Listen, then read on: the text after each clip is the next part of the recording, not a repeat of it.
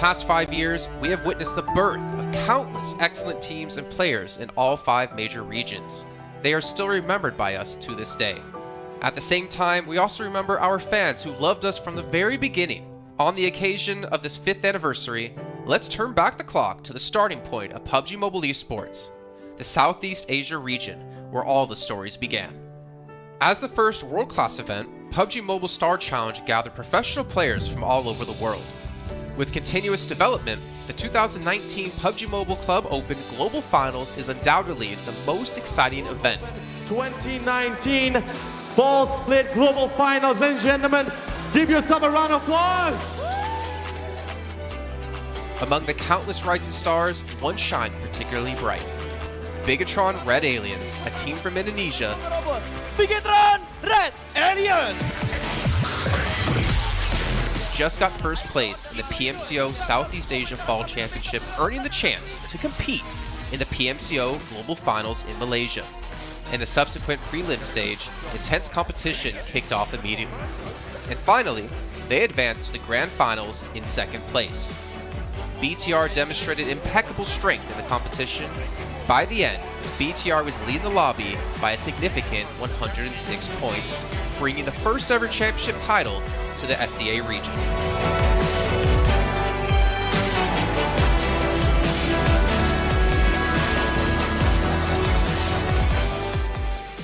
Di saat itu siapa yang nggak kenal dengan nama Bigatron gitu? Tim yang punya segudang prestasi, mereka juara dunia di PMCO Global Finals tahun 2019. Mereka banyak banget melahirkan pemain-pemain berbakat. Zuxi, Luxi, Ryzen, Microboy. Terus habis itu Zuxi, Luxi juga saat mereka menjadi juara dunia, mereka berada di masa prime-nya mereka banget. PUBG Mobile Esports always strives to develop and grow year after year. That's why we made sure to continue the support and build the SEA region. In 2020, the improvement of the competitive schedule introduced the World League, which later became the World Invitational. We also launched the PUBG Mobile Pro League, where even more outstanding teams joined the competitive stage. In the 2020 PMWL, BTR once again clinched the championship in the East. This had given Southeast Asia the title of the strongest region in the world. They hoped to continue their legacy at the PUBG Mobile Global Championship, the pinnacle of PUBG Mobile Esports. However, BTR was not able to repeat their performance from the previous year. Top 2 teams is going to take over this round. Winner, chicken dinner, Nova XQL. With the rise of Team Nova, countless brilliant moments were had, but this also left many players with regret. After BTR Red Alien won at the Global Championship in Kuala Lumpur, we thought C region was the best. We thought nobody could beat C region except maybe RRQ Athena, maybe Illuminate the Murder, maybe Mega Conqueror, but C region was the best at the time. And we get to the league. We heard of a team called Nova. We thought maybe this team is not that good. On the contrary, they owned all the teams. They were very good. Let's move forward to the year 2021. With continuous efforts, more teams and players joined the Pro League. For example, Xavier, who placed third in the 2020 PMWI East League, also secured second place in the PMGC East League. FaZe Clan also made their debut on the world stage.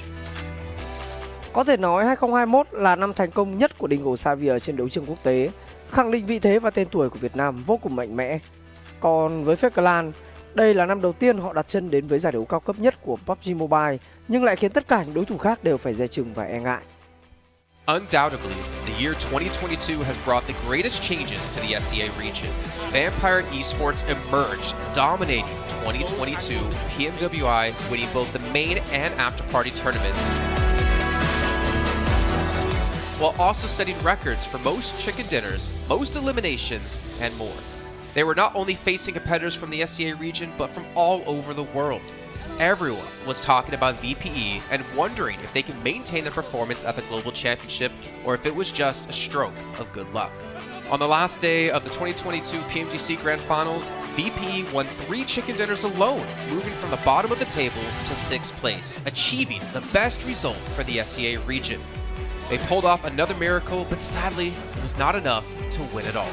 In 2023, VPE continued their impressive performance. They once again won everything at the 2023 PMWI. 23 PUBG Mobile World Invitational Champions, Vampire Esports!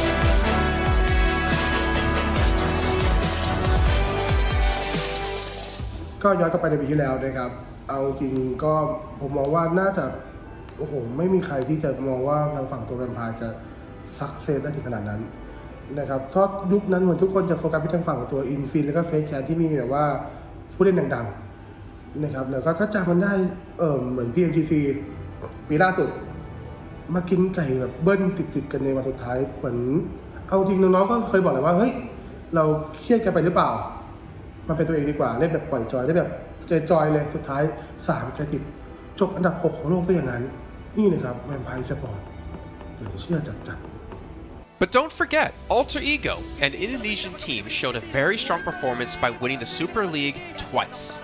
The SCA Super League was an upgrade to the previous championship, which by many is considered to be the most competitive league in PUBG Mobile.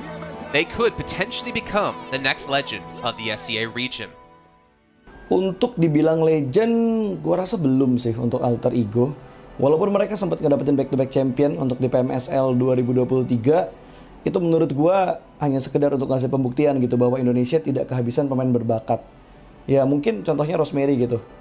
Datangnya dia ke Alter Ego tuh bener-bener jadi ujung tombak untuk Alter Ego. Dan gak berhenti di Rosemary. Masih ada Alpha juga yang didatangkan oleh Alter Ego untuk mengisi kekosongan atau kekurangan dari Alter Ego. Dan gue rasa PMGC 2023 ini akan menjadi ajang global championship pertama gitu untuk Rosemary dan juga si Alpha. Jadi wajib banget kita nantikan performnya mereka di PMGC 2023. Dan please di notes pastikan tonton Alter Ego sampai akhir. Of course, there are many more teams we haven't mentioned, but these teams will all take part in the 2023 PUBG Mobile Global Championship. So what do you think? Who will be the ultimate winner in this year's PMGC? Will they be from SCA? Well, there's only one way to find out. Greetings, PUBG Mobile players! The long-awaited Frost Festival is about to commence. In the new version 2.9, we'll be introducing battles filled with a frosty atmosphere. Snow Battle is coming to town. Furthermore, you'll also get to experience updates to World of Wonder and Classic Mode. So let's dive right into it.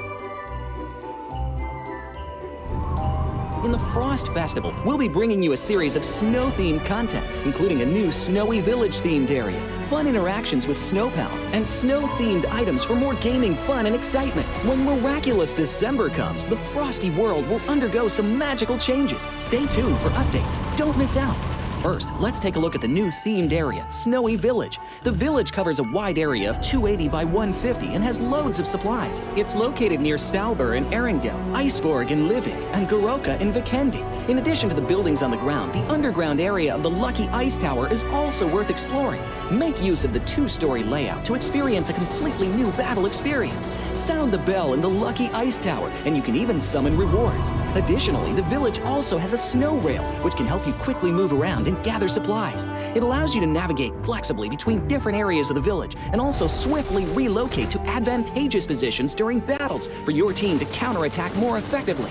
Of course, you should always remain vigilant to avoid becoming the target of an ambush. What's more, the village also features a special 2-seat vehicle, the Reindeer. It's also a great choice for transportation as it allows you to swiftly move all over the map. For intense battles, we've also prepared festive and practical battle equipment for you. The Snowball Blaster and Snowboard. The Snowball Blaster can be used in many ways and has loads of functionality. When you aim it at the ground or a building, it can create a snow pile cover for you. When used on enemies, you can temporarily transform them into lively snow pals to restrict their movement. When facing bodies of water, you can use the Snowball Blaster to freeze the surface so that you can walk on it. It's definitely a practical yet entertaining weapon. After transforming into a lively snow pal, you will be unable to use firearms to do battle. You'll only be able to rely on basic actions such as walking, running, jumping, and swimming to evade enemy pursuit. It takes some time before you can revert to your human form. Let's build a snowman together. The snowboard will also bring you a whole new experience. Apart from helping you glide and move on various surfaces, it can also be used with the Snowball Blaster. Explore the many possibilities and use these 2 items to have all kinds of fun. We've also designed various various interactive mechanics, such as searching for snow toddlers, lucky ice, and the snow blast zone. When you encounter a lucky snowman on the map, don't be in a rush to leave. There are 4 lost little snowmen hidden near the lucky snowman. Search for the 4 hidden snow toddlers and bring them back to the large snowman. You'll then receive a token of gratitude. There are lots of lucky ice scattered across the map. Shatter the ice to get the supplies inside. Try using a melee weapon to break the ice more easily. Furthermore, you'll find that snow has engulfed some red zones on the map, and the falling snow will bring about many interesting effects. Players within a snow blast zone will be transformed into a lively snow pal if they're hit by the snow. If the snow lands on the ground, a snow pile cover will be created. In this World of Wonder update, we'll be introducing a brand new transformation skill gameplay and a catch me hide and seek gameplay for you to enjoy the transformation skills to the fullest. Of course, you can also use this skill to create more interesting creations. We've also added a Snowy Village map template to celebrate the Frost Festival with creators. Additionally, we've also made some updates and improvements to gameplay devices, game parameter settings, and the editor. For more details, please follow the official PUBG mobile community. We'll continue introducing the latest WoW content to everyone. As for Classic Mode, we've also made some improvements to vehicles, firearms, creation mode, emotes, settings, and more. First, we've enhanced the designated marksman rifles. Some DMRs can be equipped with the full auto mod to fire in full auto. We've also improved the attributes and handling of some vehicles to enhance your driving experience. We've also added a new garage mechanic. From now on, you can choose your dream ride during matches. Meanwhile, we've also added a custom SFX adjustment feature. You can adjust the volume of some sound effects to whatever best suits you. As for creation mode, we'll be introducing some quick view features for watching the victory dance and fireworks displays and the new Frozen Kingdom themed performance in order to provide players with more possibilities for creative content. Furthermore, we've expanded the emote backpack. Now you can equip more emotes before entering the battleground. That's a wrap for the main content in this new version. In addition, new content will be added to the popularity battle event, Metro Royale, and season rewards. For more details, follow our official PUBG mobile community. Snow Battle is coming to town. Winner, winner, chicken dinner. In 2020, while the eyes of most PUBG Mobile viewers were focused on Southeast Asia as well as other regions, there was one region in particular that went under the radar, the 2020 EMEA League. Numerous teams from different regions were fighting for a spot in the 2020 PMGC. Among them, the teams from the EU region were the most dazzling. Kanina Power, which had previously won 3rd place in the 2020 PMWL West League, managed to break through and eventually won 6th place in the 2020 PMGC. Class Dilge Athletics from Turkey also successfully took 8th place. For the entire EU region, this was a great start, and in the future, the EU region would grow into an even stronger region. The EU region seems to have endless potential. They always have a number of astonishingly talented newcomers. In the 2021 PMWI, in addition to the veteran team Kanina Power taking 2nd place, the newly reorganized team in 2021, Next Ria, Xenox in the smokes, the solo by themselves, surprisingly won 3rd place. The EU region seems to just have endless potential. There's always a number of astonishingly talented newcomers coming up through the ranks, developing their skills, and in 2021 at the PMWI, you had some of the veterans there for sure. Kanina Power taking 2nd place, an incredible performance coming through from them to get that 2nd place. But not only that, you had the reorganized team for Next Ruya in 2021 who won PMPL Turkey. They came 1st in their region and then were invited on the back of that to the PMWI West to take 3rd place. So these new talents working as this new roster at the time, a phenomenal resurgence there, and there's so much more left in the pipeline, I'm sure, for this region. I'm really excited for what the future has, and I can't wait to see what they've got. In the 2021 PMGC, teams from around the world gathered once again. First of all, worth mentioning is that among all the participating countries in the grand finals, Turkey had the most with 3. Among them, teams like S2G and Next Ria finished 4th and 6th respectively. This was a massive achievement. The efforts of the EU region are constantly bearing fruit. Now they just needed an opportunity. 2021 yılında Dünya Şampiyonası istediğimiz gibi başlamıştı. Çünkü West aşamasında 3 takımımızı birden ilk 6'ya sokmayı başardık ve büyük finallere 3 takımımızı göndermiştik. S2G 4. olarak buraya katılma hakkı kazanmıştı ve kadrosunda Rip7, Timber, Kalse, Sylas gibi isimler vardı. Büyük finallerde ne yapacağını çok fazla kestiremiyorduk temsilcilerimizin çünkü dünyadaki takımların iyi performansları söz konusuydu. Büyük finallerde temsilcimiz S2G 4. olmayı başardı, Nexu'ya 6. olmayı başardı. Maalesef Fenerbahçe ilk 8'in dışarısında kalmıştı. Ama bu takımın ileride çok iyi şeyler vaat ettiği konusunda herkes hemfikirdi. Next, let's go directly to the 2022 PMGC. At a time when everyone was focusing on whether Nova could win 3 consecutive championships, a team that was not originally a favorite to win was about to become the focus on the stage. S2G performed consistently in the first 2 days of competition, always maintaining a position at the top of the leaderboard. And on the final day, S2G changed its conservative tactical strategy and sought to gain more elimination points in the last few rounds. And in the last round, S2G secured the championship with 15 elimination points. Champion of 2022, it is S2G! They finally broke through and made history for the EU region. 2022 Dünya Şampiyonası bizi büyük zaferler getirdi. Tabii ki Dünya Şampiyonası başlamadan önce bu zaferlerin geleceği konusunda çok bir fikrimiz yoktu. S2G kadrosunda bazı değişiklikler yapmıştı. Takıma yeni katılan oyuncular vardı. Özellikle Razer ile birlikte takımın form seviyesi gerçekten çok yüksekti. 2022 Dünya Şampiyonası finallerine 2 takım göndermeyi başarmıştık. Bir tanesi S2G, bir tanesi Fireflux.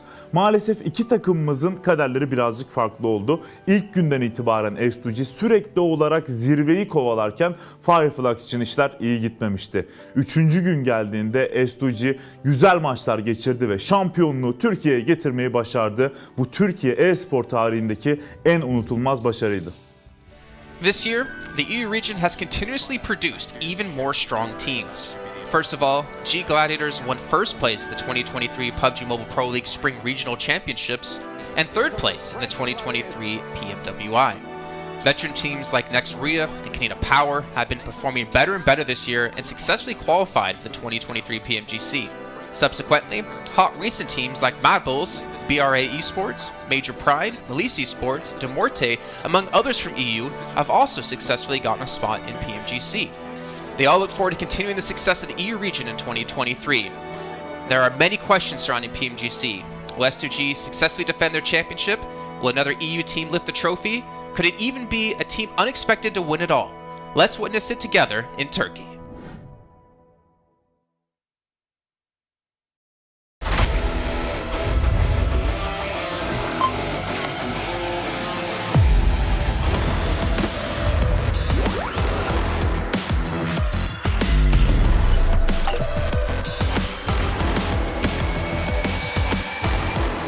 Gold Investigator. Join the Investigator team and let's protect the game's fairness together. 2023 Popularity Annual Gala event tutorial. Hey there, welcome to the 2023 Popularity Annual Gala. We've introduced a brand new competition and upgraded rewards. You will have to go through 10 rounds of 1v1 matches and compete to become the first ever PUBG Mobile Popularity Annual Gala champion. So let's get right to it. New competition, ladder competition. The Popularity Annual Gala event will be utilizing a new ladder promotion system. Players' initial ladder grade will be determined by their battle points at the end of the first round. Ladders are divided into 6 grades: Triple S, Double S, S, A, B, and C, with Triple S being the highest. Ladder promotion rules. Players are ranked based on the popularity they gain during the battle period. For rounds 1 to 9, the ladder results are settled at the end of every round's battle. Apart from ladder grade C, each ladder has 100 spots, with the top 20 promoted, the middle 60 retained, and the bottom 20 demoted. If you're trying to move up the ranks, be sure to stay within your ladder's retained threshold or higher before each round is settled. Additionally, ladder grades can only be promoted or demoted by 1 grade at a time, so your performance in the assignment round is crucial. Be sure not to miss it. Final showdown. Based on the rankings from the previous 9 rounds, round 10 will be the decisive showdown to determine the final rank and ladder grade placement, including the champion of the 2023 Popularity Annual Gala, who will emerge as the ultimate winner. New exclusive rewards. At the end of round 10, rewards will be issued based on the player's ladder grade and final rank. For outstanding players, they will receive exclusive rewards that can showcase their supreme honor both in and outside the game. In-game rewards include the honor title, honor name tag, and honor avatar frame. which are sure to make you stand out. Moreover, there are also physical trophies, interviews, custom-made popularity gifts, official social media promotion, game exposure, and other exclusive honorable rewards. Gain global renown both in and outside the game. What are you waiting for? Participate in the 2023 Popularity Annual Gala now.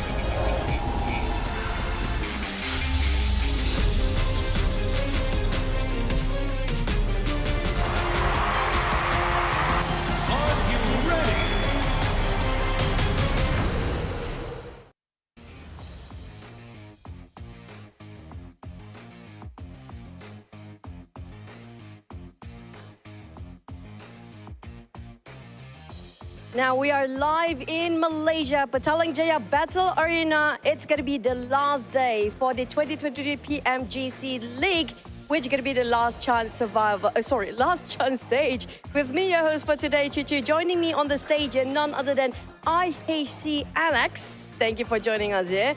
Now, for IHC, you guys are standing literally at 6th place and one step closer to the grand finals. Are you satisfied with your performance yesterday? За IC танай багийн хувьд бол одоогоор бол 6 дугаар байранд байна.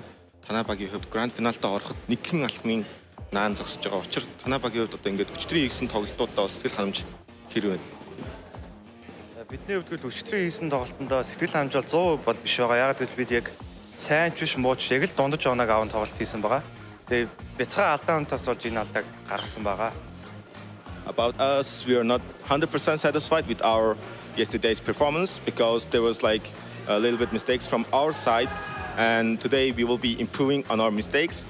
So see us in the game. Now, can you tell me what are the mistakes that you feel like you have to fix by today?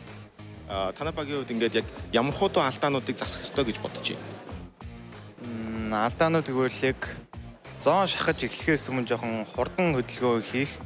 Тэгээ хөв тоглогч болгоны бяцхан алдаа одоо илүү үйлдэл тэгээ багийн буруу шийдвэр юм бүхнээ засаж бид нар өнөөдөр илүү сайн тоглолт гаргана. So on our mistakes is like before the zone starts shifting, we were moving on our individual moves, and some individual players were extended peeking on situations that they were not necessary to do. So we will be fully focusing on that situations. Yeah, I don't blame them. The circle has been really crazy for the past few days. Yeah, now from your opinion, your own opinion here, which is the hardest team to fight in the close quarter combat or CQC? And who do you think will be your strongest opponents to just march into the grand finals? За, танай багийн хувьд одоо ингээд тулсан тулааныг хийхэд хамгийн хэцүү байгаа баг ямар баг байна вэ? Мөн танай багийн хувьд топ 5-даа орохдоо ингээд өрсөлдөхөд хамгийн хүндрэлтэй байна гэж бодож байгаа эсрэг өрсөлдөгчөө хэлээч. Манай багийн хувьд гэвэл яг юм дэлхийн аргад орж байгаа багуудаас яг хамгийн хүчтэй гэсэн багууд байхгүй бүгд л сайн багууд. Гэхдээ бид нар аль багаас ч яахгүй байна. Яг л бид нар яг 4-4 тулаад аль багийг ч буулгаж авах чадaltaй. Өөрөөсөө алдаа гарахгүй бол бид ямар ч багийг давж гарч чадна. About us, we don't think there's like any strong opponent in this PMGC, but every team is equal on their own situations. Like every team is strong right now, but for us, we are not scared of any other teams in 4 versus 4 plus quarter fights. We will be able to overcome any other teams if we don't do any individual mistakes. No, there must be one team, right? One team. Don't play it safe. There must be one team that you feel like, oh man, you know, we have to fight them. Is there any particular? I'm trying to dig something here. Одоо ингээд яг үнэхээр ингээд ямар ч баг байхгүй байх гэж боломжгүй шүү дээ. Тэгэхээр ингээд нэг бүр ингээд гүнзгийгээс сэтгэл дотроос ингээд ганцхан багийг нэрлэхвэл яг ямар баг нэрлэх вэ? Хамгийн сайн гэсэн. Одоогоор яг сайн өрсөлдөгч гэвэл фейз байна. Фейз кланыг юу нэлээ. Тэдний роташн бас хурдан. Тэгээд бид нар ч одоо яг нэг газар бодсон шүү дээ. Жорж Апарт, Жорж хоёр ингээ хуваагаа боддог болсон. Тэгээд тэн дээр бид нар байлдах гад өнгөх дүүлж шүү дээ. Дүүлж байгаа байлдах гад өнгөх гэхэд аль хэзээ роташн дэгээ явцсан. Тэгээд илүү оноо авалтдаг маш сайн хурдан дүүлж болохоор фейзийг нэрлэе. Okay, so if I were to say like there's one team that specifically, I think I will choose Fates because with Fates we share same drop spot, and with that, like whenever we are looting and trying to engage with the Fates, they're always ahead of us, and they always get the points ahead of us inside the zone. They get the placement, they get the positions far better than us. So that's what I particularly tell that FaZe is our strongest opponent. I think you're not the only one, because FaZe, with that comeback king moments, they can do anything, anytime. Now, for the last questions here, for the top 3 teams currently, they're aggressively playing without any chicken, but still can score a top 3. It feels like they don't really care that much about chickens anymore. Will you be playing more eliminations as well today? За одоо ингээд шилдэг 3-т байгаа багуудын хувьд бол ерөөсөө ингээд чики идэ гэж бодохгүй, зүгээр л ингээд оноо цоглуулад хурцтай тоглоё гэж бодож байна. Яг тэдний хувьд бол одоо ингээд чики идэх нь бол ямар нэгэн асуудал биш, зүгээр л урагслаараа ингээд өөрснийхөө австай оноод аваад явж явах болоод байна. Танай багийн хувьд одоо өнөөдөр ингээд яг адилхан нөхцөл байдлыг гаргаж ирнэ гэж бодож байна уу? Тийм, манай үгийн хувьд бол бид нар kill point-ыг бол маш сайн цуглуулж байгаа. Гэтэ хараахан placement point дээр ерөөсөө оноо авч чадахгүй байгаа. Тэгээ бид нар алдаануудаа баг цагаар ярилцаад өндөр алдаануудаа зассан байгаа. Тэгээ placement point болон kill point-уудыг хослуулж маш өндөр оног авах болно өнөөдөр. So about our team, yesterday we were mostly getting the elimination points, and we couldn't get the placement points that much. But yesterday, after the games, we were having a little bit of free inside the team, and we have discussed about what we're gonna do today. And today, we're gonna get both elimination points and placement points. So good. So watch us in the games. It's all down to the circle, and it depends on the instincts of the player. Now that's going to conclude for our interview for today. And for today, it's going to be our last day in the last chance stage here. One mistake will be deadly for all the teams. Before we toss it back to the casters, he does have extra talents from Alex. Alex, I heard you want to say something before we end the interview. Let's do this. There you go. Toss it back to the casters. Thank you so much, guys.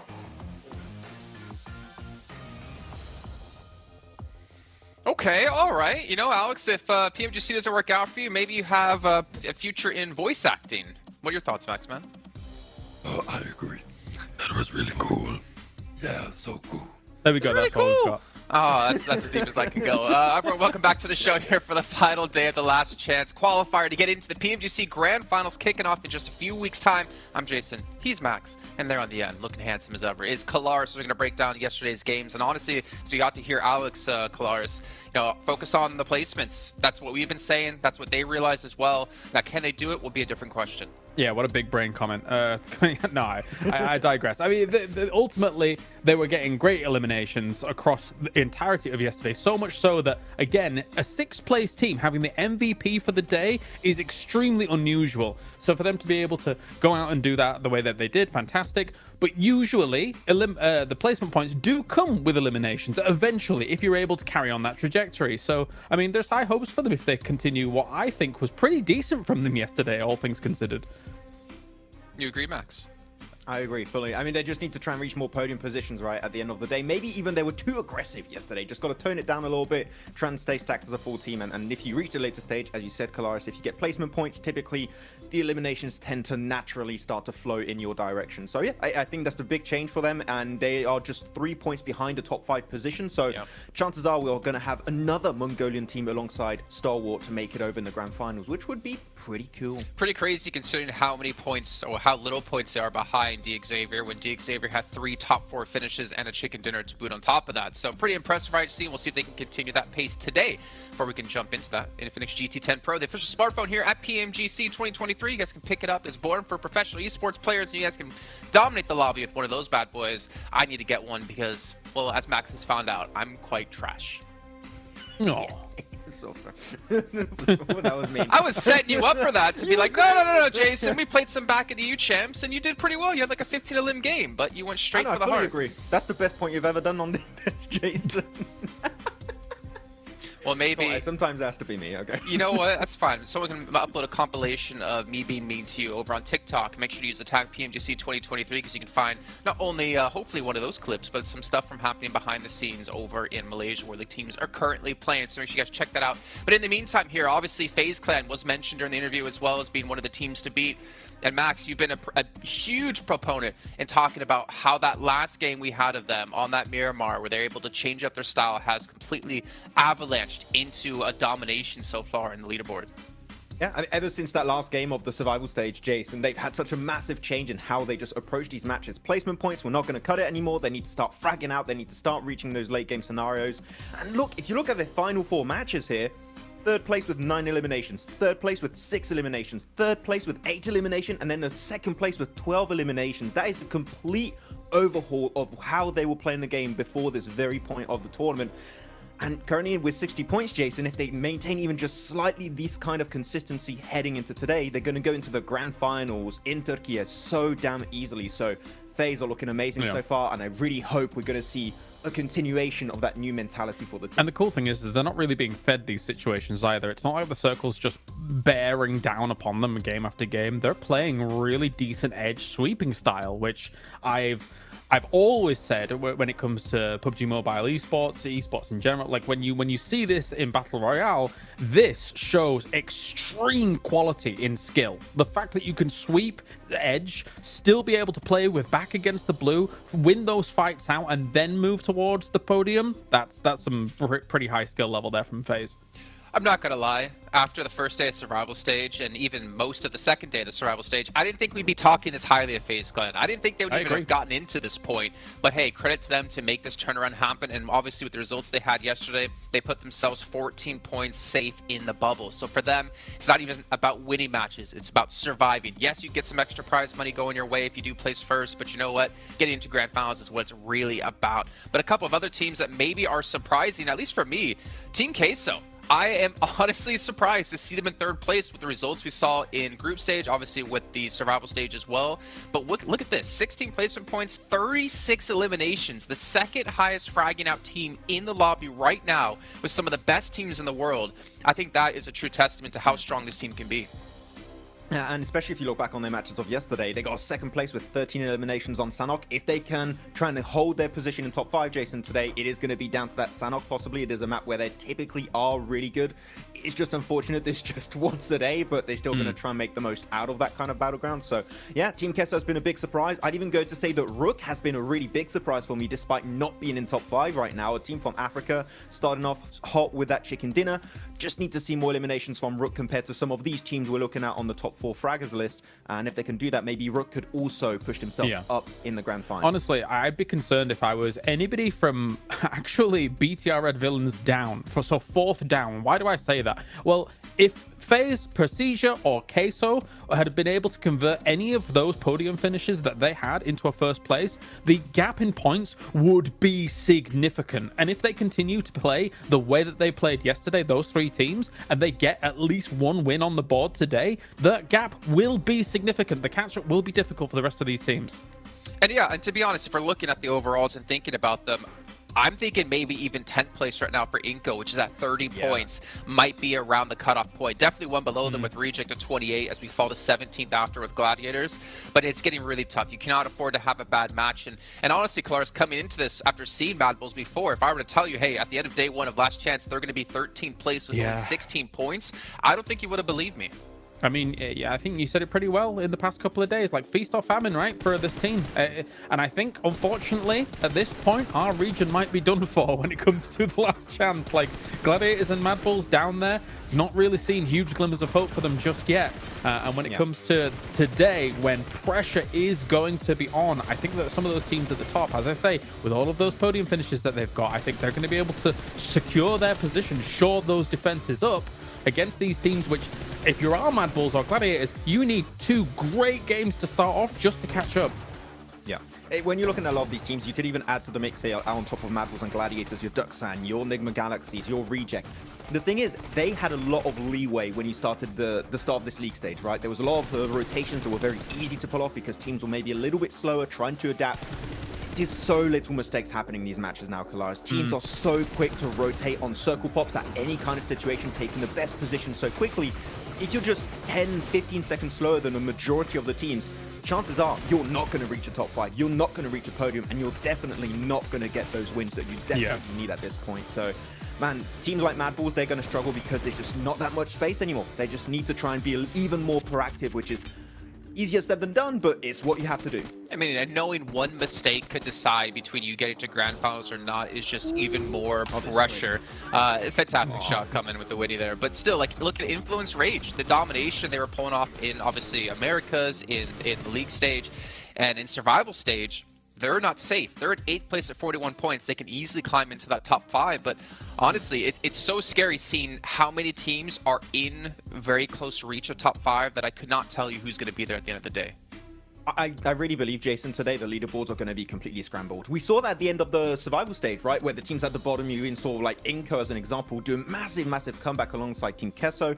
I think the teams that are currently not in top 5 have very little to lose right now. You're just going to full send it. If you're Mad Balls, Gladiators, Reject, Inco, you're just going to go giga aggressive, okay? Get all those eliminations and try and reach the late game, because exactly, you only have 6 more matches remaining. At the start of the day, you might try and get some placement points, try and stay relevant in the conversation. On the second half of the day, you need to start blasting from the get-go, because otherwise, a spot in top 5, you won't be able to do a comeback in a game or two. You need to do a really good game followed up by extremely consistent results. Yep. So the bottom teams, they are going to put everything they have on the table out here on these matches. I mean, I'm going to anticipate Jason's next question, which is like, okay, what do those bottom teams have to do in order to be able to... No, okay, no.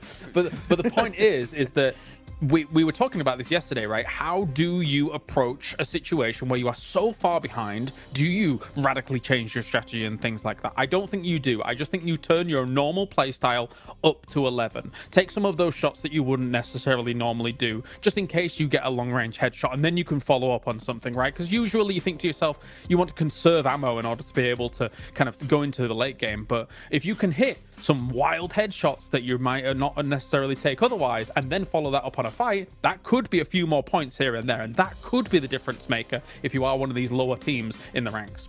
You know what my question was going to be, Colaris? Okay. Inco Mad Bulls Ruins. Is it going to happen again today? 2 teams fighting to get to top 5. Well, which team's going to fall away? Are both teams going to go away from Ruins? Are the Galaxy going to be left wondering, like, hey, where's the fighting? Where's our free eliminations? These are 2 teams who can't afford to have a hot drop go wrong.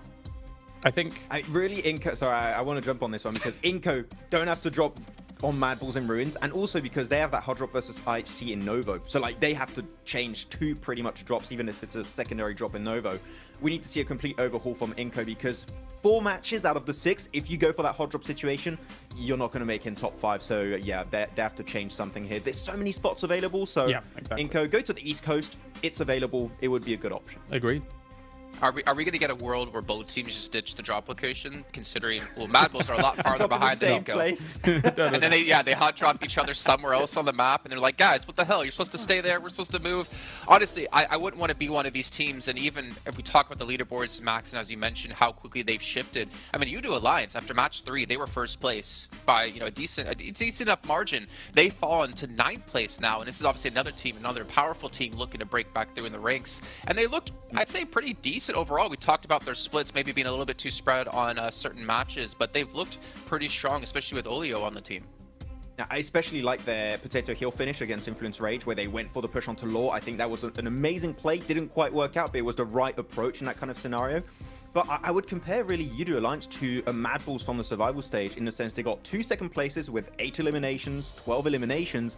Outside of that, what was there? Not much. We need to see more consistency on their bad games, similar to an IHC, for example, just getting at least 5, 6, 7 eliminations per match. If you can do that, they will very quickly get close to that top 5. So I believe in Alliance here, but it's so close here, Jason. It's really hard to predict. You know what? We don't need to talk anymore. We want to get into the games. People are always asking, Caster, when match? Well, it's right now, and it's going to be brought to you by Jack and Blank as you drop into Sanhok. You know, not a lot of people know that, Jason, but behind the scenes, it is actually Blank that controls the start game button. So when everyone's saying that, it's all just directed at you, Blank. I know, I actually do have just a big red button off to my right-hand side. I can't let you guys see it because it is confidential at the end of the day. I am under NDA about the big red button, so I'm giving you just what I can at this point in time. But I'll be pressing that bad boy very, very shortly as we get into the game. BTR, get ready to go. Superboy, stop dancing, get your headset on, and get ready to go because it's our final day of Last Chance, Jackie. And we're already in it. Dear me, the game is starting fast. I wasn't ready. You hit the button accidentally, Blank. I think I did. Elbowed it. When I was showing it off. Yeah, he accidentally manhandled it. I We were fat-handed it. distracted by the dance moves. It happens. It happens, Blank. But this is where it's taken us. Your big red button antics have taken us straight to our last Sandhawk. It feels like it was so long ago we started things, you know, about 4 weeks ago now here on Sandhawk, Blank. Now we have our last time we're going to see this battleground in a lobby that has been delicious. Oh, feels like sadness to me because it's all finishing, but also I'm excited to see which teams do end up in that top 5. We saw just then that Team Queso currently have the highest average here over on Sandhawk. I think it was about 18-point average, maybe a 19-point average there, which is sort of ridiculous overall considering Team Queso is on 52 points. So around about, let's say 60% of their points are coming from Sandhawk so far. So they are certainly extremely good at this one. They're starting things off with a hot drop over towards the Gladiators, who I think at this point in time we could probably consider out of the top 5. So Team Queso just looking to pump their points further versus the team they know to be quite weak. That's the ideal scenario, really. If Gladiators are going to give them the opportunity, dangling points in front of them here, as Meku has dropped further away from the rest of the pack, so has no trade potential, no room for backup. And it's an easy freebie. They secure that one, grab it in the bag. All Tixie can do is watch down and quake in his boots, knowing that they've already given up some free elimination points today. Inco get the free drop as well on Ruins, so no contest there. Madballs moving off, and that will be a bit of a pass, a little backdoor deal on that one, Blank, for the drop spots. Yeah, head on to that outside edge. And I think I respect that from Mad Bulls, right? You don't want to go for this same hot drop every single time because honestly, at this point, you could... Nah, that's bad news. You could consistently say that Inco are sort of causing themselves problems with this hot drop, right? If Mad Balls decided they wanted to go for this one once again and just take their chances on getting those 4 eliminations and getting out of there, you know, that could go either way, right? And Inco would be in an even worse of a deal. Right now, 30 points. They still have a chance to get towards that top 5. Mad Balls, it's not a similar story at 16 points overall. Like the guy's saying on the desk, I think it is sort of over for our region in EU. Sad days. I think it's pretty much donezo for Gladiators as well. With the way this Sandhawk is starting out, that's going to be very bad for the mental game. But for Inco, they claim themselves control of Ruins after some very brute forcing over towards that position of the map. Might give them a better chance here, considering they are actually able to get going fairly quickly without the risk of Nick McGalaxy taking a peek in, who don't even bother with it. They realize they need to have the most unbelievable day if they want to make it into the top 5, which quite frankly, I would say nigh on impossible. Probably a 98% chance that they're not getting in here. Yeah, it really would have to be something absolutely unfathomable from this game all the way to the end of the day. Back to back, really. We'd need to see non-stop shenanigans from them. So it doesn't seem like it's going to be happening. Thought potentially as well, having a look at the map feed, there was a chance we were going to see a bit of a late play from the Mad Balls, just sort of guarding for the rotate out through Ruins. But instead, they've taken their time to loot up and just have a little bit of a scouting party. So advanced positions, they'll get a bit of a read on how things are going early, but haven't thrown themselves into a fight versus Inco. They've given them safe passage across the bridge and back up into the zone, where Tixie has now spotted them and got a bit of a read. Meanwhile, Duxan are making a move, though, and could run into the Mad Balls. So a few potential bits of contact already occurring here as squads are sizing each other up.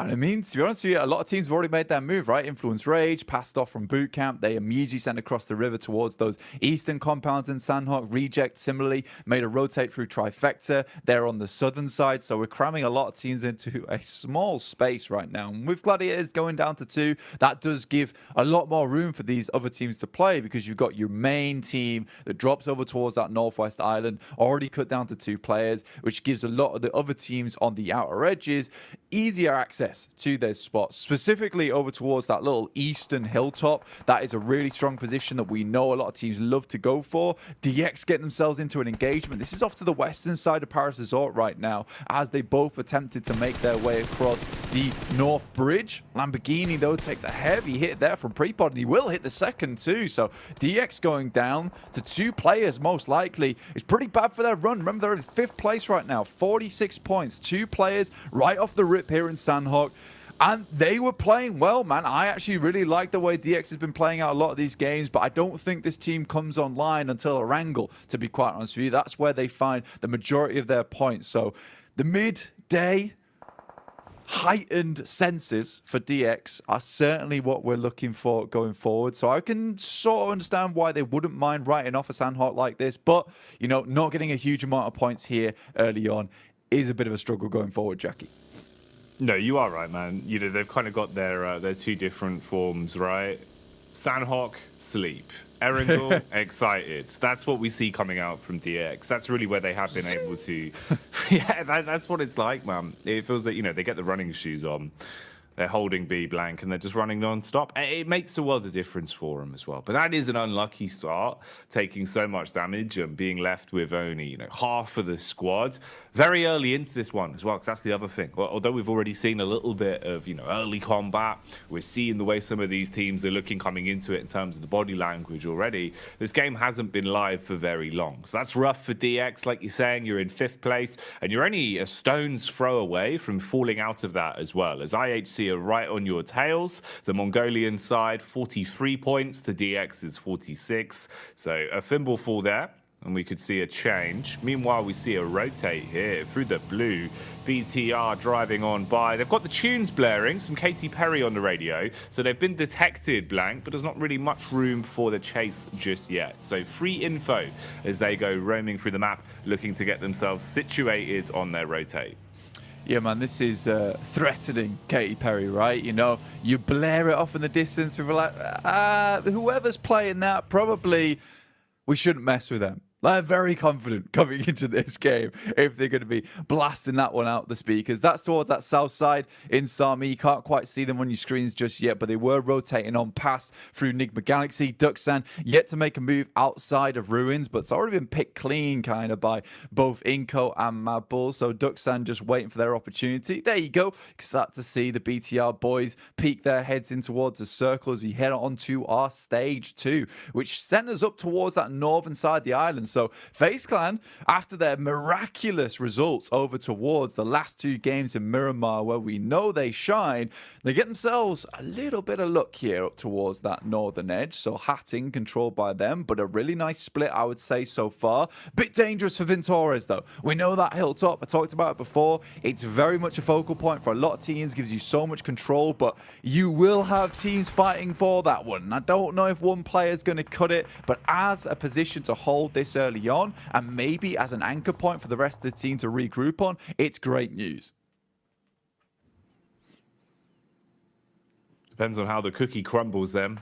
When push comes to shove, if they can hold the angle, use it to the best of their ability. So far, it looks good. Elim feed bodes well for them as they pick up an opening knock onto Brute Force. Brute Force that are currently under an attack from Influence Rage. They've swooped down onto them and done a nice chunk of damage, leaving a couple of the players on their last leg. Similar story, though, for Law, as he's taken a bite back.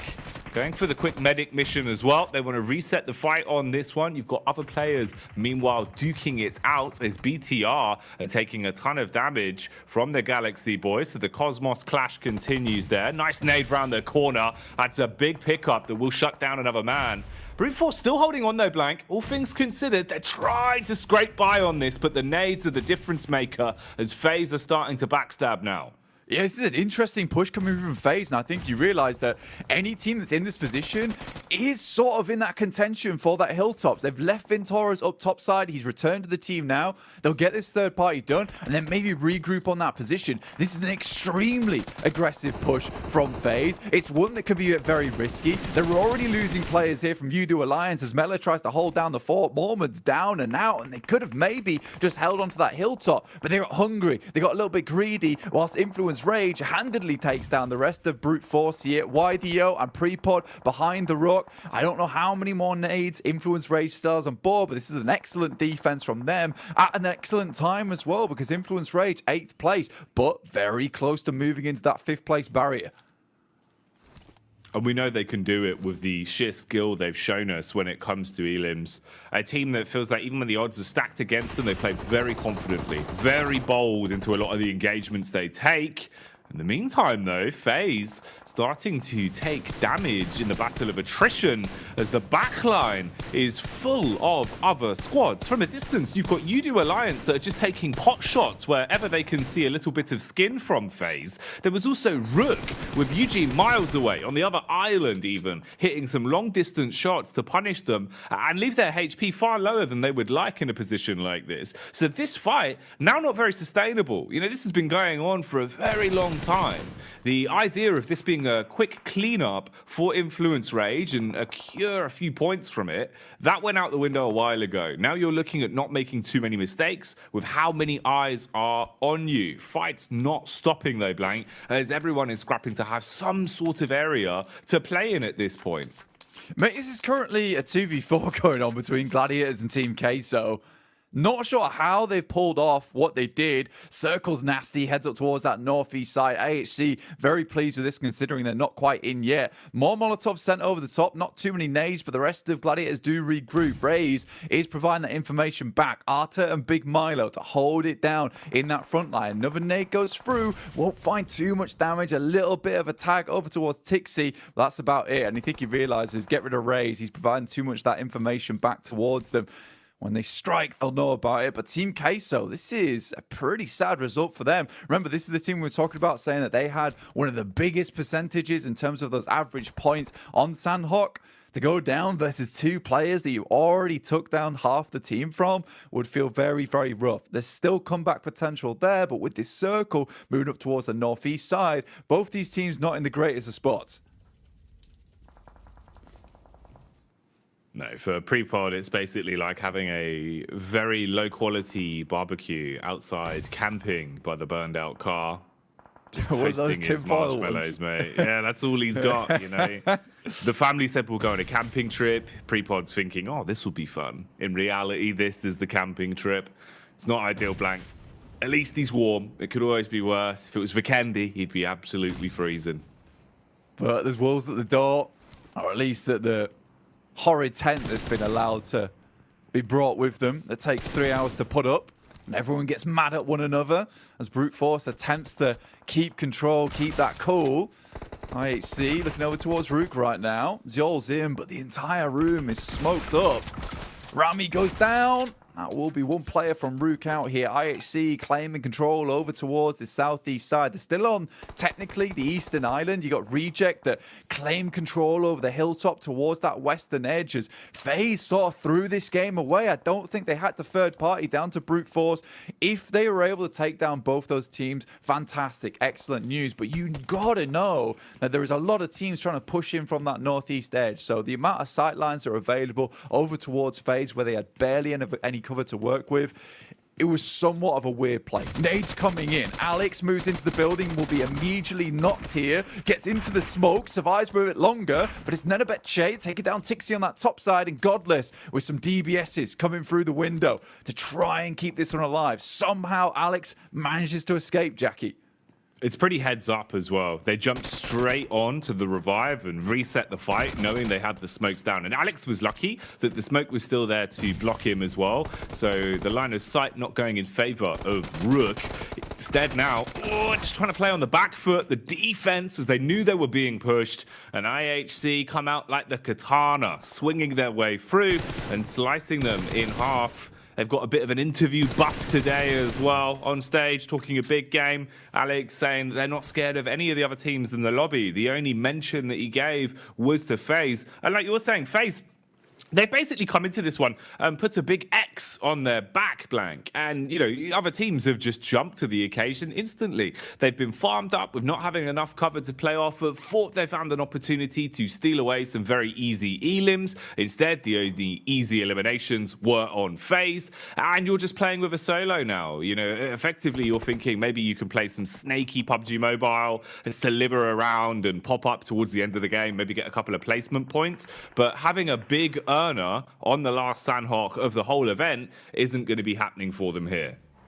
Absolutely not. This is Besiege Evos up towards the northwest side. They just got themselves out of the blue, but running directly in towards the Mad Bulls, who all have nades in their hands, looking to explode the opposition as they make their way in. Nice setup from Besiege Evos with these backstops, making it very difficult for the Mad Bulls to do anything whatsoever. Exploring the vehicle is good, but a nade in towards the backside will leave Mad Bulls feeling black and blue here. Misery gets burned up. A crucial Molotov comes through. Now Redface has to come in to try and save face in this situation, Procedure.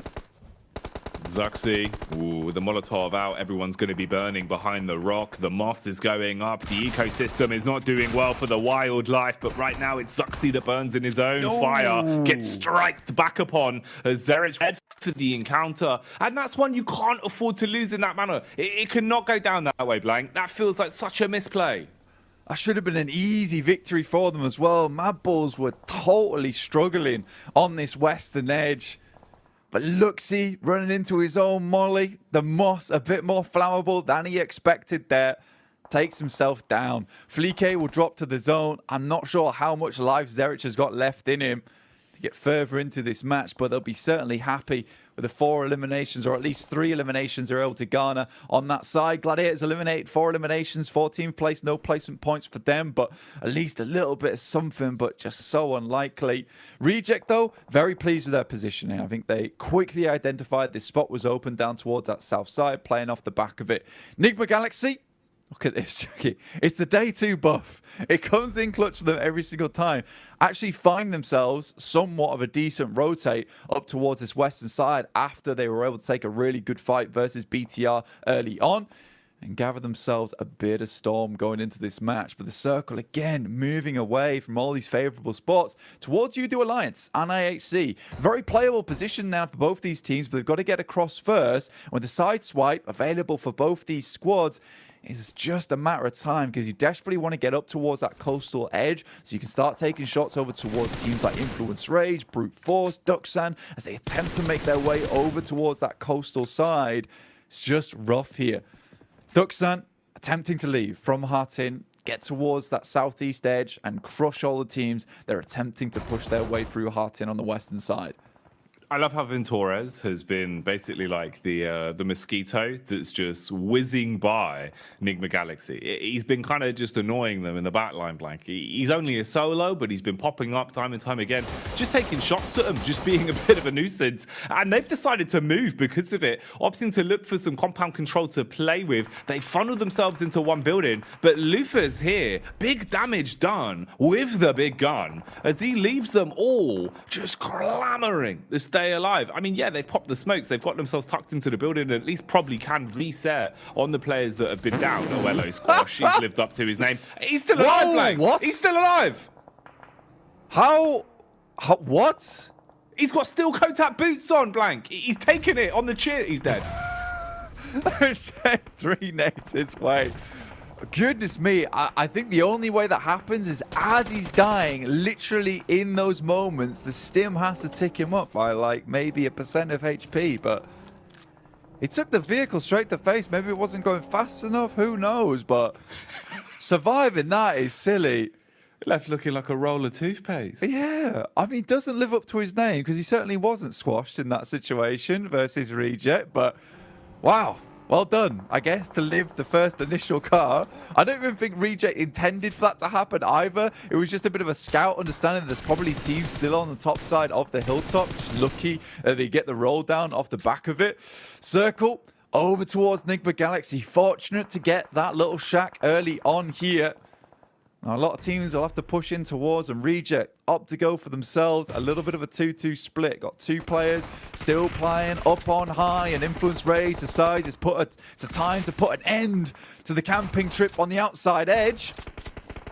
Oh, they've had enough. They don't want to share the camping grounds any longer. But it seems like Prepod, he's got other ideas in mind, Blank. He wants to be the new landlord. He's grabbed the contract for the camping grounds and he's starting to put his foot down as the DBS sings strong. Federal watching his entire team melt one by one and just sitting in the camp office, just thinking, what on earth do I do now? Dear me. I mean, for Influence Rage, just the worst happenings there, because they had a chance here to actually play from this southern edge and get into the circle later on, but losing a fight like that versus brute force in 15th place certainly hurts your chances a bit. And we know that Influence Rage, they needed to get a move on a team that we had all of our sights on. FaZe out now. Ventores did finally leave our game, with Duxan still taking some good shots over towards Reject. It's our 2-2 that was up towards the western side. They try and put their eggs in 2 baskets here to give them the best chance going forward. I like this play from Sarah and Duello, though. They're going to stay up on high. They're stealing as many points as possible, up to 6 eliminations so far. You can see here, Udo Alliance were the first ones to cross on the bridge. Got up towards that bottom side, but Duxan, still a rough journey ahead of them. You completely exposed to these teams underneath the bridge here. IHC still behind them, but living up to what they wanted in the interview, which is get more placement points.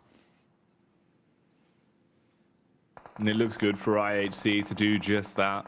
They've been so good at getting eliminations, but placements were the thing they could not get their fingertips on for love nor money. So if they can change that today, it could do wonders to keep them so far up in the standings, because this has been a big one so far. 7 elims as well. Duxan might be going the way of the eliminations as they're just eating bullets blank. It's Godless that snatches it as well, so that'll be another one for IHC. Quick reaction from Zara. Wow, straight down. Resets. They've known that they had the entire squad from Enigma Galaxy trapped inside this little shed for quite some time, so they're still just peppering them anytime they peek out. This is a fight that could get a little bit messy though. Udo Alliance on the bridge being ushered into the zone with the blue. Godless and Co from IHC on top. He jumps down. He goes for the acrobatic assault blank, but it doesn't work. 0 pointer on that. Yeah, I mean, he could have gone for something a little bit more here, but it's brute force from Prepod. Forgets about the player from Influence Rage, still inside the building as Federal strikes in a moment. It's YDO to hold things down. It's a 5 eliminations.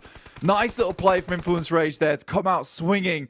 Kept very, very silent for a long, long time. Reject still on that top side. Duello tries to drop off to get into a better spot here. Sarah goes down, and that will be Reject going out in 4th place. But from that high ground position, we're able to steal away a lot of those eliminations here. YDO moves forward. Not a lot of chance to get Prepod back up again. Enigma Galaxy afforded a very nice little win here with the compound. I say compound, the shack they're able to hold on to. They will go down. That's Enigma Galaxy win on the cards. A difficult push for them, a difficult choice to make. Do we take the shack? Is it worth it? And it certainly was here.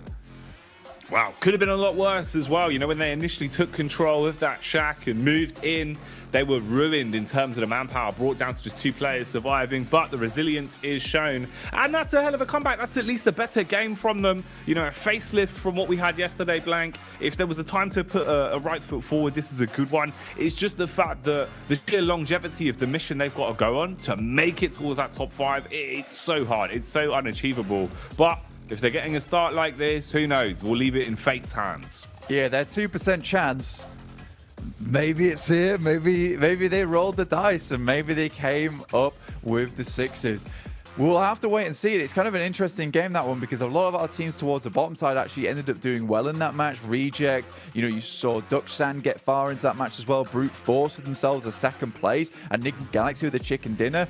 These are our bottom 3 teams, 14th, 15th, 16th respectively. They get themselves a high placement in this game.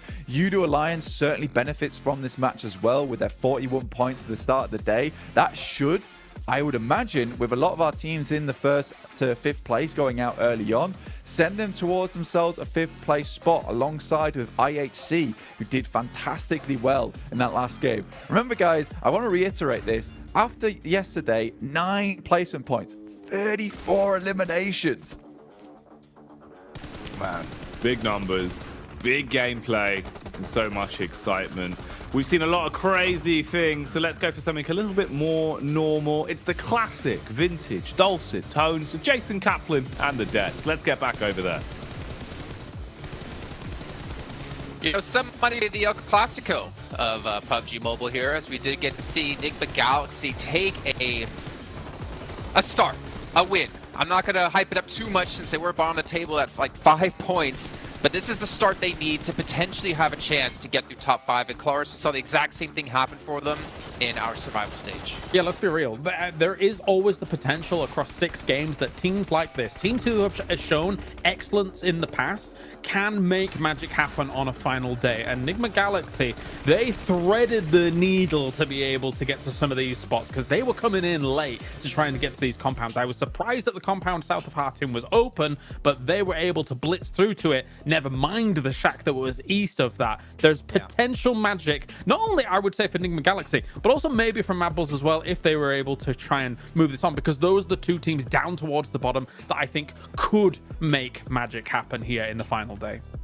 A lot of the teams that we already mentioned on the pre-show, and even yesterday, Brute Force also to win 15th position before this. Yudu Alliance surviving really fine this game. They were before this match in 9th position, and even Reject, they were in 11th position. So currently, this match has been hot for those bottom teams that need to try and race for the top 5 position. So I'm loving how this day has started, because we said it's feast or famine for these teams. And Coops in particular said, he talked on Twitter, he said everything or nothing. Seems like this game was everything for him. And looking at this head-to-head pre-pod, like the way he cleared Influence Rage with, well, it's a DBS, so of course it's going to happen, but he has been slowly standing out alongside Default as top players from the African region. He's been on fire.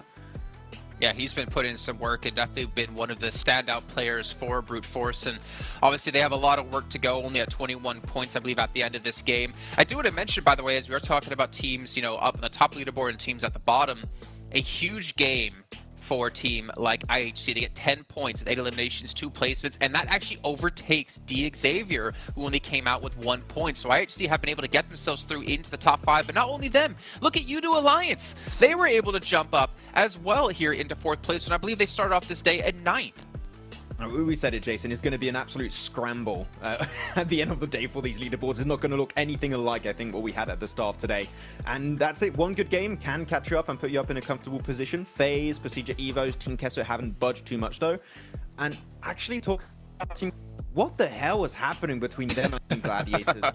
These matches, so Gladiators got to adapt a lot heading in the next match. I think the interesting thing about this, Jason, is top 5, 0 chicken dinners, right? Like, it really shows the emphasis on being great when it comes to gunplay, great when it comes to those team fights, and being able to then eventually convert some placement points from those gunfights that you're seeing play out here. Yes, of course, technically, PUBG Mobile is a survival game, but there's a real emphasis here for these teams that are able to take strong fights, strong positions from those scenarios. So it's not always about the chicken dinner at the very end here, because these teams that have risen to the top, they've shown why they've risen to the top. Yeah, and I think what's also scary about this top 5 is that you currently have a 2-point difference between 2nd and 5th. 2 points between 2nd and 5th. I'm not sure we're able to say that too often, to be honest. And even in 6th down to 9th, it's a 3-point difference. There was a highlight as well on that, which showed all the, like, right? it showed like 1st to 9th, the little bracket, the out border thing that was glowing. But honestly, there is such a chance for teams even below that, if they have an insane day, to be able to jump up. So I think it's a little bit misleading about who could be in the challenge here, because I think, Max, you said, Enigma Galaxy, they were tweeting out that, they think they're coming in hard here for this one. I thought, considering the lateness of them coming into this circle, they weren't exactly coming in hard for this one, but, I mean, they make it work. They make the win happen. Yeah, I said it like yesterday and even on the pre-show, but I don't know what to expect in terms of who's going to be the top 5 at the end. I think, do we have some maybe like FaZe, Procedure Evos, Team Kesso looking good, but it could be in complete shambles by the end of these next 5 matches here. So it's tough to predict. I'm looking though, looking in the next 3 wrangles coming up. Yudu Alliance, they were really good when it came to that map, securing 2 second places and also a decent bunch of eliminations. They follow up this good game with that. I think that they could, on this next map alone, maybe solidify their position in top 5 and then their spot in the grand final. So, man, Yudu Alliance, if they keep these results up, chances are they already got their ticket going their way. Well, we do have to kind of bring our memory back, but unfortunately not too far, as it was yesterday. We got to see Inko, unfortunately, with another hot drop with IHC. We're going to find out if that's going to happen yet again today. They avoided Mad Bulls this time, but can they avoid IHC? We're going to find out with our commentators of Jackie and Blake. Okay, the 3 Erangels back to back then. This is where things normally get a little bit more tantalizing, Blank, the known quantities that start coming out. We'll see, mate, because I feel like, we've already sort of let the lightning out of the bottle with the way the lobby started off. I don't think it's going back in. No, dude, it's a tricky thing, that lightning bolt. It's zipping all around the room here as we head into our second game here. Obviously, we talked about IHC as well as Inco over on the desk there. That's potentially a thing that comes through. IHC realized that, you know, that fight between them and Inco seems to be pretty easy a lot of times. They taken down 2 of their players almost off the bat. I think the only difficult one was their first initial hot drop over towards that team. After that, it seemed easy breezing for them. But heading into the game in just 20 seconds. A lot of these teams strategizing, thinking about what they want to do in this match. For BTR, that last game didn't go too well. Neither for Evos currently on screens. So we'll see what happens. UDO Alliance, though, consistent throughout the entirety of this last chance. Be just what pushes them over towards that top 5. Is managing to get towards the end of these games a lot of times. And I mean, for UDO Alliance, they seem like a pretty strong team when it comes to just getting those points on board match after match here, Jackie.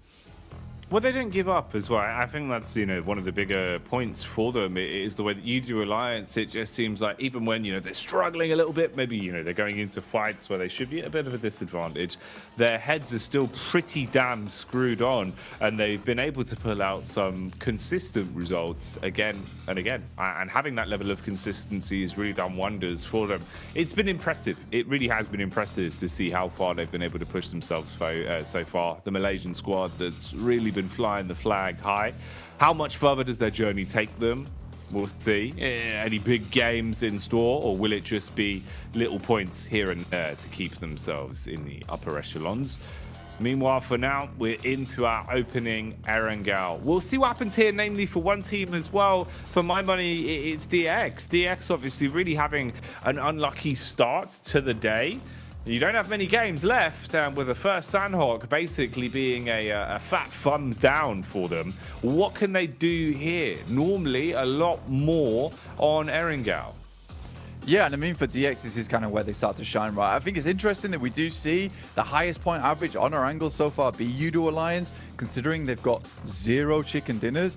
And, you know, speaking about that, right now, we've got 0 chicken dinners across the board for every single team in that top 5, which is sort of curious to me to look at. So very, very interesting in terms of the shakeup, in terms of the point standings. It's just that consistency, which is really taking a lot of these teams further. Inco, terrified of Nova Rep Neuer. Now they drop over towards that trash loot, over towards the western side of prison, and the circle will head hard down towards the southwest, encompassing a little bit of Sosnovka so far here, Jackie, keeping just that in slightly. Gladiators go for themselves some vehicles down towards that south side. Ducksand up towards that northern edge in Ferry Pier, and Team Queso trying to hit a little bit further towards that western edge.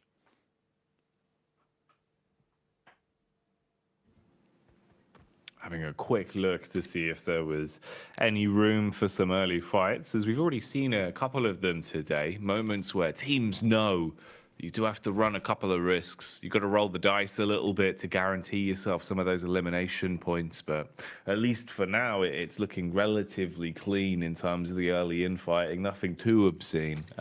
Potential maybe for the Mad Balls with the way that they're rotating around could run into phase. But if that kicks off, we'll update you with it. Zone-wise, fair amount of water as well, so landmass going to be worth its weight in gold. Definitely want to try and get your rotates in a little bit earlier and see how well you can set up for things. Enigma Galaxy as well. I mean, at least fair play, you know, you get that first chicken dinner in, you start it off a bit better, you go from dead last in the lobby to moving up towards 12th, and that's already a pretty good shift. But it's just the fact that you really have to break down the wall of this mid portion all the way up from 12th to 5th place. It's going to be so much more of a harder graft, right? You're basically looking at like 25 points minimum to even clear a majority of these teams. Even then, that's not going to put you in the top 5. And you're thinking constantly, as quick as we can gain points, everyone else can be at the same rate as well. So some targeted fights potentially going to need to be forced out from them. We'll see how they opt to approach it and how well they can play on these 3 Erangels as well. Ooh, hello. Rock's a bit slippy, apparently. That moss coming back to bite these teams from BTR on that last game. For CG Evo, sorry. But interesting, though. And I mean, you bring a good point in terms of like the profit game as well, in terms of where Enigma Galaxy have to go, whilst also you're imagining some of these teams at the top side will continue to gain those points. It is a pipe dream, and it feels weird having to talk about it with the team being in 12th place. But yeah, for any of these teams down towards the bottom, clearing those points towards that top side is a possibility, right? With enough chicken dinners. It's just difficult doing it in this kind of lobby where getting those consistent chicken dinners on board with high elimination games is really tough, where there are so many great squads in this lobby. The reason that we didn't see such a massive shake-up in the standings after that last game in terms of the top side of the lobby is because a lot of teams towards the bottom of the leaderboards won out in that last match and won out big, and it was some more of our middling teams were able to get some points on board. So for Team Queso, for Prestige Evos, for FaZe, they did not move too much in that last match. Udo Alliance and IHC take up that mantle where DX and BTR were holding in before. So things haven't changed too much in terms of the goal to get towards that 5th place going forward, which is the big curious thing. The question is whether that's going to continue today, right? Is Team Queso just going to continue to let this slip? Is Udo Alliance and IHC, some of our more consistent teams, going to allow themselves to just keep losing out on points? And I just don't think that's the case. IHC already cracked the code in terms of mechanical skill yesterday, which is the tough part of the game. Now they just need to get the placements on board, which seems like after that last Sandhawk, doesn't seem to be too much of a big deal. Looking at the map though, Mad Bull sending center very, very early. Inco extremely close to Ducksand in Ferry Pier. Potentially a fight between them popping off fairly shortly. And Team Queso, our 3rd place team that was on fire yesterday, down towards Primorsk.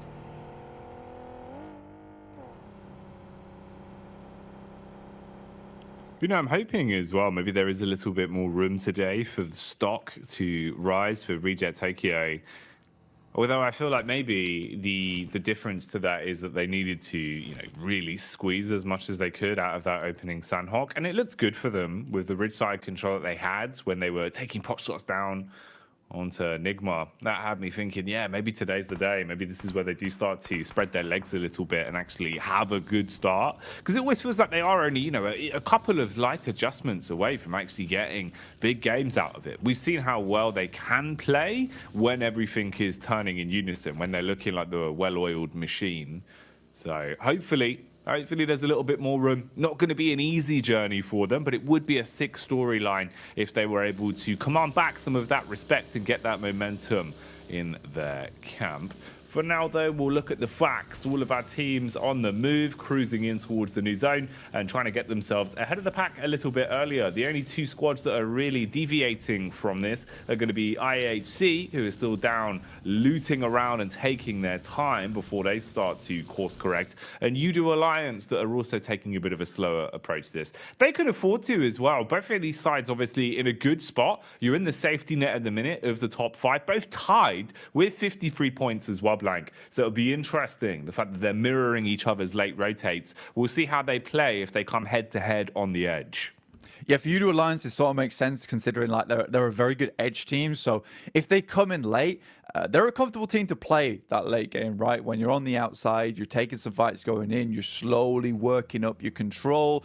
For IHC, on the other hand, Nova Apnoia is just so full of loot. A lot of times that you just want to get the massive amount of utility that's provided in that area. Level 3 vests available, huge amount of ammo count to fight your way through those later parts of the game. And we've been able to make a nice rotation on this eastern side, swing up towards the north and maybe push in through like Pachinki. That's not a bad idea for IHC at all. We'll see what they get up to off the back of that one, because it doesn't look like they're going to go for an eastern bridge push here with the way they're posturing on this side. Maybe just trying to stay out the blue for as long as possible before they inevitably have to head into it and wait for this next circle to pop first. So interesting stuff from IHC. For Udo Alliance, definitely one of these plays that was expected for them. With this circle though, I'd fully expect IHC to deviate over towards that eastern side now, as opposed to pushing through the bridge on the western edge, because that is a dangerous push to make. But for FaZe, who's already claimed control over the majority of Quarry, this is great news for them. I say that, but I said that last game, Jackie, and they threw it away. Yeah, it's hard, man. It's hard. It felt like, especially in the last game, you know, FaZe kind of did sort of tunnel vision where from the front, they had a great lineup. You know, they were sort of just shooting fish in a barrel. But from the back, they were so exposed. They were right in the open. Everyone saw them and wanted a piece of the pie. And they were just taking pot shots at FaZe for free. And there was no easy way for them to defend. So you'd hope here it can be a little bit cleaner. We've seen just how well FaZe play when they're activated, when they're coming out swinging, especially towards the end of the day. It feels like they just get such an upwards draft. They have the Miramar buff that is always lying in the back pocket as well. So just having some consistently clean games here on the majority of the battlegrounds we're going to be seeing with the back-to-back Erangels is probably the dream scenario for them. Keep it clean, keep your heads above water. You've always got your safety net, comfort towards the end of the day with those Miramars. Ooh, a bit of gladiators on a move here as well, as they barely bypass their way through Duxan and co, just scouting out and starting to see what they can find. Obviously, very unlucky gladiators going into Sandhawk. Just basically got picked off one by one and had no way of playing around each other. There was no room for trades whatsoever, and it felt incredibly fragmented. As we were saying, even in that game, though, you know, it feels like gladiators basically chalked up to be left in the lower side of standings with how these games have been going. So for them, their grand journey not really being the big focal point, but just what they can do to either potentially ruin other teams' runs or be the knock-on effect for some squads to move through is the more interesting storyline there. Here they engage on the Rook, take a couple of shots, but nothing gained, nothing lost just yet. Sara, though, will pick up Defo as he tries to make his way away from this engagement. You can see Reject a little bit further up the line here. They're towards the northern warehouses. Duello will finish off their fault there with the help of Sara. So Reject accrue themselves another elimination point. Rami goes down as well to Tulika as they send away as fast as possible. So for Rook, this is going very badly for them at the start of the day. Everyone's getting pitched in. Olio looks over towards BTR as they're attempting to get in on that eastern side. IHC very close by too, so could hear this engagement, potentially try and get in, but BTR's rotates just not looking as strong today. Luckily, able to take down the frontline member of Olio. Now Udo Alliance in a little bit of a tougher spot for BTR, though. The vehicle's not really quite here at the moment. So we'll have to get back on this bike, move further in as the circle keeps shifting over towards this western edge. Mad Bulls have a little bit of a compound to play around with on this eastern side towards the fielded area. Looks pretty decent for them. See what they can get done with it. But it's Enigma Galaxy, once again, surprising. Decent rotate made on this southern edge. Can play from this. And the basics have looked better from them, which does really bode well. You know, if you can at least play the basics cleanly, you set yourself up to have a little bit more stock when it comes to the harder plays. So Gladiators here eating some damage from the backline. That'll be IHC. And IHC probably actually baited in by this one, thinking, you know what, if Gladiators are there, we're hitting some shots onto them, maybe this is a side that we can squeeze the 3 points out of, and they might want to engage. They've jumped in the vehicle at least for the rotate if they want to swoop in on it. Bit of damage back onto Godless, as there's a few snipe shots going out from Matic with the Mini 14. Pushes right here as well, just off in the distance, keeping his belly down on the ground, and he's just going to be opening his ears up to listen about where all these audio cues are coming from, how they're playing it, and assessing if potentially he's going to be pushed or if he needs to go in for a fight to maybe get some points from it if there's an opportunity to do so. So slow and steady wins the race on this one. Gladiators finding their opportunity to exit stage left, do jump into vehicles and go for the quick rotate as the bullets whiz on by. Yeah, it's pretty grim rotate for basically 3 teams here, with IHC, Reject, as well as Gladiators.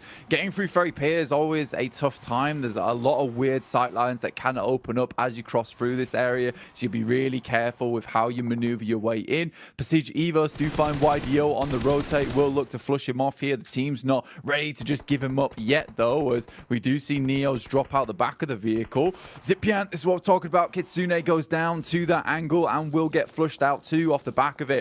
It's a tough rotate to make, and Duxan's doing a great job at holding on. They're on the northern edge of Ferry Pier, currently holding towards that tree line where you got sight lines looking down in towards Ferry Pier itself, with Zipian holding that front line over towards the western edge of Ferry Pier.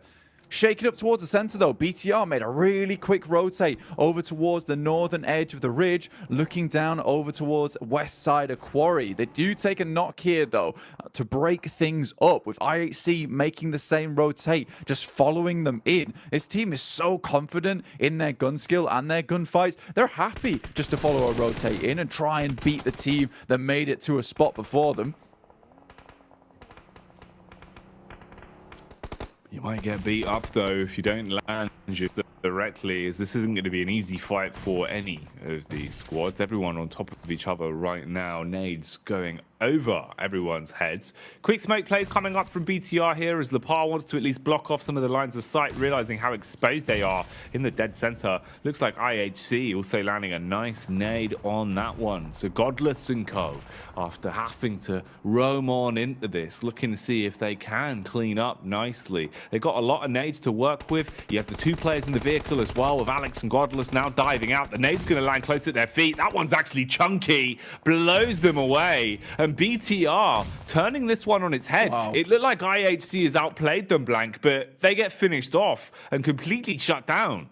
Pretty cruel timing on the nade as well, because I think they all pulled the pin on that one. They cooked it perfectly to send directly over the top side to the back line of IHC, but then in that moment they all just send into one singular spot, and those nades can just all be thrown at once. So when you're in a close area like that, where the nades are all prepped and ready to go, instant death coming through for IHC. So 0 points, zero eliminations as well on this game for IHC. 53 points, which allows BTR to maybe reclaim their spot towards that top 5 and 6th place. 4 eliminations found from IHC themselves, but not what you wanted to see. Reject, though, dear me, Inco just gets the spray down. The rest of Reject coming in quick, but again, this sight line is open. If they get the smokes down quickly, potentially they get their teammates back up on their feet. The percentage is there, but can they play it right? Can they reset the fight, get their teammates back up? Nades going on over BTR. Ooh, they've got the info from it as well. Superboy went for the close drive-by so he can get the read and knows what they're up to, knows what Reject are doing here. Look at the nade onto Sarah as well, banking off the tree. Splash damage not going to clean up. Matic, meanwhile, takes a bullet, and Inco engage onto DX. This fight drawn out for so long. BTR just ping-ponging back and forth from the left and right, taking peeks onto Gladiators. Ooh, you got the move up from Meku. He's trying to get close towards the tree line, using the smoke to give him cover. Not quick enough, though, as Gen 4s will hit that one, Blank. And they're really manhandling them. BTR doing a great job of outplaying two teams at once here. Yeah, just Tixie left off the live here. Will go down. BTR up to a strong count of eliminations now, with, I think that makes 7 potentially, just the 6, as one of those eliminations was stolen away. That was fortunate timing on the rotate from Gladiators to BTR, which gives time for Reject to get back up on their feet, but they're taking more and more nades here as even Duxan starts to get involved. This has been a horrid rotate for Reject, where it's been team after team coming their way, and BTR comes in to maybe clean up the finishing remaining members. Duello realizes he's just got to send away, potentially get some placement points off the back of this match. Cinco on the sidelines, even taking shots towards Duxan. This has been a brutal position on the map here, Jackie, for so many squads.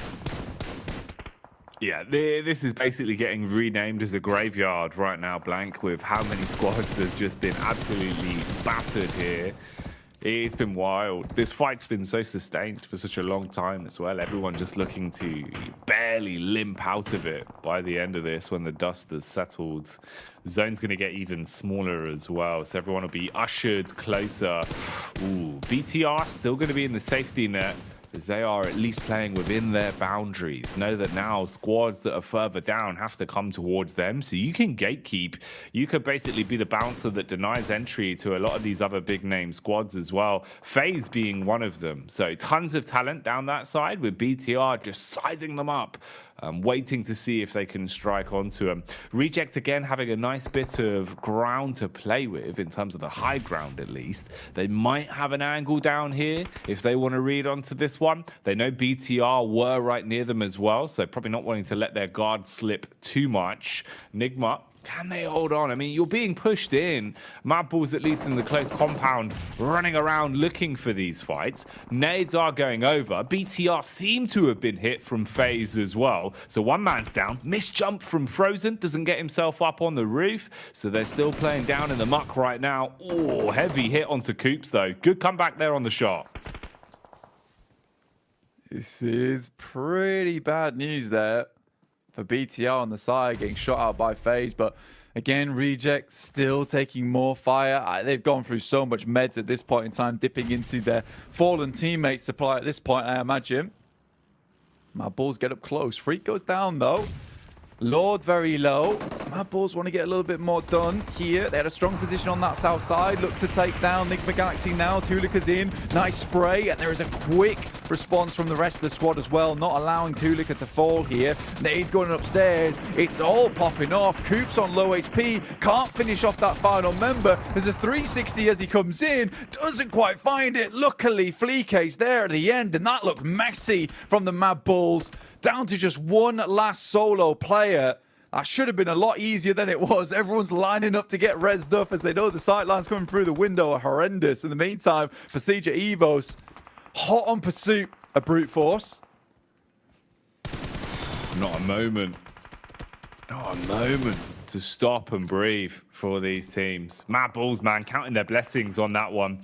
Resetting themselves and at least thinking forward now. Ooh, brute force, there's no going to be thinking today as you're done. Blue Zone takes you out of commission. Last man standing there on his Todd, finished off. FaZe, they got the shots off onto BTR. They were looking like they were starting to spread their legs a little bit, start to move on up the hill as they want to get into a better position. They've taken a couple of shots from the hillside. That's Evos that are keeping the pressure on them. So no easy ones for FaZe. You really do have to scrap at every bit of ground you take, as there's just so many squads here. Mad Bulls as well now, after resetting, looking to reply potentially onto Papi and co as they're backstabbing. Papi Potro's right in close range with the DBS, swings wide onto the first. He's got backup as well from the rest of the squad, and it seems like Big Milo's going in to close the gap, jumped into the buggy. Meanwhile, they're going to be able to bounce their way through two members, make that free as the squad is being demolished and they all go down. Big Milo's the last to fall as he's taken out by Ducksan. Tulika though gets lit up by the zone. Oh, they're getting close, Blank. They're right in their face, but this one is not easy. You're so exposed from so many angles. Mate, the fact that Fleeke just flew through the vehicle, took down two, I believe, and got an eliminate on the roadkill as well. It's kind of incredible off the back of that. FaZe now still trying to deal with Procedure Evos to keep sending nades in towards their location. It's an easily nadeable spot here on the side of the map. Redface still has two in the back pocket. Fleeke sent in a couple of his own, but FaZe holding on. Trying to weather this one out as much as possible here, but the nades blowing up in their face, leaving them blinded.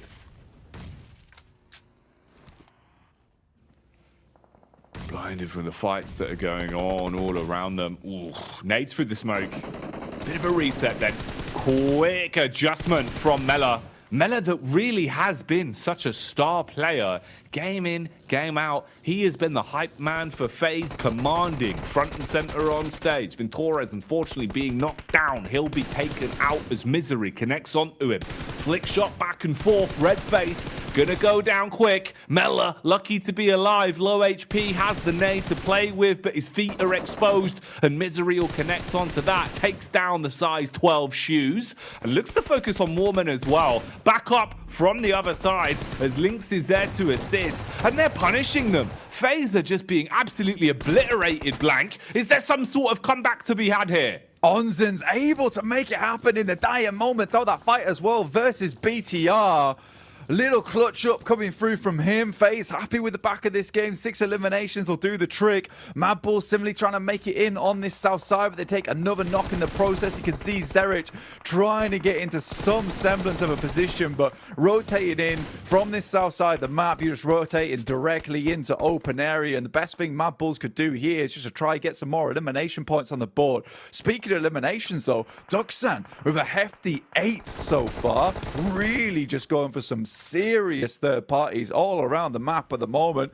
Onzen's barely any HP left remaining. feeling a lot like the rest of the team on FaZe at the moment. Half dead right now. Frozen gets taken down by Junie, taking him up to a fat 9 eliminations here. And it's once again Junie who is pulling out the big numbers for this squad. It's the way it goes. Whenever they need someone to show up most, Junie seems to be there. Don't know how he does it. He's got his wits about him. That spidey sense starts tingling and he finds opportunities to hit crack shots to snatch away elim points. For FaZe, their days are numbered now.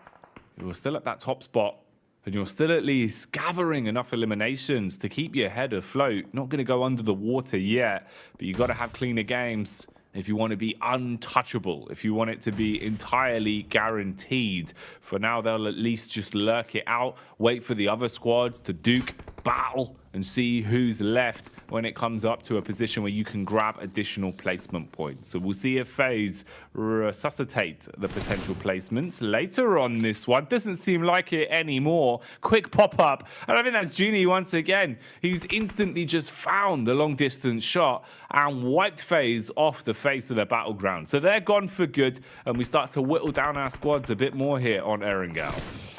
Dear me, this is a prime opportunity now for the guys on Duksan. Circle moves down towards his south side. The Ducks are all in a row towards the top side of the hill. Influence Rage, U2 Alliance, DX, Inco all have to move in. Inco looking for a good game here. They've kind of sat again in a compound as per usual. It's the Inco way. But realistically, what I'm looking at is U2 Alliance. Yeah, they've got 0 eliminations on the board, but again, it's another high placing from them. And that's from all the way in Mill to Power they move from. Influence Rage takes down Satar as he attempts to get out, but more nades that we know are so critical from the side of DX are pouring on over towards U2 Alliance, and they just cannot handle this one. Not grenade-proof clothing on today. Shrapnel. Not going to be stopped. Ooh, Influence Rage might be stopped, though, on the close quarters connection as Lepar leaps out, cleaves round the corner, and does enough damage onto the man in front of him. They're going to be shut down bit by bit as Lil Boy is snatched away by Inco for the extra points. Lepar goes running. Oh, man. How has Duksan been able to find so many distance frags from this hill? They're looking unbelievable with the spray control, Blank, and that's another one. They do not stop. Binny is putting everyone in a bin. 13 eliminations as well. They're squeezing out some serious value from this game, Jackie.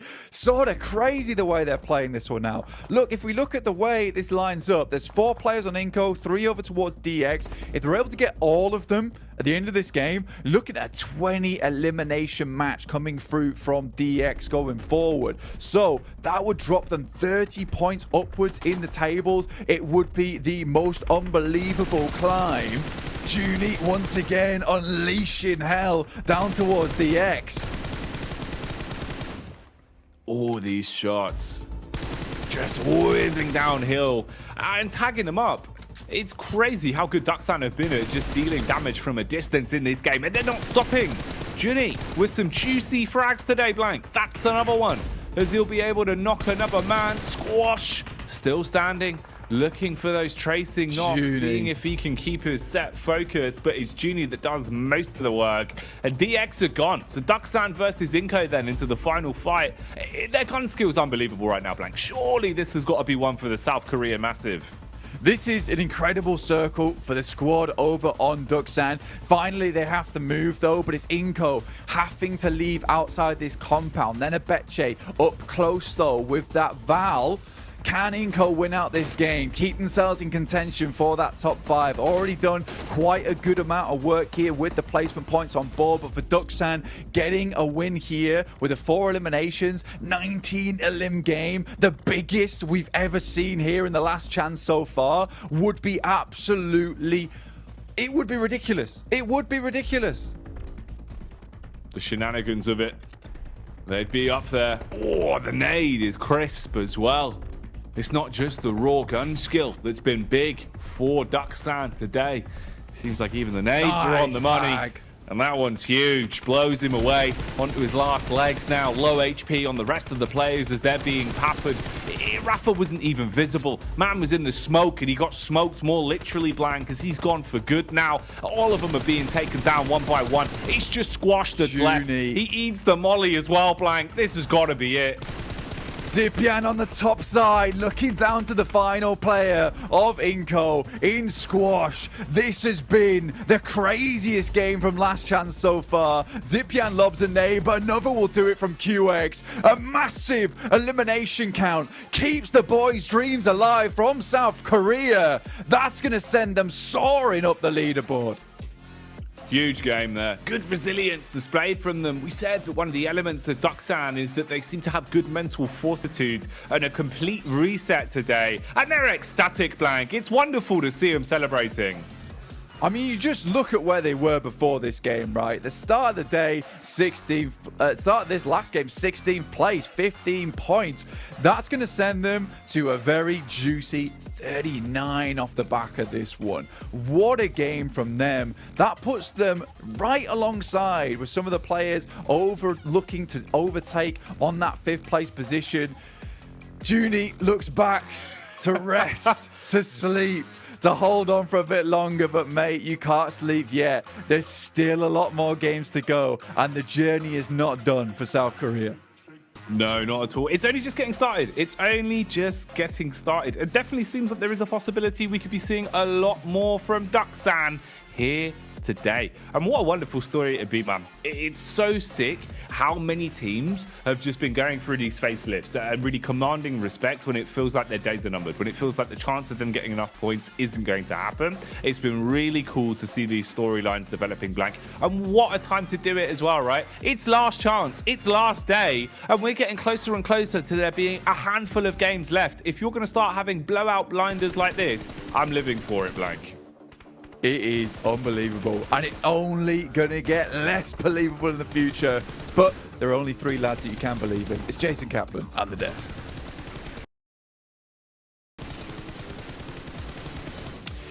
What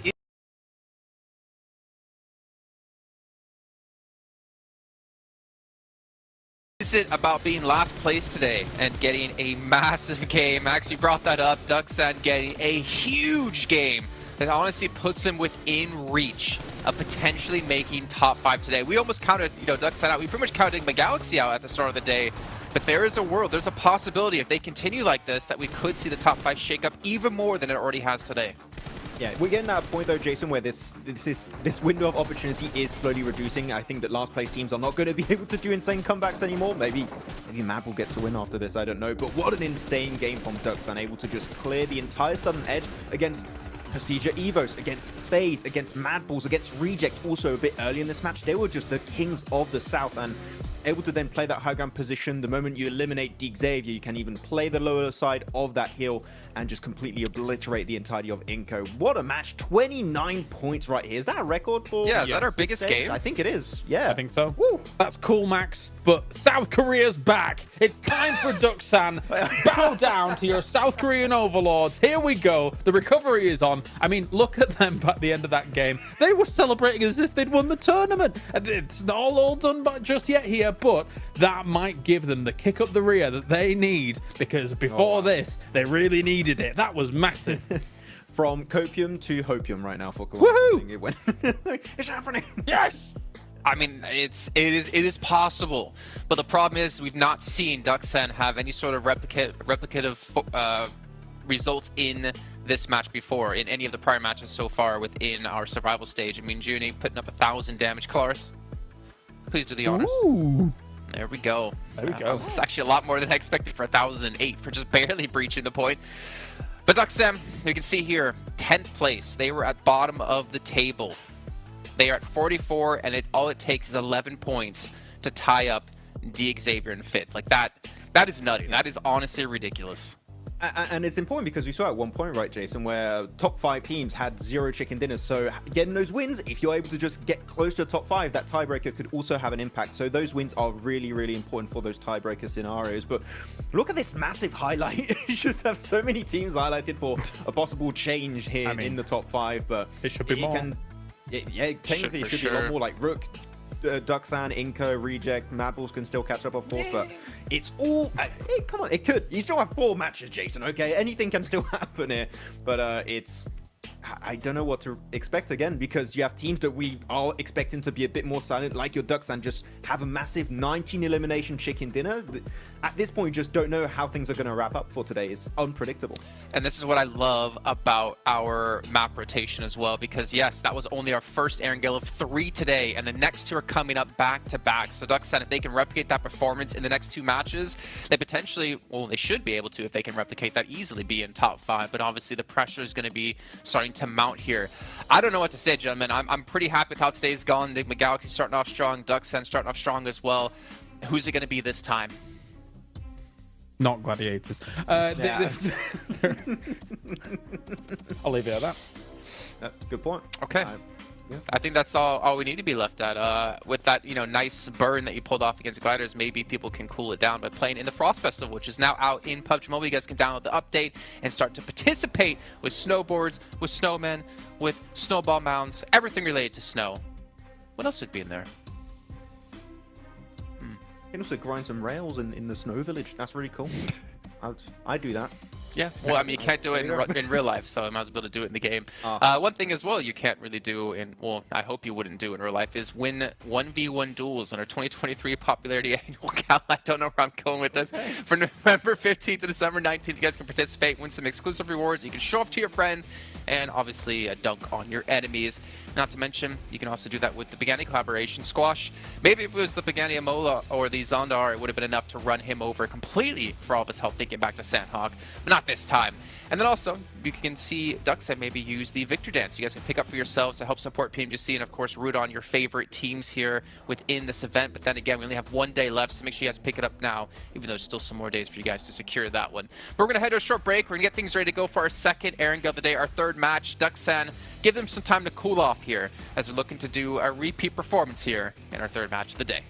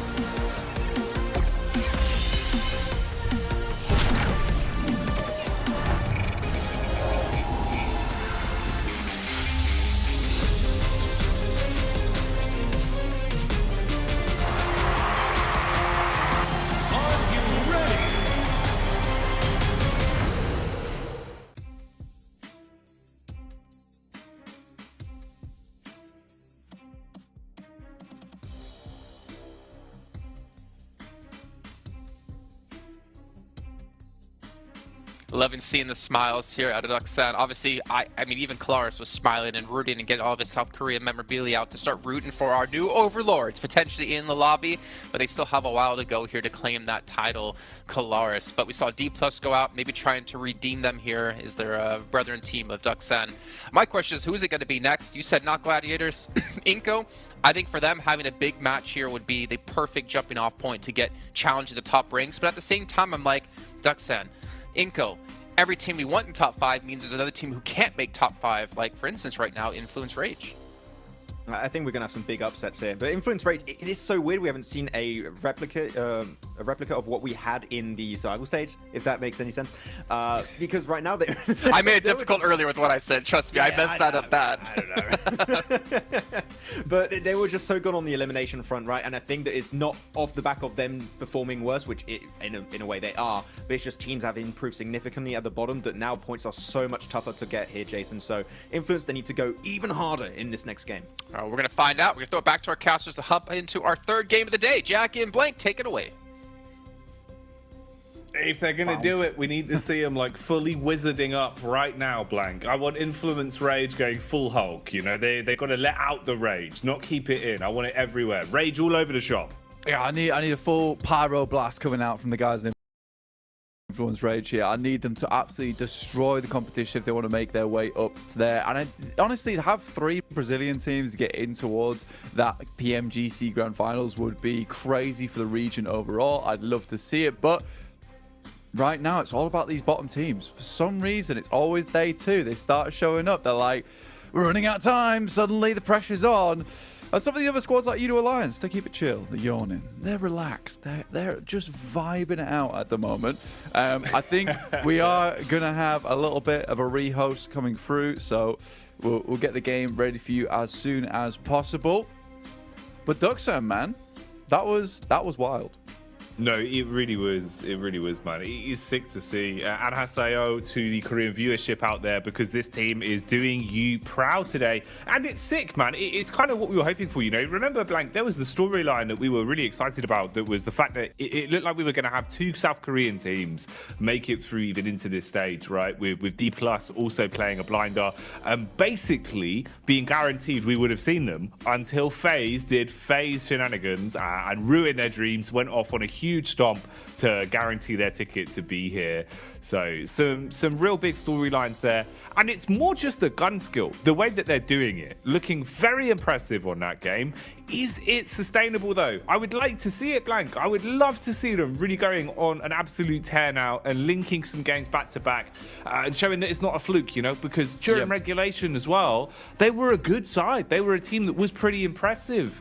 So the fact that they looked a little bit shaky mechanically and now they're making a run for their money, I'm glad. I just hope it's one of those stories that keeps on going. You know, it isn't like we read one chapter and then the rest of the book has been ripped out. Or just really bad in general, and you're like, where's chapter 1 gone? Chapter 2 sucks. But the thing is, for Duxan, right, they started off in their group stage really strong, right? They were up towards the top side of the lobby. Then they fell off, and they had kind of a little bit of a sprint, and then it was over. So we do have sort of a coin flip situation where this isn't a lot of games left, right? You've got technically 4 in the bag, 3 considering the next ones after this. But for Duxan, is this going to be a case where they sprint out for 4 matches, or do they just go back to being rinsed by the rest of the lobby? Because quite frankly, they have been, honestly. So for even in survival stage, they didn't look amazing. They got through, yes. In last chance, they looked really, really bad yesterday. And I think that's fair to say, right? But that last game does show that they are a really strong team, because it takes a very strong team to finish out a game with 19 eliminations and the chicken dinner off the back of it. Yes, they got a little bit lucky with that circle shift, unfortunate where the circle was, where they have full high ground and it's practically only open ground underneath them. But you still close out the game with a strong amount of eliminations with some great third parties going on earlier. I don't know if it can be kept up. We'll have to wait for this next game to see it actually happen. FaZe, on the other hand, up to 69 points. Nice.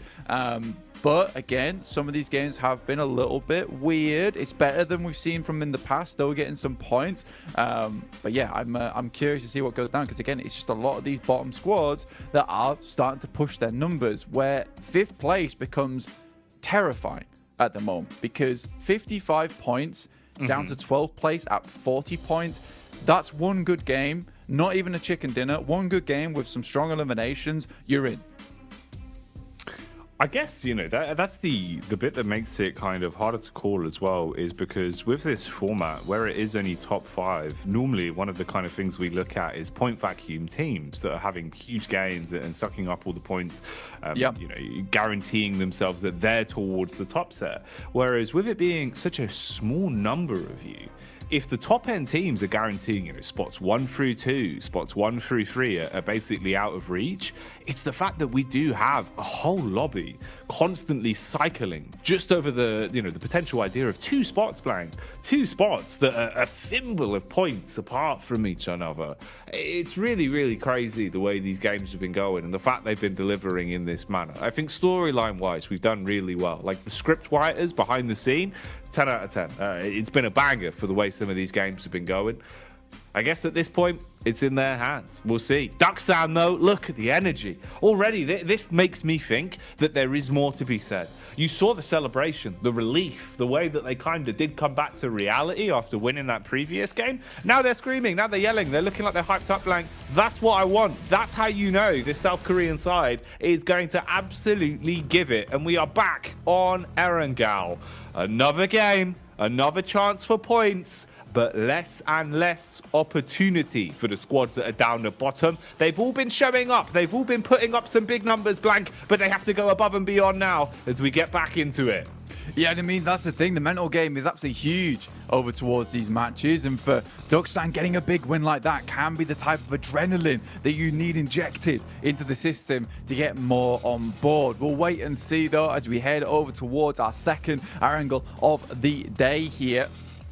I'm excited to see what pans out. Mad Bull's already out. Team Queso down towards Quarry and IHC, flitting up towards Hospital. Obviously, that last game didn't go too hot for IHC, going out really, really early on a rotate where they just could not handle the guns coming through from BTR, where they were just swinging left, right, and center, taking teams out wherever they could. They got some decent eliminations off the back of that game. Didn't get too much further into it, but regardless, for BTR, not a bad match in terms of displaying of potential in this one. But a very fair playing path to start things off here.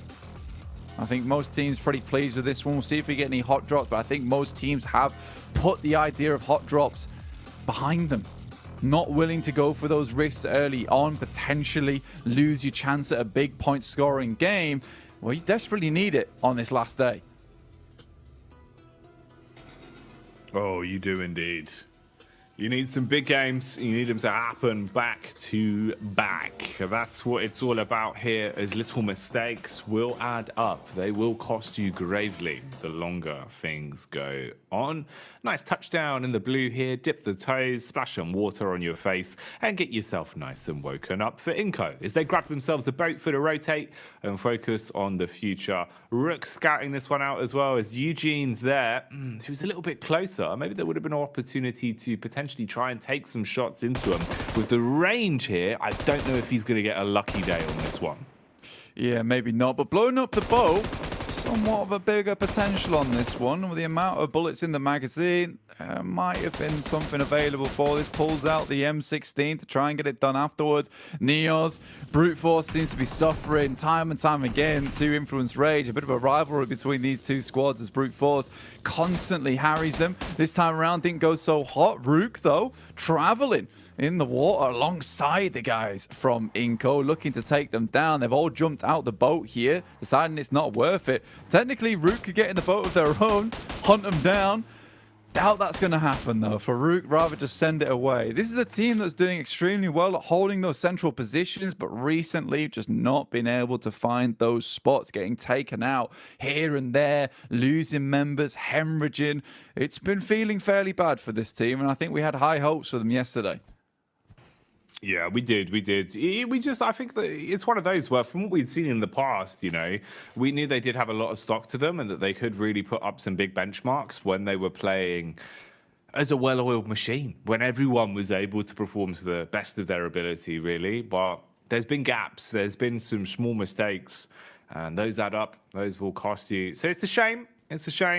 But you never know, man. There's always opportunity. There's always still room to breathe. It's just the fact that if you are going to have a complete facelift, had to happen about a game ago, really, for some of these squads. So always down to the wire. Julo here might be given a bit of a gift, though, as there is some aquatic Inco gamers on the way. He's on the dry dock looking out, trying to see if he can spot anyone here as he does a bit of looting. This is sort of like being down at the Loch Ness towards, a late evening blank, and all of a sudden you see a bit of a monster pop out of the water. That was the Loch Ness monster for a second there. There it is. I mean, honestly, for Inco, this is a bit of a bad time. You can see Vitali here. He's got nothing. No vest, no helmet, no weaponry. Just waiting for Reject to leave to hope that they can get a little bit of loot on. Duello maybe spots out some players here, potentially. Oh, he's missed it.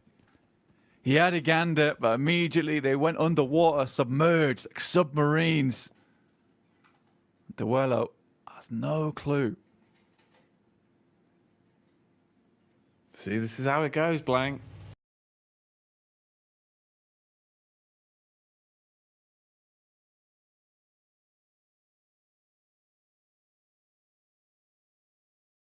That's literally the case. You're always a stone's throw away from potentially seeing something mythical, but he's missed it. The Loch Ness Monster submerges its head. He drives away. That was the chance, Blank. He could have proven it to be a real animal there. Found the dinosaur still alive in modern days.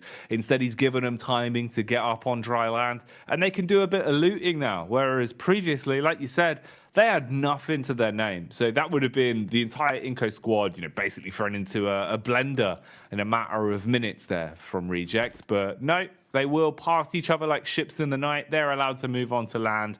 And their troubles, for now, at least, past them.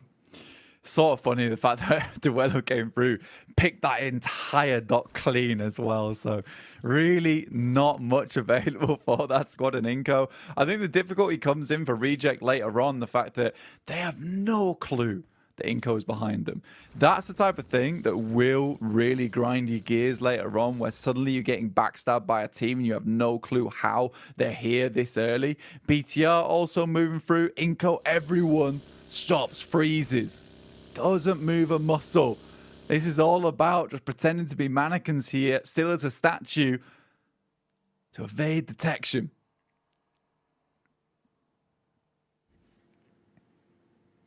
Does a good job.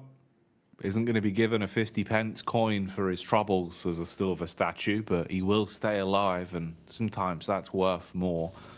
His BTR will bypass him and start to drive on into the zone, making their move. They're relatively hot on the tail of Reject as well, that have just pulled up just beneath Pachinki as they get into the area. Influence Rage are also coming on down as well, so they might run into each other. We'll see how that goes on a pathing, if they come across one another on their move. Daksan, meanwhile, how have things been going for them? Looks like you've basically been running a bit of a 2-2 setup in a way that they've been playing.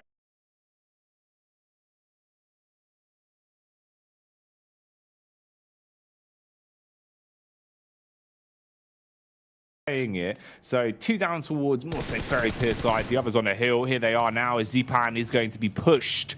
They look to just swoop in. I mean, you've outnumbered him. Man does at least dodge the first bit, Blank, but hits the vehicle. He's gone, squished under the tires. And this isn't looking great at all. I mean, for Daksan, really, now you're kind of fragmented into 3 players. One of them's miles away as well. And you're already just eating bullets. So this actually could be really rough for them here if they wanted a good start into this game. Yeah, and you're just allowing Reject into a strong position here on Cat Hill now, where they can just hold this one out. And for Reject, that's a very free positioning given up to them early on in the game, which is massively good for them. On the other hand of things, Western side circle once again will favour over towards FaZe. We know they like to play his position in that central side. Probably another game where they'll grab some placement points, maybe a few more eliminations. They haven't been getting too far towards the end of these games, but with their points balance being the way it is, their bank account is looking stacked and fresh here, up towards 69 points at the top side of the lobby. In comes a couple of players over towards FaZe to try and challenge them in Gaka itself, and it will be Influence Rage sent away almost immediately. Kayovsky here takes a fair bit of damage. Mela similarly in a bad situation. He's out of the way and he needs to get back towards the rest of the team ASAP. Mela tries to get the meds off, and he's giving himself some more health to play with. Some smokes go down to shroud him as well, as he's back on the move and can regroup, have a little bit of cover to play with inside of the buildings, and that's what they need, as these compounds could be fought for relatively quickly. Just looking at the way the teams are starting to barrel down now closer. Mapples are going to cruise on by. It looked like maybe they were sizing them up and wanting to slide on in for this one, but instead they focus on their own game and will go driving along. Mela completely healthy now, so at least crisis has been averted for FaZe. FaZe that are going to want to have a good game here. Only 9 points away from being lapped by Evos. So picking up a big one is going to be the mindset they're looking at. Gladiators, always the punching bag in the early game, it feels like, in a lot of these lobbies.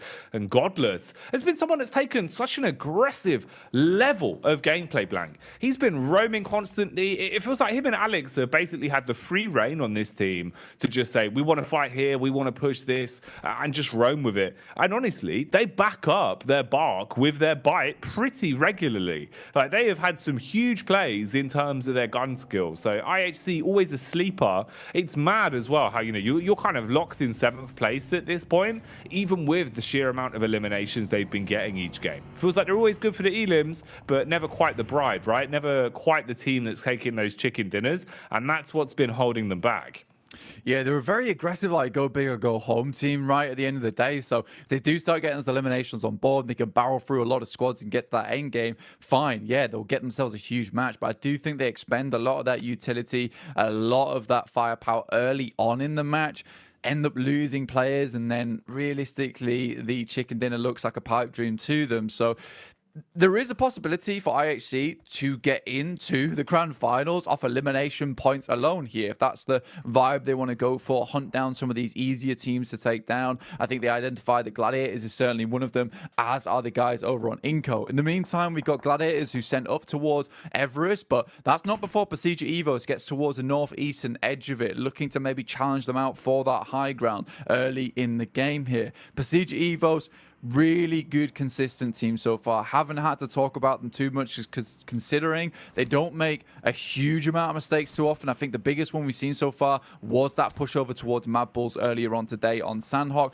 But other than that, they've been really clean cut. I mean, Redface, Misery, everyone on that team seems to be stepping up in a massive way for that squad. So it's very, very nice to see it. I do think that Pasija Evos, I would expect them to be in the top 5 by the end of the day, just with the play we've seen from this Indonesian squad.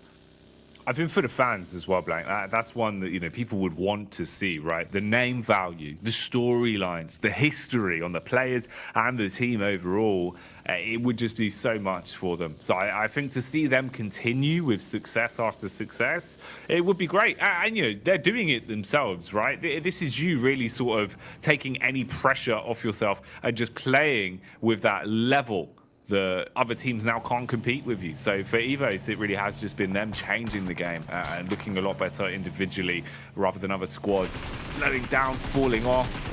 Unfortunately for Reject, that seems to be something that's happening quite consistently as they have been letting it slip, have been losing their grip on a potential for any sort of comeback into the overall standings. OCO at least going to try his best here as he gets contact back over onto Mad Bulls.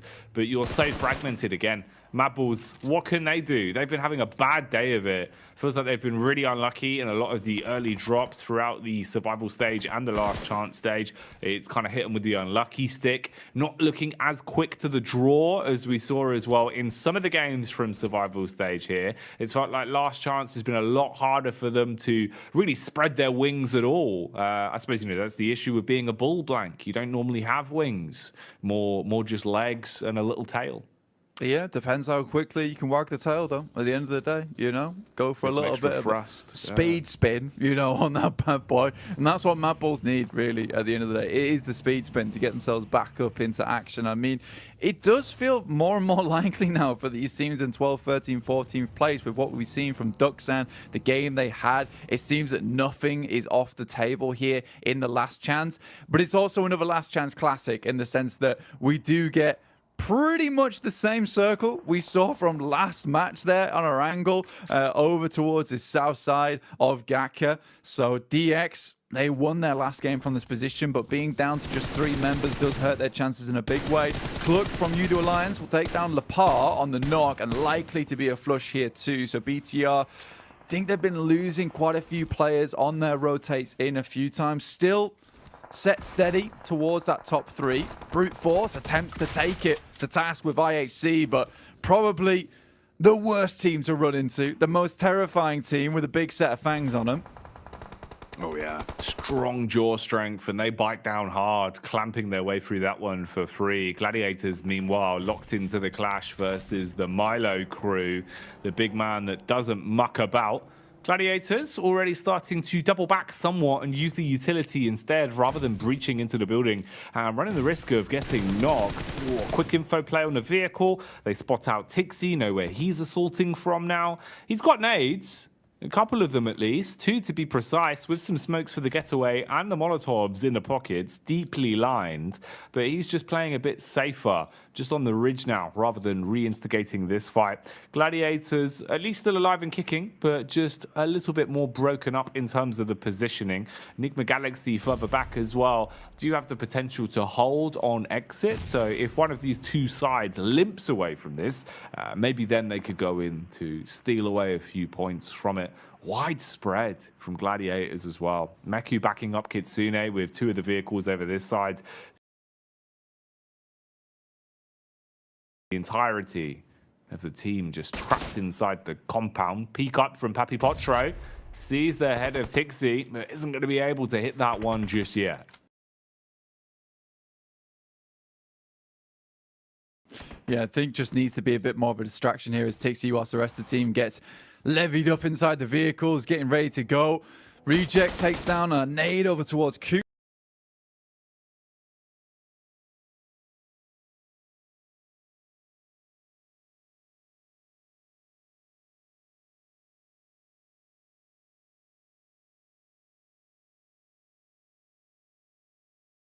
There as they crash onto their compound on the western side. This is basically the same circle, it seems to be. Ralph is able to reconnect there onto Regioso with a nade of his own, which keeps them in contention for a little while, but a lot of fights popping off around the map as teams need to make quick rotations through a lot of this circle to get into position. It's Influence Rage versus the squad of IHC, 2 really strong fragging teams. Alex has got a nade in his hand, pops it over the top over towards the 2 players there. We'll try and find a little bit of damage on it, but it's all popping off around the map. Yudo Alliance still hitting hard on this eastern side. Again, another team to make it far into that last match versus Duxan, who did get the last laugh at the end of the day. But there's so much popping off around the map. It's hard to keep track of it all. Gladiators move up towards Rook's position. So far, doing a fairly decent job in terms of taking names and doing damage. How far can this chaos continue in their favor, though? Bursting some of the bullets down. Big Milo will get one off with the DMR onto Meku. Oh, this is really changing tide quite quickly now as Gladiators, all of them, are falling over in the arena.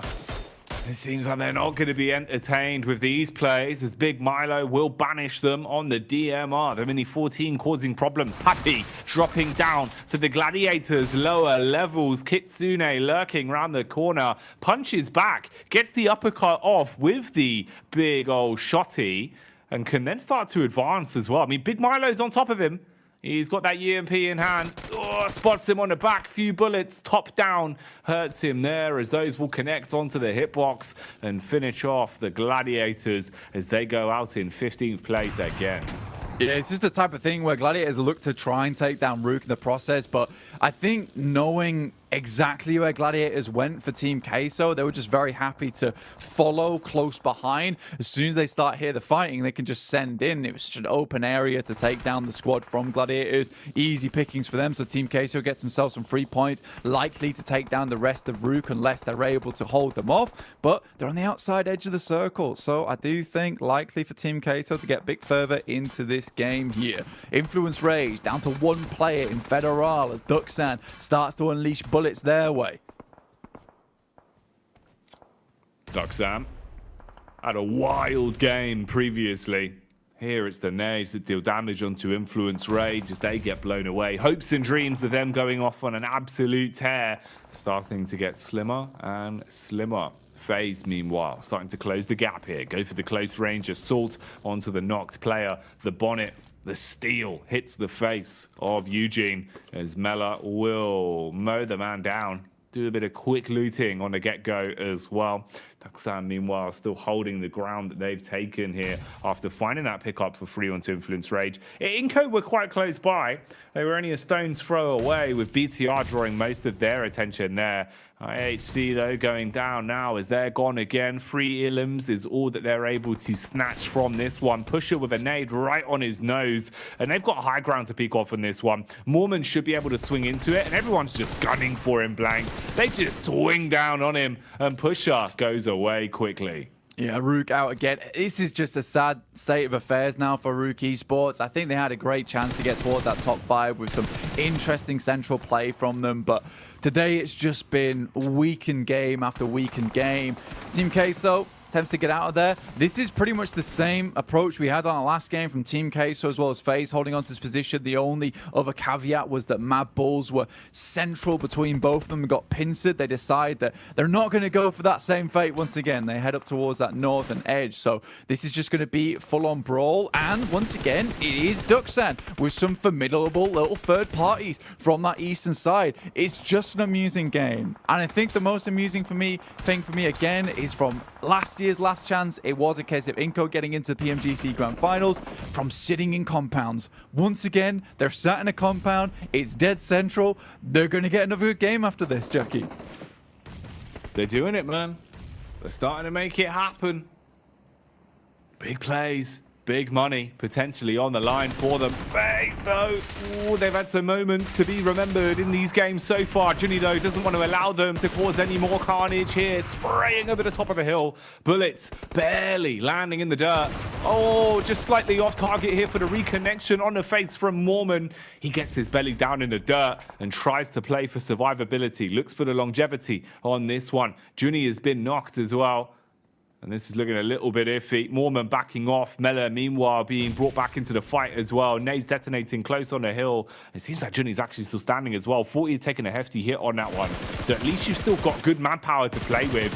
Or Vinny on the close range connection, peppering them. They're so low. That'll be Onzen's going down. And FaZe might want to back off from this. They don't want to hard commit to this fight now after losing so much on the investment. But Mormon has no choice, Blank. He's trapped behind the tree. Yeah, has to sit back here. And to be honest with you, I love the positioning from Binny, and I realized that QX and Juni were playing that fight fairly cautiously because they knew they didn't want to go down. They had to keep applying pressure, forcing FaZe into the sight lines coming through from Binny in this endgame. It was a really good setup considering they've only got 3 players, and playing that one out the way it was, this is likely going to be more of a 2-2 split. In flies the approach here, won't find anything. Quick flush on this one likely to be seen here, and Dapatkan is racking up points. Slowly, but surely, yes. Dapatkan. How far can they go? What can they do for us? Is this going to be a historic comeback? Will they be breaking themselves into the top 5 over the course of the day here? That's what they're gunning for. At the minute, they're also gunning to take down FaZe. That's where their focus is. And QX blows away Mormon. FaZe are gone. Number 1 squad in the lobby right now, removed. We look at this fight here. Mad Bulls being clashed down upon.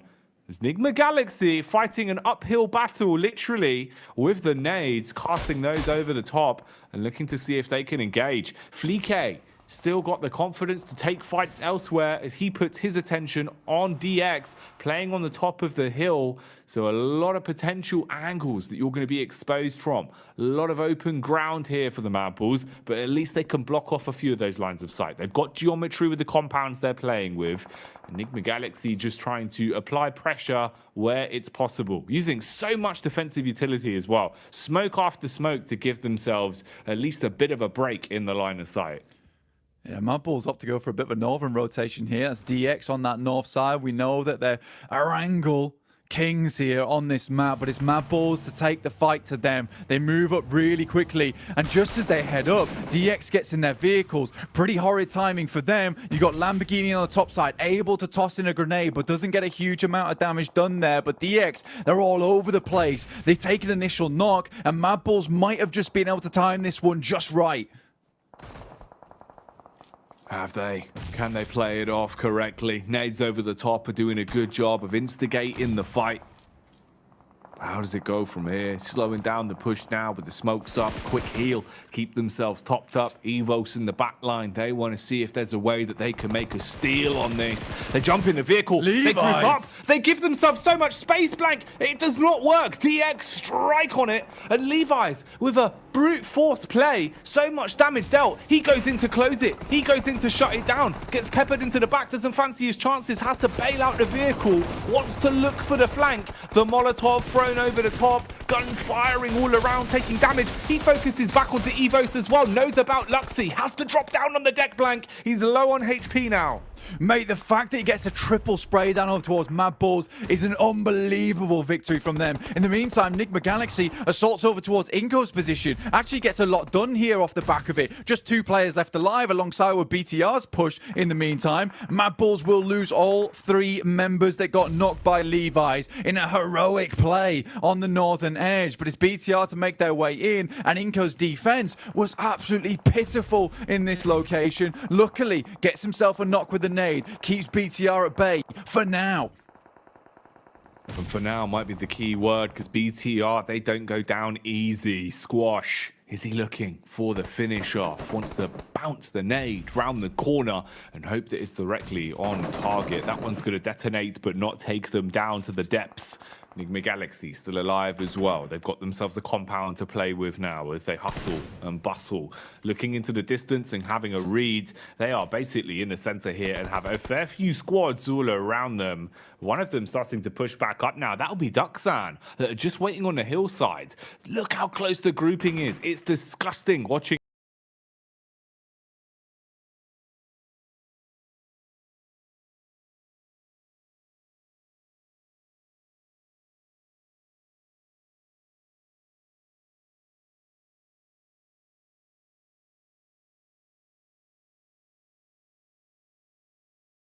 It like this. Inko upstairs just sat on top of the other team.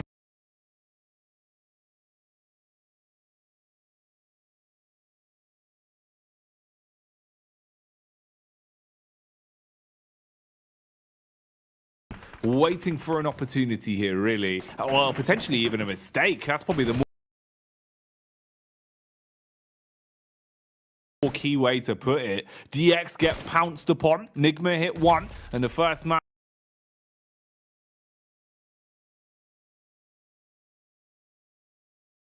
falls over. DX get a little bit of luck here. Circle moves their way.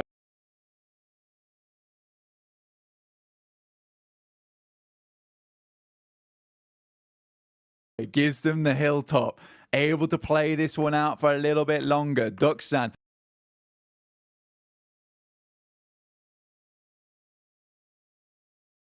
opts to head down towards the fielded area around the shack. They might be able to swing towards that eastern side, but all focus over towards this compound between Nigma Galaxy,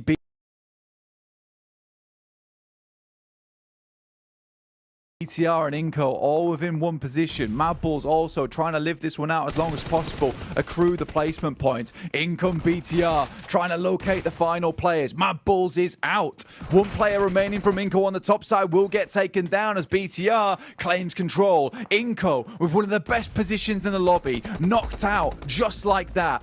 Dapatkan takes that eastern rotate, gets into the field, realizing that this might move away from the compound, at least definitely in zone 9. They just need to survive. Taking down DX would be the big thing. They've got the main sight lines over their way, and can Dapatkan reactivate into this game? QX gets an initial decent knock, but not likely to be long for this world now.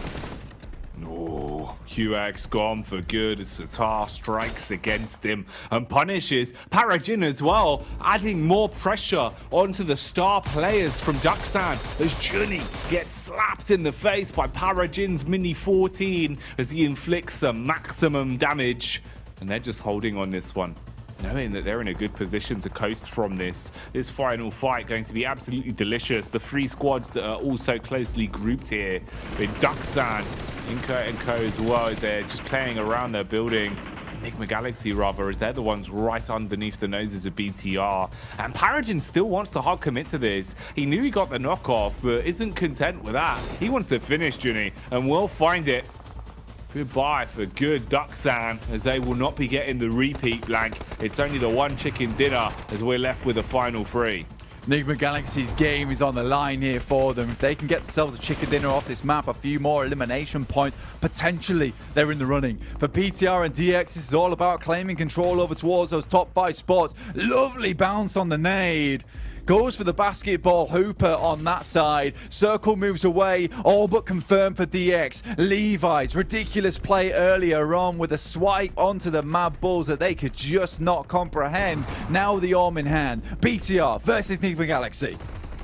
Superboy, oh, he was waiting for someone to come running out through the window, but the Bison will break his hopes and dreams as they're able to strike onto a key player now, slowing down the fight and making it more awkward for BTR. Satar with the nades, dashes one in through the window. A further follow-up, looks like it should be on target. Peeks in with the confidence now, wants to go for the wide attack, running towards them with the shotgun pulled out. BTR, one after another, will get clacked down and fall out. They're gone, leaving us with 2 squads, a head-to-head.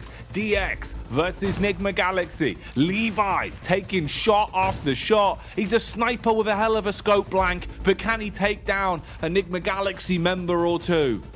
Sending in the massive bullets, booming in the lobby right now. DX with 4 players, Enigma Galaxy attempting to leave a compound that looks like a death sentence to me. DX with 4 players on the outside, Enigma Galaxy, Ralph goes down to the bleed out. You just wonder here, is Enigma Galaxy going to try and deny the point? I mean, I would personally in the situation. Lamborghini will hit the lovely nade, and that will be the finisher. DX finds himself a big win. Honestly, sort of to be expected. DX, once they get that high ground position, they are nigh on unstoppable. But it's Levi's, though, who has put in some unreal work this entire tournament from start to finish, carrying his team through some really difficult situations. He's been the workhorse. He's been the workhorse of this team massively, blank. You know, it feels like any situation, he is either the opener, the closer, the man in the middle that's kind of keeping the team glued together. That's what he is. You know, he's the glue of this team. And it's incredible just how well he can play on your screens here. And damn right, he deserves the spotlight. And the thing is, this is one of the games where he didn't even perform as well as we have seen him perform. That's kind of the crazy thing, right? Is even when he's still showing up, his heights have been so damn high throughout the course of the event. And DX, we know they're good on Erangel, so it's good for them. They actually get a chicken dinner out of it, blank, because it makes their life so much easier now with the rest of the day. Yeah, I mean, for them, that's the type of thing that's going to take them towards the top side of like first, second, third, which is really, really nice. Enigma Galaxy still continuing on that approach here. Get themselves a second place. I think it was 7 eliminations at the end of it. So continuing forward, but that gap between 5th place is getting further and further away now. Some of these teams towards the top start to distinguish themselves a little bit. Man, big plays, some smooth moves, and exciting stuff. That's the crazy part. The storylines today have been delivering, and so are our squads. The unpredictable battles continue, but something that is always predictable is that Jason Kaplan will work in a few relatively good jokes in this next segment. Let's get back over there. Big moves, smooth plays, that kind of describes the desk here, I would say. That's not a joke. That's just a statement. That wasn't a joke. Oh. You know, it is a joke. Max Man's hairline. All right, so that last game, Xavier able to get themselves a victory. Obviously, still trying to maintain their top 5 position. But obviously, the position they were holding was pretty secure to lock this one down. But still, we've had a lot of other teams make some big moves. Again, Dapatkan. Obviously, Benny, as you said, Max knocking himself to the car, not realizing when to get out properly. It does kind of hinder them potentially getting some more placements, but they still get themselves 10 points on the board. Yeah, it's always a little bit rough when you just jump half a second too early before your car hits a rock or an obstacle and you just take full damage, the entirety of that full damage, and you just get instantly knocked. So very unfortunate for Dapatkan, but it's a similar circle. They still get double-digit points on board, so they are looking fantastic. Though, Jason, we have to talk about Enigma Galaxy here. Sure, they don't get themselves the win, but they got themselves a win to start off the day. Now they're getting themselves this second place with 7 eliminations. Hoops, sure, is still doing a lot of the heavy lifting for the team, but Rauf has had a magnificent standout day today, so it seems like the team is slowly rising around Hoops to try and hopefully climb up in top 5. Yeah, they said they wanted to go big, but I think they're just playing all or nothing PUBG Mobile here. They're having big sends through into the middle, and it really is, you can either do that and then somehow survive and win out some of those fights in the middle, or you get blasted upon entry. Thankfully for them, they're not being blasted straight away, and if you want to play this kind of style in the last day, I mean, it could potentially work out, but you're on a knife's edge as to whether or not it's going to work out. They're going to need to bring some extreme skill in some of those mid fights. I mean, look at these rankings though, gentlemen. 9th place, 54 points. 5th place, 60. 6 points. And they would actually beat them in the tiebreaker because of no chicken dinners for Team K. So, like, that's all that separates getting into PMGC Grand Finals and unfortunately not being able to participate. But we do have to also mention Rook. We've been praising them being so consistent, so solid. They have fallen to 11th place here, and it seems like that consistency might have just hit an end. I think that, as Kalash just mentioned, right, it's do or die for Nigma Galaxy and a lot of the other teams, and Rook are just not able to weather the storm. They're just struggling to take these fights. They were really good at reaching the later game and getting a few eliminations off the back of that. They just can't do that anymore because it is so competitive to reach a spot in the top 5. The Rook are slowly going to be out of the equation, and I think that teams at the bottom already, Jason, looking at Brute Force, looking at Gladiators, I think a comeback is nigh impossible right now for them to do unless we see one of the most insane comebacks. So, as we said, halfway point of today, teams are going to slowly be in the position of no return, I say. Sure, but I mean, look, Duxan's making sure that the comeback is possible, right, for a particular team. I cannot believe, after losing one early in this game, but they're still being able to make a meal of it. Of course, you move into those fields and it's a bit treacherous. You're always going to have that kind of overlook from Xavier being able to pick away at you from that kind of angle. But I cannot believe what we're seeing from Duxan. All my South Korean memes aside, this recovery that they're making happen here right now, in the previous stage, they kind of scrambled by a little bit, and in yesterday's games, they scrambled by. So this is very impressive to see them have this kind of step up coming into the last day. I mean, the thing is, they're keeping them in reach. They're keeping the possibility there, and they're keeping it realistic as well, like we mentioned with the 6 points. And the fact is, some of these teams, these top teams, are kind of underperforming. You do Alliance, unfortunately. I think for me, Influence Rage has been the biggest story, well, one of the biggest stories, I'd say, around our last chance. I was expecting quite a bit more out of them. The consistency we saw in group stage, obviously in league stage as well, with them coming out in first, or sorry, in the survival stage, coming out in first. This team has kind of fallen off a bit, but they're still in the running. They're still in 8th place. It's just not that they're as dominant as we maybe expected. Yeah, they keep losing players early. I was looking back on some of their rotations. They just always, not really clashing with teams, but they're on the rotation where they're very close to opposing squads. And unfortunately, they lose a player or two. And because you see teams like Xavier, like your Nigma Galaxies, or even your Duxans are able to survive as 3-4-man teams until the very late game, Jason, you just cannot deal with those full squads when they have such a kind of hold on these final circles. So yeah, we just need to see Influence maybe adapt their early stage a little bit more, but right now they still can compete for top 5 spot, but as these next 2-3 matches go on, it's going to be even tougher for them to make that comeback. So Influence, I think they realized it's going to be like go hard or go home at some point. I do also think for a team like Influence Rage, they're excellent when it comes to the slow roll holding down a location, but in this last day, things have gotten chaotic. Teams are coming in from crazy angles that they might not be expecting, and that's really throwing a wrench in the works. We'll see if that wrench can be taken out of the works here, and Influence Rage can get a solid game under their belt to get them back into top 5. Let's head back over to our casters with our final Erangel of the day. Jackie and Blake, take it away. Depends how good their grip strength is, Jason. It could be a large wrench, Blank. And large tools are normally quite heavy. But do they have the right tools for the job? Can they come back? I'd hope so, because they played a blinder throughout the whole event. So if Influence Rage fall short now, it would be a shame, mate. Yeah, dude, I think that honestly for Influence Rage, that they've had a great start to their tournament over in their group stage. They looked incredible, right? But I just don't know, man. I just don't know what's happening with this team. Not able to get that performance that they were looking for on our screens right now. Is Influence Rage themselves look to keep things going. I love that BTR just runs with the cool and soothe every single day, you know. This guy, headaches galore, but definitely gives a fair few other teams in the lobbies headaches with some of their rotations and abilities to put down the pain. BTR currently in that third place position, 66 points. At this rate, looks like both our Indonesian squads might be making it through to the grand finals, which is an incredible performance for their region indeed. Oh, it is indeed, man. Really showing up when it matters most and delivering for themselves, for their legacy, for the fans at home. And that's what's got to be running through all of these teams' minds. Will the pressure get to them? Will they buckle under it? Or will they be able to turn into diamonds and deliver some championship level performances here in the last few games of the day? Because we have reached that halfway mark. Final Erangel, then we have 2 Miramars, and then it is all said and done. Plain path here, Blank, could cause some problems as we get into it. Yeah, honestly, this is a struggle bus for them. Incos thinking to themselves, don't go to Nova Up Noy. Don't go to Nova Up Noy. It's not worth it. It's not worth it. IHC is going to be there, going to take us down.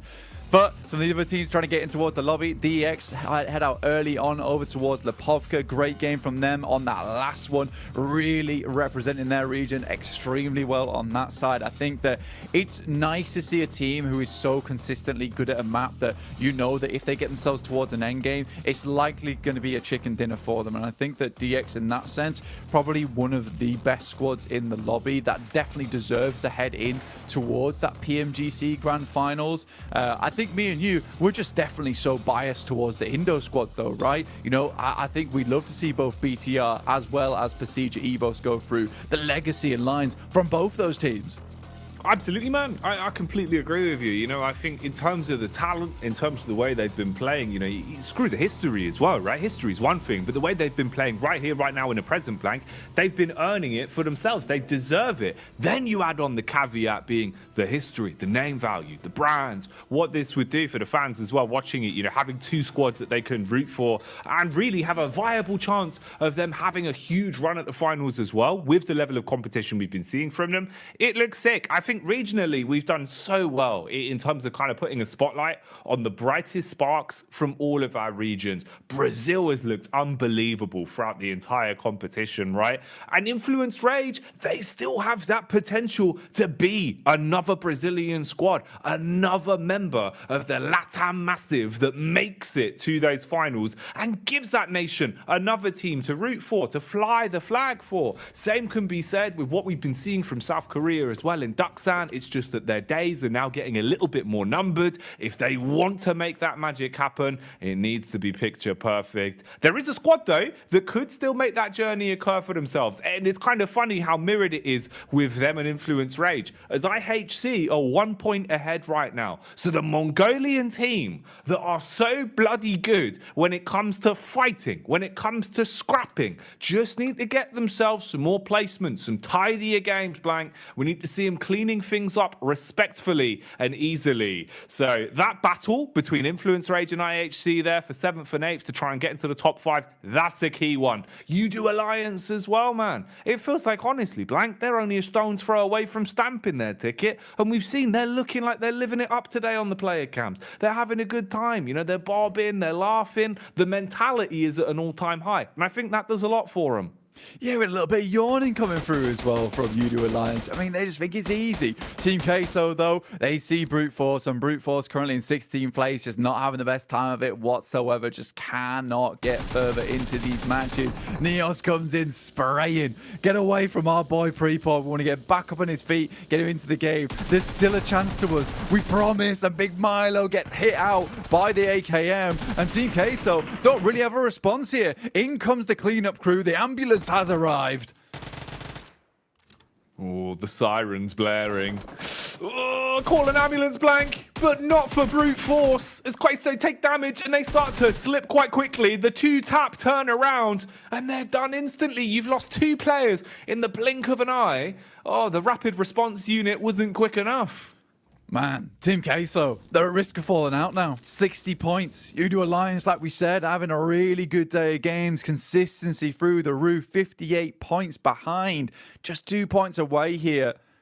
Udo Alliance, I think with the way that they have just been getting towards a 5th, 4th, 3rd, 2nd, 1st place here on Erangel, there's a definite possibility now that we will be seeing Udo Alliance overlapping on Team Queso, barring some crazy maneuvers over on that eastern side of the map. Udo Alliance currently in Milta Power, over towards Milta. BTR is playing. Reject holding strong. They've got a line going across farm right now. They don't want to give free entrance to BTR. It seems to be what keeps on rocking them. But again, another Western circle here. For a lot of these squads, they've seen it before. They'll see it again on our angle. It's been West all day today.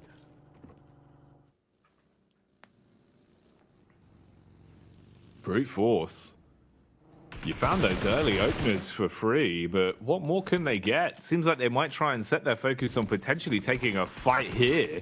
They rocked up onto Inko and looked to strike, but realized maybe this isn't worth the risk. Maybe we're a bit too fragmented for this one, boys. Regroup and don't run the risk of just throwing everything carelessly into the wind after at least getting yourself a couple of elims to start this one. For Brute Force as well, it's probably worse for them, as Inko definitely having more of a viable chance of starting to build points. So if you fed them some points, you would really be laughing all the way to the bank. Inko would be happy with that. So they avoid each other and back off for now. Not worth their time on that side of things. With Inko going down that last match in one of the strongest compounds as well. That could have been their ticket to glory up towards that top side of the lobby. But with the way we've changed things up in terms of the format this year, where it's so much more likely that you see the strongest team from each region, each PMPL, make their way through the championships and then get themselves a direct invite towards the league stage. I think that when you come to the crunch time over in this last chance, it's just no longer filled with 1 to 3 teams that are going to blast their way to the top, and fourth and fifth place just sort of open to someone who gets a little bit of luck. This time around, everyone's gunning for those first 5 positions on the leaderboards. Nobody's letting it up. No one's giving it up freely. So you can't just get good circles and hope to win off the back of getting some decent placements on the luck side of things. In terms of luck, that's not what's the case for Gladiators. This has just been a bad set of games for them. I think that they're going to need to reset, come into next year with a different mindset, because this has not been PMGC play, I would say. No, you haven't been up to the bar, right? And I think especially just with how big the skill ceiling has been for our average teams here, you've been falling short. You know, even to make it this far, right, you kind of scraped on by with the last day heroics at every turn, at every corner. And that's not something that will win you games like this in Last Chance. It's got to be cleaner. It's got to be more consistent. And that's just what we've been seeing from our squads towards the top. They've been the only ones really pulling themselves far enough away from the pack and delivering, even when the chips are down, even when it feels like things have gone rough for some of these teams. They've kept their heads level. Meku will be murked by Pusher, as Rook are able to grab some points from that. Rook, interestingly as well, Blank, you know, they were one of the sides that were quite quickly building themselves a large chunk of points coming into Last Chance. They were playing really good center games, great defense. Whenever they had a compound to play in and they had center circle, they felt almost untouchable with some of the shots they would land on a defense. If anyone went for a compound crash, good luck. The longer these games have gone on, though, it feels like Rook have slipped more to just being a middle of a pack team. So kind of unlucky for them. I would like to have seen Rook still playing that consistent style a bit more. Yeah, I think for Rook, it is like you say, it's just pretty unfortunate the way things have just gone downhill for them today. The first day that we saw them, they were looking absolutely phenomenal. Really strong central positions, central plays, but not to be anymore. Team Queso down to 1 player now, 1 elimination found on the match. And their spot is looking precarious. 60 points at the start of the day. Felt like such a boon to these teams towards the top side of the lobby.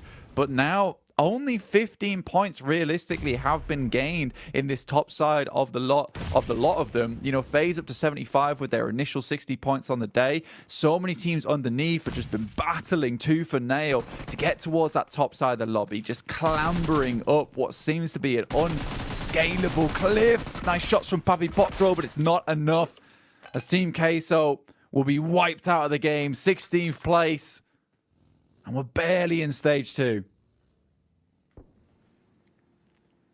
Early fights and potentially an early end to a storyline there. is you've now given yourself opportunity for teams to lap you a little bit. So they could be falling one game behind, Blank.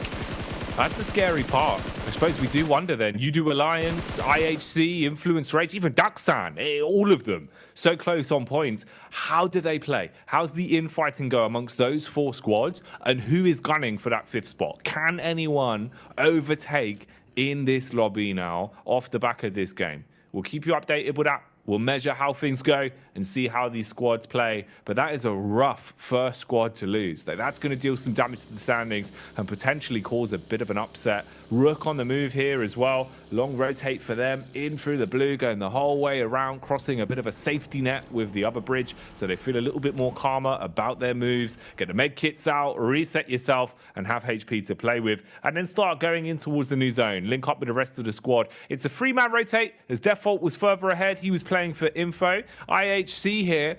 How do they always know where Reject Tokyo are? I swear, Blake, they've got some sort of app that tells them where rejects are. And right now it is blaring. It's going... Yeah. We got the old alien isolation vibe going on for Reject instead.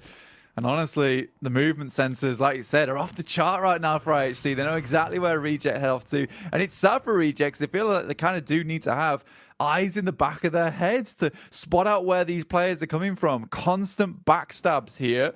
Kevlar not in the front, but in the back for this team.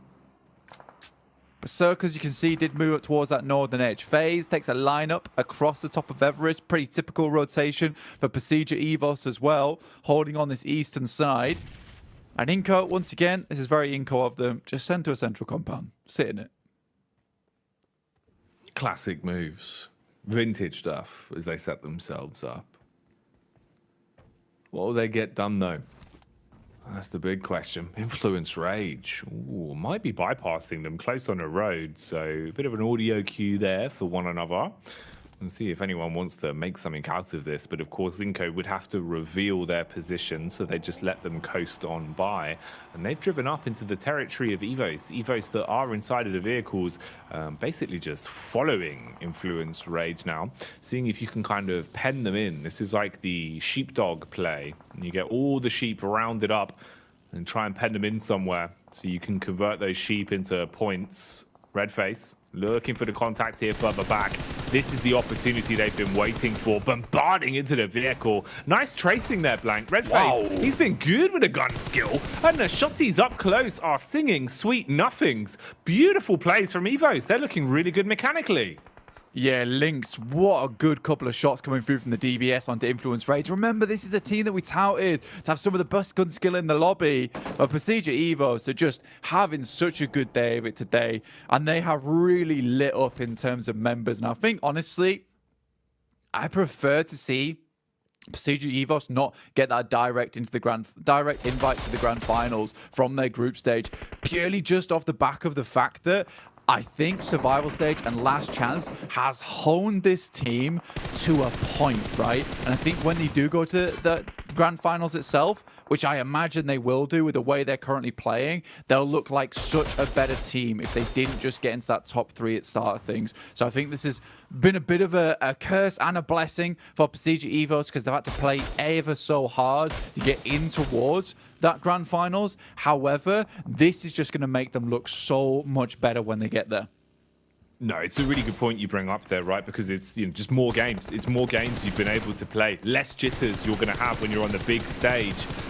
So yeah, definitely had more time to kind of iron out any issues back on LAN. Landing some shots, though, it's what's going to be done for Zerich as he comes in like a sledgehammer on the Reject Tokyo. And the sad thing is that probably is the final nail in the coffin being smacked in for him as well. Off the back of the play from Mad Balls. Yeah, going out 12, it really is a bit of a rough spot here in terms of the overall standings of where they're stuck down because you're just not going to get any points. And although it's only a couple points to move up, to close the gap between the squads above you, you have no chance to gain any now. And you leave yourself with only 2 more games to be played.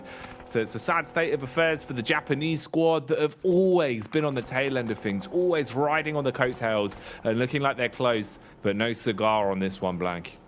Yeah, just cannot quite chase up to them. Next circle shifts here, you can see it, where Mad Bulls have a fairly decent position to play around with. Gladiators, this is just a last hurrah for them, realistically. Moved up to where Federal is playing. Currently has a nade in hand, tosses it through. Gladiators look to finish him off. Federal finds the first hit and will take down the second. And this is just kind of the way the Gladiators' entire tournament's been going. It's just getting outclassed by some of these other teams. And Federal able to keep his hopes alive for his team just a little bit longer. Those 2 points might seem minimal, but it might be just what Influence Rage needs going forward into those 2 final matches of the day. BTR taking a hit from Udo Alliance. Honestly, the best edge style team in this entire lobby. They are so comfortable playing this with massive splits holding on this eastern side. They finish off Satar in this situation too. DX, another central squad we have here. Thai team looking amazing at the moment on our angle. And honestly, for them, going in towards Miramar, it's a map where they still do fairly well. They still do fairly consistently from some high ground spots, but getting another good game here on our angle would just secure their position, right? Really lock them in. Yeah, it would give them more safety. Hello. Scoped assassin coming out though. Ducksam peppering bullets on the distance as we're seeing some knocks being found. Nigma Galaxy holding strong versus Rook that want to rock the boat as they've pulled up to the compound looking to clutch this one out of the hands of Rook. Okay, trades either side. Ooh, really low HP as well, but still standing blank. Kind of blessed with divine intervention on that one. You've got a sliver of health and they find their way through it, weathering the storm to pick that one up. Stereo frags between the 2 compounds. Teams wiped off, so Rook are gone. So again, if that storyline for Rook was on the cusp of a comeback, probably not going to be happening anymore. Yeah, I think when you look at it for at least Nigma Galaxy, like they've done well to get towards the end games of a lot of these matches, considering where they were at the start of the day with barely 5 points on.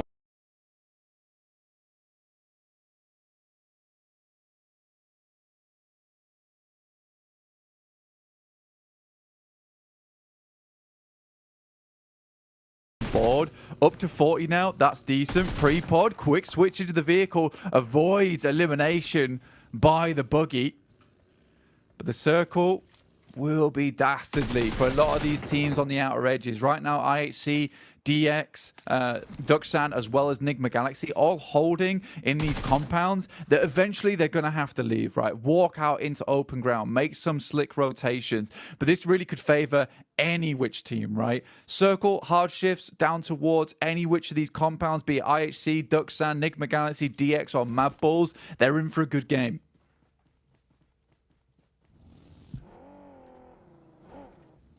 They certainly are. And they're on to put a spectacle on for us. With the way these games have been going, been hard to call down to the wire. With some of our squads really building themselves a way back into the upper echelons. Evo's here, always commanding respect. We were singing their praises for the level of confidence they've been able to establish today. Looks like IHC have eaten a nade though. It's basically a mortar strike is dashed out from BTR. Grenade after grenade blowing up in their face. And for IHC, they're going to be forced further back. Godless starting to stutter step further away and look to try and support on the flank. Ducksam, they could try and third party on this if they want to. It'd be quite a journey for them, but they're hearing all of the noise, the commotion, the dinner bell being rung. Udo Alliance also a little bit further away from this. Some large nades being thrown. BTR barely surviving as there is shrapnel all over the shop. Difference is IHC have got such good positions. You've got the high ground here. You've got a nice angle to work with. You can peek from the rocks. You can peek from the top of the roof. Alex has got cover to play with. You push up on him. All BTR have is these smokes. And smokes aren't going to last forever, but they might get smoked literally. Udo Alliance, they were debating this blank, but it seems like they do want a third party. Yeah, for Udo Alliance, they've been keeping tabs on pretty much everyone in the lobby. They had a really big split over towards our eastern side, so they could hear the fighting coming in from the north or the south. They smell it out down towards the south side and look to just bombard over towards BTR. A lot of nades been thrown, but not a lot hitting right now. And not getting those tag markers makes it difficult to ascertain exactly where these players are. And with Cluck already falling, that's not the greatest of starts. Luckily, Olio, the main man from the team, does initially find at least something. Only one player now remains from BTR on the other side of things with the DPS. Iftar takes a big hit, but it's not enough as Olio steps up and Demo will finish the job. Nice work done. BTR blown to bits as they go down. And our squad's being thinned little by little. What remains of brute force in YDO, man, is just sitting in a smoke, trying to stay alive, trying to stay at least in the fight for a bit longer. Belly down to the ground now as Inko are close by. And it's Mormon that seems to have assessed this one, wondering why there's just a smoke out in the open. Mela gets contact onto him and finds the final knocking blow to take brute force down as they are out of the mix. So another squad gone now, Blank. Dropping numbers quite a lot here as we've already been able to find 6 squads out of this one. For Inco, you know what? All respect to them. Make a decent rotate inward. Sort of create themselves impromptu compound alongside with the vehicles that they set in this position. But they're not going anywhere else after this. They're stopping off at this point. Duxan finally makes a rotate. What a pump out the vehicle. But Demo with a seriously good spree of shots will take down 2 from Duxan. And Demo will finish them off the back of that one. 2 players alive with just Binny for Duxan themselves. This could have been the game for their tournament run, but it comes in just a little bit too late. Binny low, Alex on the outside. Absolute demon when it comes to the gun skill. Oh yeah, Alex goes off. Alex the Annihilator is what they should call him, Blank. Whoa, right in the face. Point blank punishment as he will say goodbye to Duxan, denying the dominance from South Korea as he does not want to allow them to get momentum. And that's a big play. It's a nice assault from IHC. And remember, the key fact that we were looking at was those 3 squads, Udo Alliance, IHC, Influence Rage. They were all toe-to-toe on top of each other. Hell, even Duxan were right in the mix there. So that's 4 squads that could have lapped one another, with IHC taking them down. They've got 5 elims and look to really climb the ranks. Udo Alliance have to give a great test of themselves to deny that being a possibility, as they are neck and neck at the minute. Yeah, fighting toe-to-toe one another at this point in time, but IHC no strangers to the cage match because it's felt like they've spent their entire time just doing jiu-jitsu versus a lot of these other teams. Inco currently towards that central arena. Circle moved up towards that northern side. Procedure Evos on the northern edge alongside with the Mad Bulls. It's FaZe attempting to get through this fielded area, but it's not looking likely. FaZe. Down they go. Enigma Galaxy, even if they don't make it back into the safety net, they are at least being the reaper of the server, constantly swinging that scythe and just taking down some important teams, stopping them from being able to gain as many points as they would possibly want. So right now it seems almost like it is just aggression for Enigma Galaxy to stop these top squads. That's the mission that they have been going on, and it's been working quite nicely for them. Udo Alliance knocked from coast to coast as they look for an opportunity to try and pry their way back into this.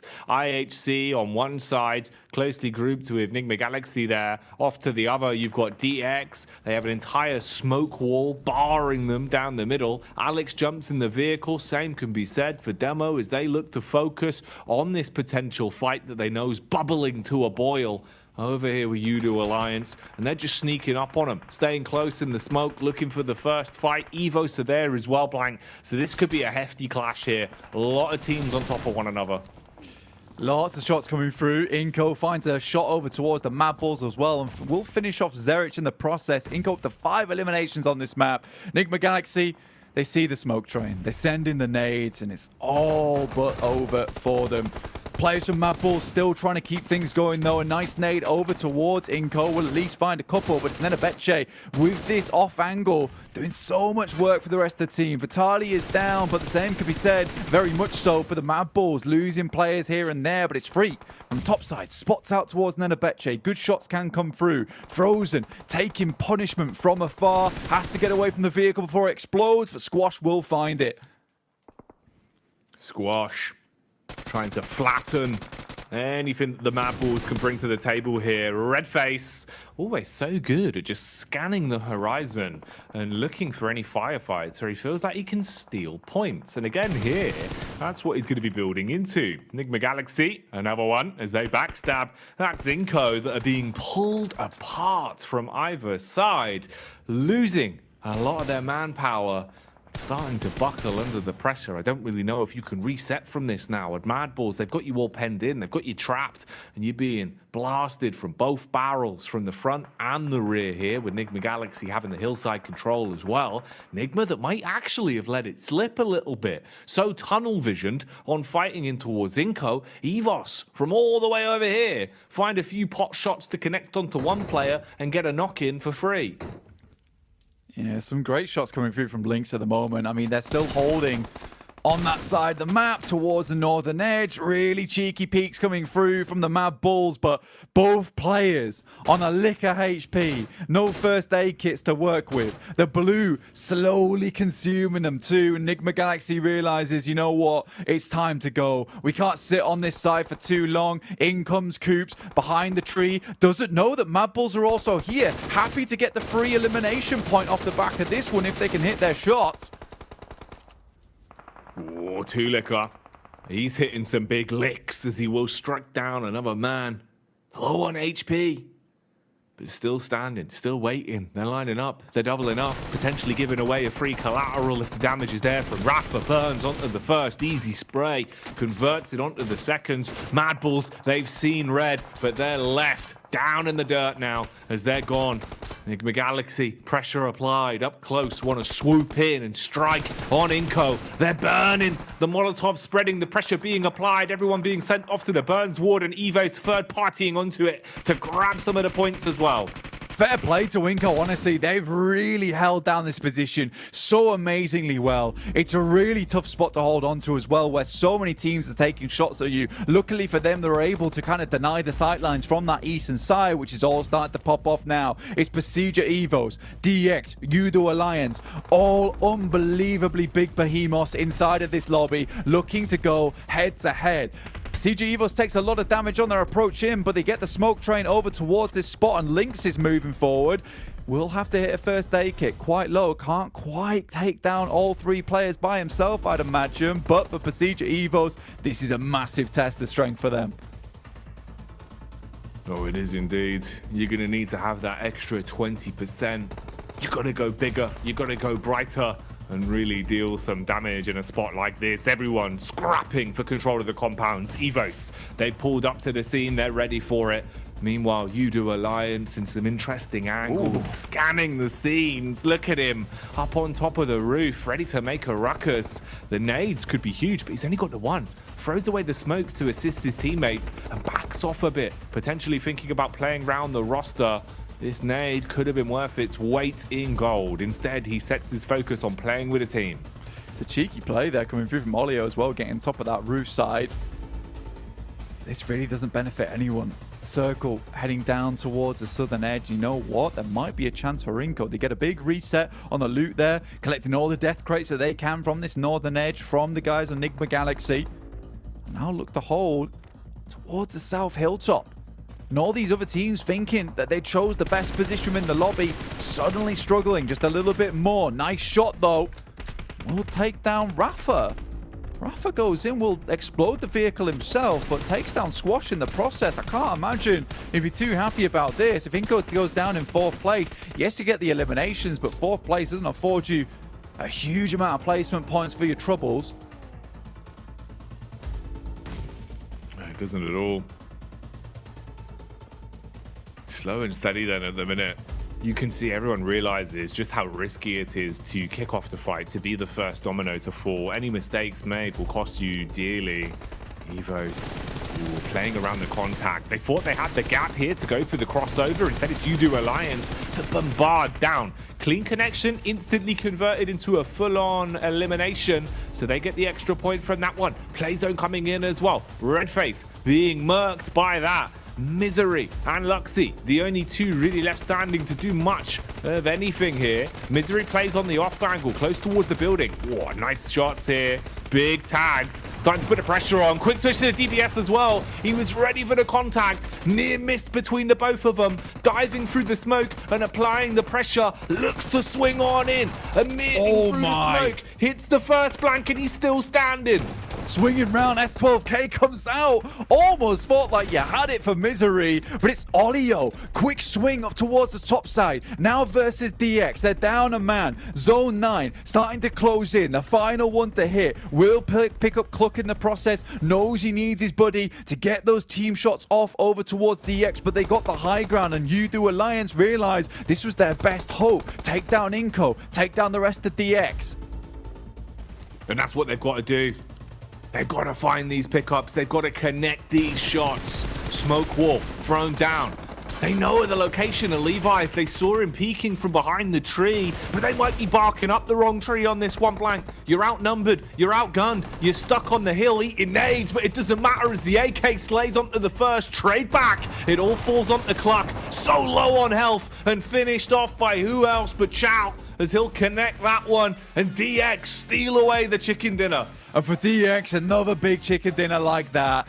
That right there is their grand finals ticket. It is so unlikely now that anyone's going to be able to pass them up in terms of performance. They have had such a sick last chance. And you can tell there's relief here for the team, because even if there is 2 more matches to play, it is pretty much donezo for this squad. They're ready to go towards the PMGC grand finals in Turkey and take it on with the best of them. And they deserve it, man. They deserve it massively. DX were a side that even back in regulation, in what was dubbed the group of death, you know, they showed us so many big plays, so many moments of great teamwork. I think that is the one thing that sets this side apart, Blank. The communication, the way that they're able to rely on each other for trades, the way they use utility off of each other's calls as well. DX have all of the necessary talking points to have a world-winning roster. They've shown that, and they are looking championship ready right now. And it's nice to see Pasija Evos, DX, Udo Alliance all in a squabble right at the end there for first, third, and second place, because all these 3 teams are consistently at the top of the lobby right now. They deserve to be there as well with all that they've done, with all they've been able to show us throughout this entirety of the Last Chance stage. And again, it's that differentiation from these squads that we're starting to see at the top side of the lobby.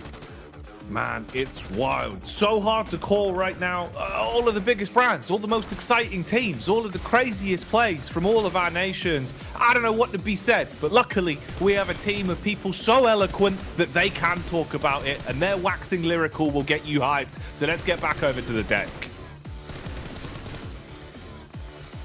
What can I say? We are quite the wordsmiths here on the desk, as Xavier quite the winsmiths, getting back-to-back chicken dinners, but not only that, almost solidifying them a place in the grand finals, kicking off in just a few weeks' time.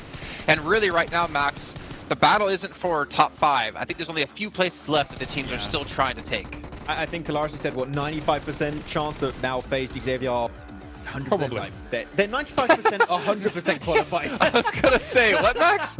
I know you weren't good with math. Numbers ain't my thing, Jason. Okay, don't even try. But yeah, it's going to be now, I think, competing for 3 slots right now in the top 5 position. But man, Inco, the Western side, because this is really rough terrain to play with. I think all the teams saw this circle like, okay, we're going to maybe try and play a salvage mission. This was way more than a salvage mission for Inco. Ninibitch in particular, with that DP, just taking headshot after headshot on your phase, on your Mad Balls, clearing so much space on the Western side to then reach a podium finish. I'm really happy with how Inco played this game, though I could talk about this for ages. I think that Nigma might have just thrown the spot in top 5 this game. Yeah, maybe. What a way to end Erangel, though, right? Like, what a barn burner of a game. All of these teams vying for as many points as possible here, with DXAV getting that back-to-back.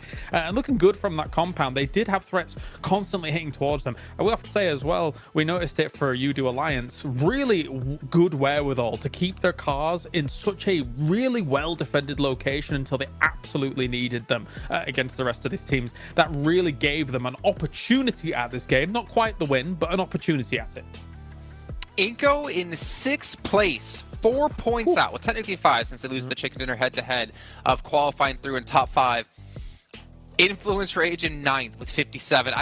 We probably thought one Brazilian team was going to get through in top 5, but I didn't expect it to be Inco with the way we're currently seeing. And Team K still falling out. IHC still not really able to breach that gap just yet. But if you're talking about FaZe as pretty much being through, does it also mean Prestige obviously is going to be one of those teams as well at 78?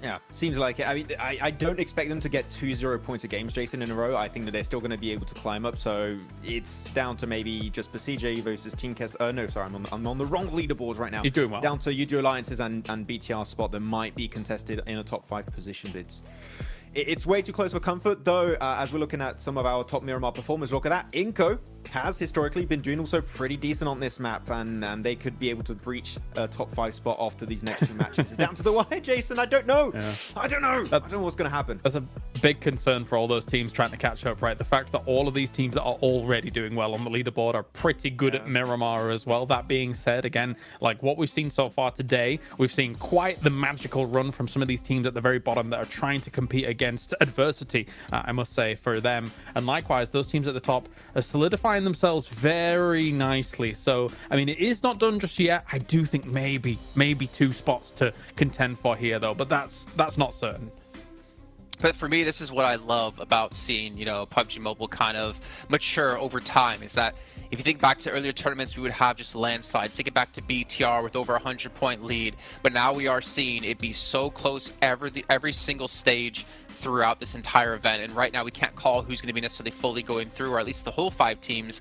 But we still have to wait. We still have 2 matches left to go. Before we get into that, though, we remind you guys once again that the Infinix GT10 Pro official smartphone here at PMGC 2023, all the players are participating on it because it was born for them. Born, I was going to say bred for them, but born for them to participate and obviously take home potentially a chance in the grand finals. And of course, while they're on that, they're checking out TikTok, but also beyond that, they're doing many more things, like playing in the Frost Festival. Maybe not quite right now. Obviously, their focus is on trying to qualify, but I'm sure betting they're going to be doing that in between now and PMGC Grand Finals kicking off in December. So you guys can pick it up as well and check it out. But obviously, don't do it just yet. We still have 2 matches to come, so do that later on today. And you can also pick up, well, not to mention Dapatkan. You can get that for yourselves. You also play in the, oh my gosh, I forgot the name, the Popularity Annual Gala. How can I forget? Because I lost all 10 of my matches, just like I normally would, Max. Right? We're used to it. Yeah, you're used to it. Yeah. You guys can play for November 15th to December 19th. We take on your 10 matches, win some exclusive rewards for yourself. The Gandy collaboration going on as well within PUBG Mobile. You guys can pick up your 2 vehicles is on to R in particular. I know Claris, you're looking towards that one. And not to mention, on top of that, you can get your victory dance as well, so you can support your favorite teams and tell everyone in the lobby who you are rooting for. We're going to head to a break. We have Miramar coming up on the way with 2 matches left to go, both on Miramar. And it's really anyone's game. We can get through in the top 5. We'll see you in a soon.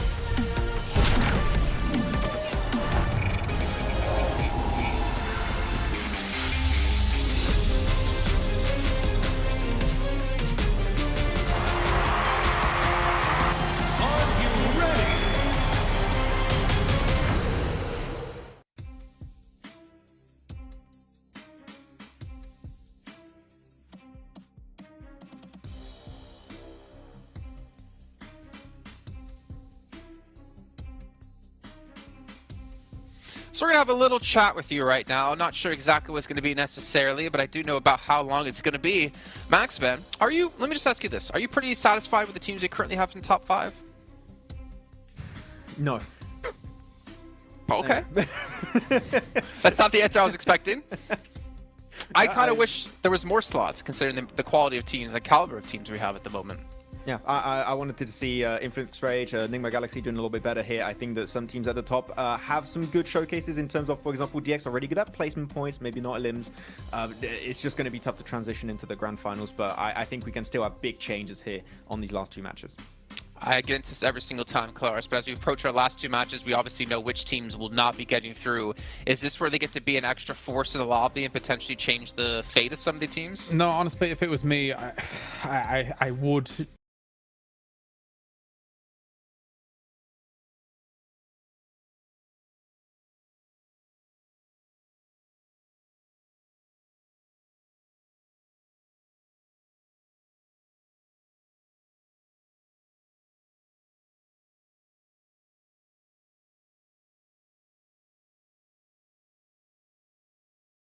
just get more extremely aggressive, right? Like just try something insane, but I don't know if it's going to materialize.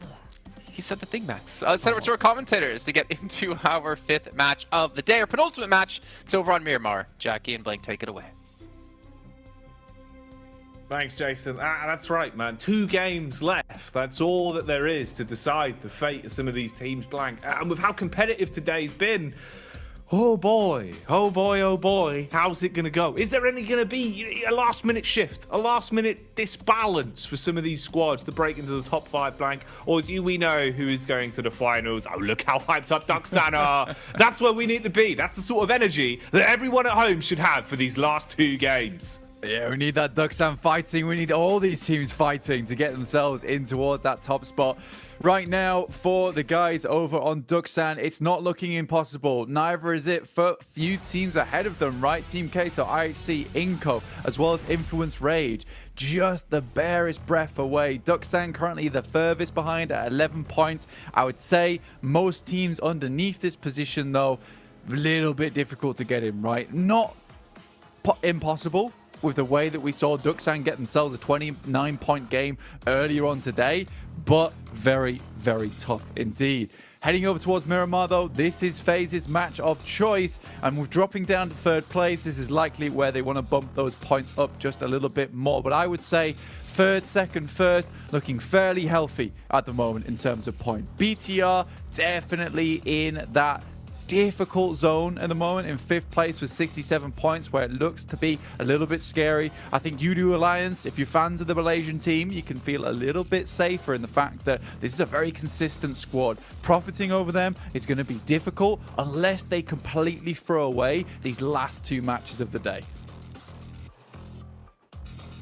I'm blank. I've adjusted my stance for this one because I feel like this is going to be a crazy game, man.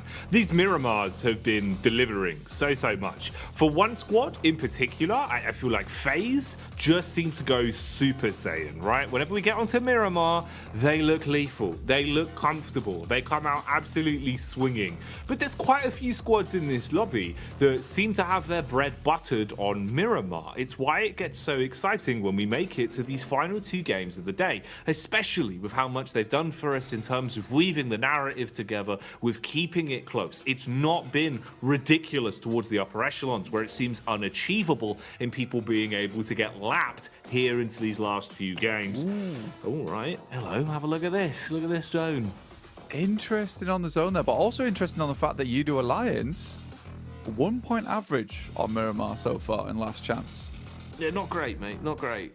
That is stressful considering, you know, I said they're a consistent team. They seem to be very consistent when it comes to Erangel and Sandhawk, but Miramar looks to be a real pain point for them. And at 71 points, you know, that's a position that could be easily taken away from you now. If you only get 73, you're looking at IHC, Team Kato, Inco, Dapatkan, Influence Rage, all gunning for those kind of points at the end of the day, which I'd assume they'd hit. So, in fact, for Udo Alliance, this is a lot more dangerous than I initially thought, Jackie. Yeah, this is not going to be a walk in the park by any means. And Udo Alliance, like the one thing that has kind of been a bit of a saving grace for them, at least, is how smart they've been in terms of when it is a high percentage fight blank. They play really smart PUBG Mobile, at least in the sense of playing the numbers, right? Playing the percentages. If it's a low percentage chance to actually get anything beneficial out of it, they don't throw it away. They're not going to go for it. They'll at least play smart. And I think that's one of those things that can be a big backbone, a big boon for teams like that. If you know how to prioritize fights, where to really maximize your point score. Looks like we're having a bit of a rehost on this one though, as the headsets are coming off. Not too bad. I mean, honestly, we were live for about 60 seconds there, so it's not the end of the world. It's not as if anything's been shown too early. We can kind of have the ability to run this one back and keep things consistent. Just means it might be changing a little bit in terms of the circle and the playing path we'll get next outing. Yeah, I think for Mad Balls showing us a little bit of a different change of pace there for themselves down towards the south side and Los Higos. Maybe that's a play they don't pull out again. Usually drop over towards Puerto Paraíso at the end of the day. So again, playing path could be wildly different. So could the circle. I think that's the first time in a while it heads up far towards that northwest side, giving some of those teams on the northwest edge a little bit of an easier time to rotate on it. But again, it's all in the past. Got to put it behind you now. Think about this as a fresh match indeed, whilst you wait for these teams to get themselves back into the game. BTR on your screens at the moment. Here's a quick one for you, Blank. Whilst we get a rehost going, let's have a quick rehost riddle. What kind of running means walking? Kind of running means walking. That's right, Blank. What kind of running means walking? Ooh, dude, why do you always hit with these rehost riddles? Because I am horrible at the rehost riddles, mate. I'm terrible at it. And I could just Google it, but I'm not that guy. You've got more respect. You've got more respect than that, I've got respect for the rehost riddle. I don't know, it's like a competition, like a walking competition. Because you're in the running for a walking competition. It's not bad. I like where you're going with it. But it's not the answer I've got on the sheet, Blank. It was running out of gas. Oh. Yeah, running out of gasoline there, petrol. So you have to get out the car. Yeah, you've got to walk, you see. Yeah. Oh, of course. I think I went too deep into it there. I tried too hard. It. Yeah, that's what I always do on these ones, though. This is great, by the way. This is the sort of thing that I would like take a picture of and then put up in the back of the boot camp facility. Yeah, the smiles and thumbs up. I do like the tossing of the heat pack as well, just slamming it down. Yeah. I've got 2 games left. Just let me play the game. My hands are too warm. Yeah. Dear me. But yeah, still waiting for the boys to get back into it, it would seem. Do apologise, of course. That it is your fault. Wait. You know, you did release the technical gremlins into the building, didn't you? Yeah, I did. And they're in the I let them out the cage. Now. Exactly. I've been warning you. I've been saying you shouldn't feed the IT gremlins after midnight. But you said it's fine. They're not going to swell up and turn into loads of computer gremlins. And but they did. Look what happened, Blank.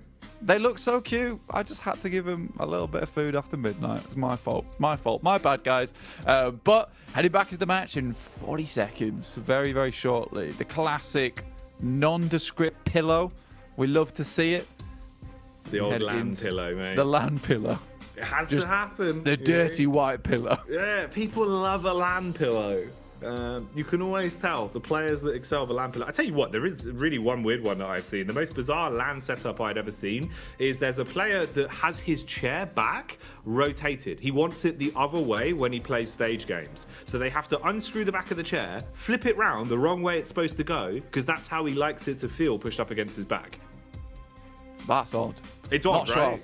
Not sure I feel about that one. It's a bit backwards, literally. It is a bit backwards. Literally just trying to destroy his lumbar. I mean, okay, fair enough. Maybe it gets him into the mood of things like, I'm uncomfortable now. Right. I can't be any more uncomfortable in game. Yeah. Right. So yeah. I guess so. But luckily, Blank, it's resolved. The problems have been fixed. And we set ourselves up then for the penultimate game. Oh, okay. It's not the same. It's not ideal. Yeah.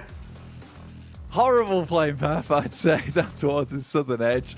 Really pens a lot of teams into a different location. Mad Bulls, again, like I said, I don't think they would have been going back down to Minas del Sur, Los Higos way. Instead, drop up towards Puerto Paraíso. Influence Rage, I imagine, going to go far up towards Impala. But directly into our penultimate match here for the last chance. which teams can make it towards the top now, because this is the final stretch, the final run. And again, I would say more than anything, the penultimate match a lot of times is more important than the final one, because you at least need to get yourself close to that boundary to have your final breakout. If FaZe didn't have at least some decent games on their last 2 matches, it wouldn't have been possible over in that survival stage to make it into the last chance here. No, it's true, man. I think Miramar really is one of those points where if you get here and you go above and beyond, if you really do pull out all the stops, you have that potential for what can be a whirlwind swing of 2 games back to back, and that can be enough. You know, 2 games, definitely more potential for points. Double the amount of points, potentially. It's just the way that goes. Only the 1 game gets a lot harder, gets a lot more awkward. So starting off with your best foot forward now, going into these next 2 games, and forgetting about everything else that's happened leading up to this point is what you have to do. Mentality has got to be at an all-time high, and you have to come out swinging. We need to see confidence for a lot of our squads here, namely Influence Rage, man. If they want to change face now, Blank, I need to see 2 back-to-back games where not only are they fragging, but they are gunning for placements as well. They're gunning for chicken dinners. Gladiators right now just getting gunned more literally as they give up the opening elim to Enigma Galaxy there. Yeah, if Gladiators, I think, taking this trash drop down towards the south side, especially on a southern circle like this, you gotta expect teams to be around this area. You know that Enigma Galaxy drops off towards that western side. You know Mad Bulls are going to be having a cheeky peek down towards the south eye as well. So I think you drop close and try and play a buddy system off the back of that in terms of looting. Again, we don't have to talk about them too much here. Right now, 16th place, impossible run for them. Up towards that northwest side, though, Duxan gets himself nice and situated towards San Martin early on in the game. So ready to head central. Reject as well in a fairly decent position down towards that south side. Certainly not out, I would say, is that 13th position, even down towards 14th with Mad Bulls with 41 points. There's still potential here, which is insane to say that 14th can still get in at the end of 2 days. Right? That is ridiculous. Duxan just about regrouping with one another. It's been a long drop on the parachute, almost immediately pulled there, but will find themselves into a decent spot.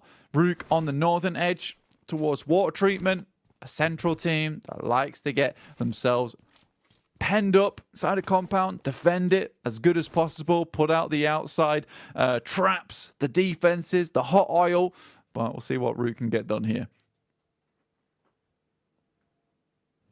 And you'd hope there is a little bit more, even just for themselves, to have a final send-off if it isn't enough to, you know, make it the whole affair and really mount some sort of heroic, unfathomable comeback for Rook. At least you're giving a good test of yourselves on the way out the door. Because they played some blinding PUBG Mobile. They've had some corkers, some of the shots they've been hitting, some of the actually out of the meta setups they've been using as well, like you were mentioning with the gas cans and a few of the setups. It's been pretty cool to watch. So their defensive gameplay could definitely still have a bit of a leg up into our last 2 games of the day here. Duxan having a bit of a loot as well as they'll clear out the rooms, get everything tucked away nice and neatly early on. And that's kind of one of the big things, is where's our first fight going to come from? Who will throw us a bone and potentially make the first mistake? Lufa, he's lurking. Okay, they don't clear the angle, Blank, and he peeks off the back of it. Lufa strikes into the first man. Map geometry could work for him, but he's not quick enough in getting behind that AC unit, so he takes a heavy hit there and gets dropped down to the ground from Squash. Inco finding that opening knock, and they're wondering, where's the rest of his team? Where is everyone else? Yeah, not looking to save him either. Lufa left behind. And I think for Lufa there, yeah, there's big potential, right, where you can actually get yourself a fantastic 1v3 position in that location towards power grid. It's not to be, though. He doesn't cross quick enough, isn't able to find himself into the position behind the AC units, as you were saying. So for the boys on Reject, they'll be down to just those 3 players, and their run becomes much more squeaky in this match. Not quite in stage 2 just yet, but we have a lot of teams down towards our south side. U-Do Alliance looking to move upwards. They find Meku on the approach, will take him down. Quick and easy elimination. So already they're on average, right? They found their 1 point of the game, which is better than nothing. And for Udo Alliance, they know they need to do a lot in these last two Miramars. Yesterday was not good for them. However, today has to be if they want to maintain their position in that top 5 to go towards the grand finals. Inco, very close towards the top 5. And I do wonder if we're going to have the Inco special from last year. Just finding some good positions. Oh dear. Finding some good positions in the center of the circle and then just squeezing their way into that top 5 at the end of it. YDO showing you what it looks like to climb a set of Dutch stairs here. It's very steep and very hard. Sometimes you go tumbling back down on your bottom. But he at least will make it the second time around and gets up towards the top. Looking down on Rook now. Okay. Bullet's going to bite him instantly. They've got nades as well. Chucks that one in. Pretty nice, actually, Blank. Good forearm on him. Lands that right on target and wipes about half of his HP off. So YDO probably not fancying really committing to this one as heavily as he had previously. And now Rook are aware of the location as well. So they can try and set up for this, at least keep themselves out of the danger zone. IHC on screens here as well, roaming on in. Okie dokie, Papi Patro, he'd probably be first contact on this one as Zol's looking for the peak over the top of the hillside. Ooh, hang on a minute, Reyes on the swing round the back, actually just burns him instantly, Blank. That's a freebie.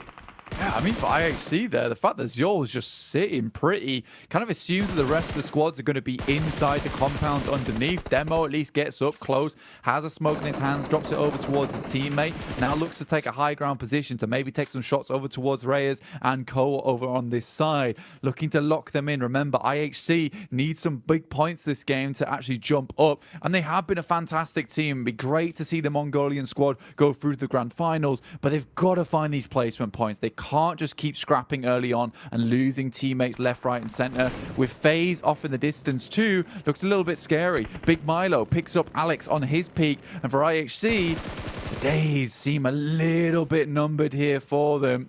They're losing players left, right, and center. Luckily, Ziol's back up on his feet. And right now, IHC desperately getting their teammates back up into action.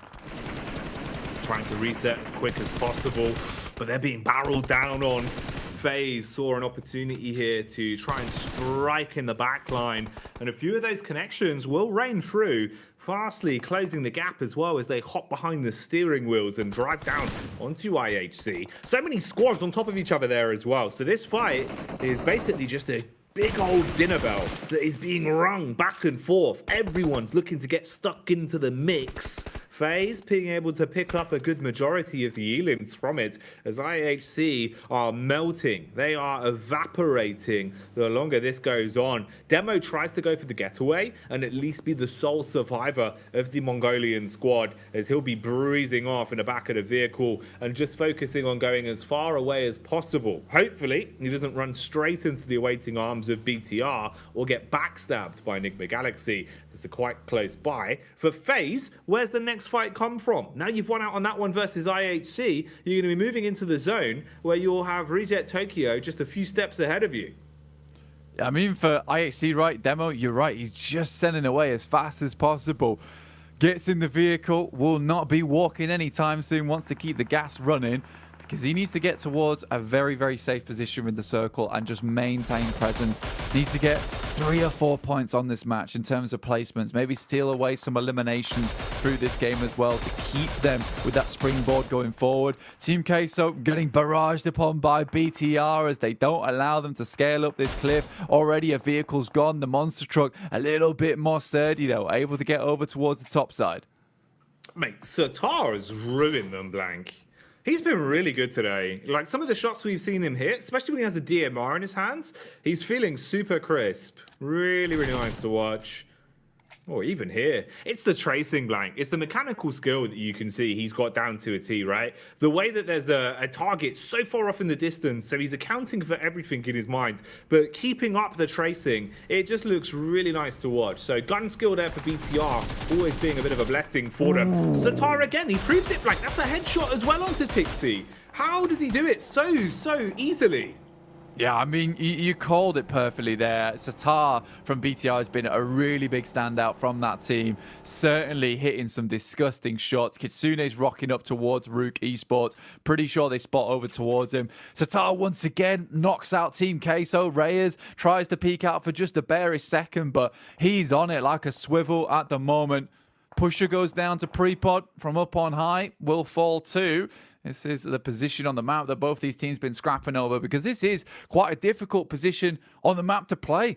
You've got crater fields up towards this northern side, hellish spot to play around with. You got the ridge sides down towards the south and the deadly fields on the southwest, which I imagine not a lot of teams would like to see in play. But we're about to see stage 3, where it shrinks up, where these teams will have to go. Some of these teams have heavy committed towards the high ground early on. They want to hold on to it, and we do head further south. So there's fields still in play. A lot of area becomes really, really difficult to hold on to going forward, Jackie.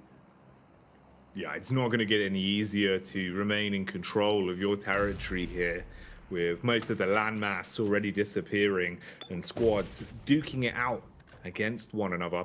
They're shoulder to shoulder right now in a few of these locations as well, just looking to see who will be left standing in charge of a compound once the dust has settled. Distance on that must have been sickening as well. Brute force being able to get the shots down into the gulch there and find a connection off on Dapatkan from absolutely miles away. Probably not going to be able to convert it into the full-on elimination, but even then, he still slowed them down a bit, and they're forced to use some of that utility early. Fight here on the hillside as well, with Evos looking over the ledge and seeing what's on the other side. Anything that tantalizes them, makes them think maybe there's some 3 points on offer here. But they won't over-egg it. They play their cards close to their chest, staying safe for now. And Brute Force just continuing as well to inflict damage down on Dapatkan. Dapatkan definitely crumbling just a little bit, trying to find anywhere they can play from. Brute Force somewhat lucky that this high ground was still in, but again, this is just a full commit from the squad, from the team to the high ground early in the game. They grab it at that point, in which case now they can start to hold it. They have 2 players underneath as well, with Mind and YDO holding onto the concrete, allowing the rest of Brute Force to eventually move into position later on. Binny does find himself a nice shot, but it's quickly answered there by Nenebeche over towards Binny himself, and Rafa will immediately hit the next connection. Flush out that player from Dapatkan. Remember, these are the guys that are chasing 56 points. Losing a player now this early in the game, not really even that far into the circle either, without a strong spot to play off. That is pretty bad news for them. So many teams just holding on the high ground now, with the ice picks firmly cemented into the walls.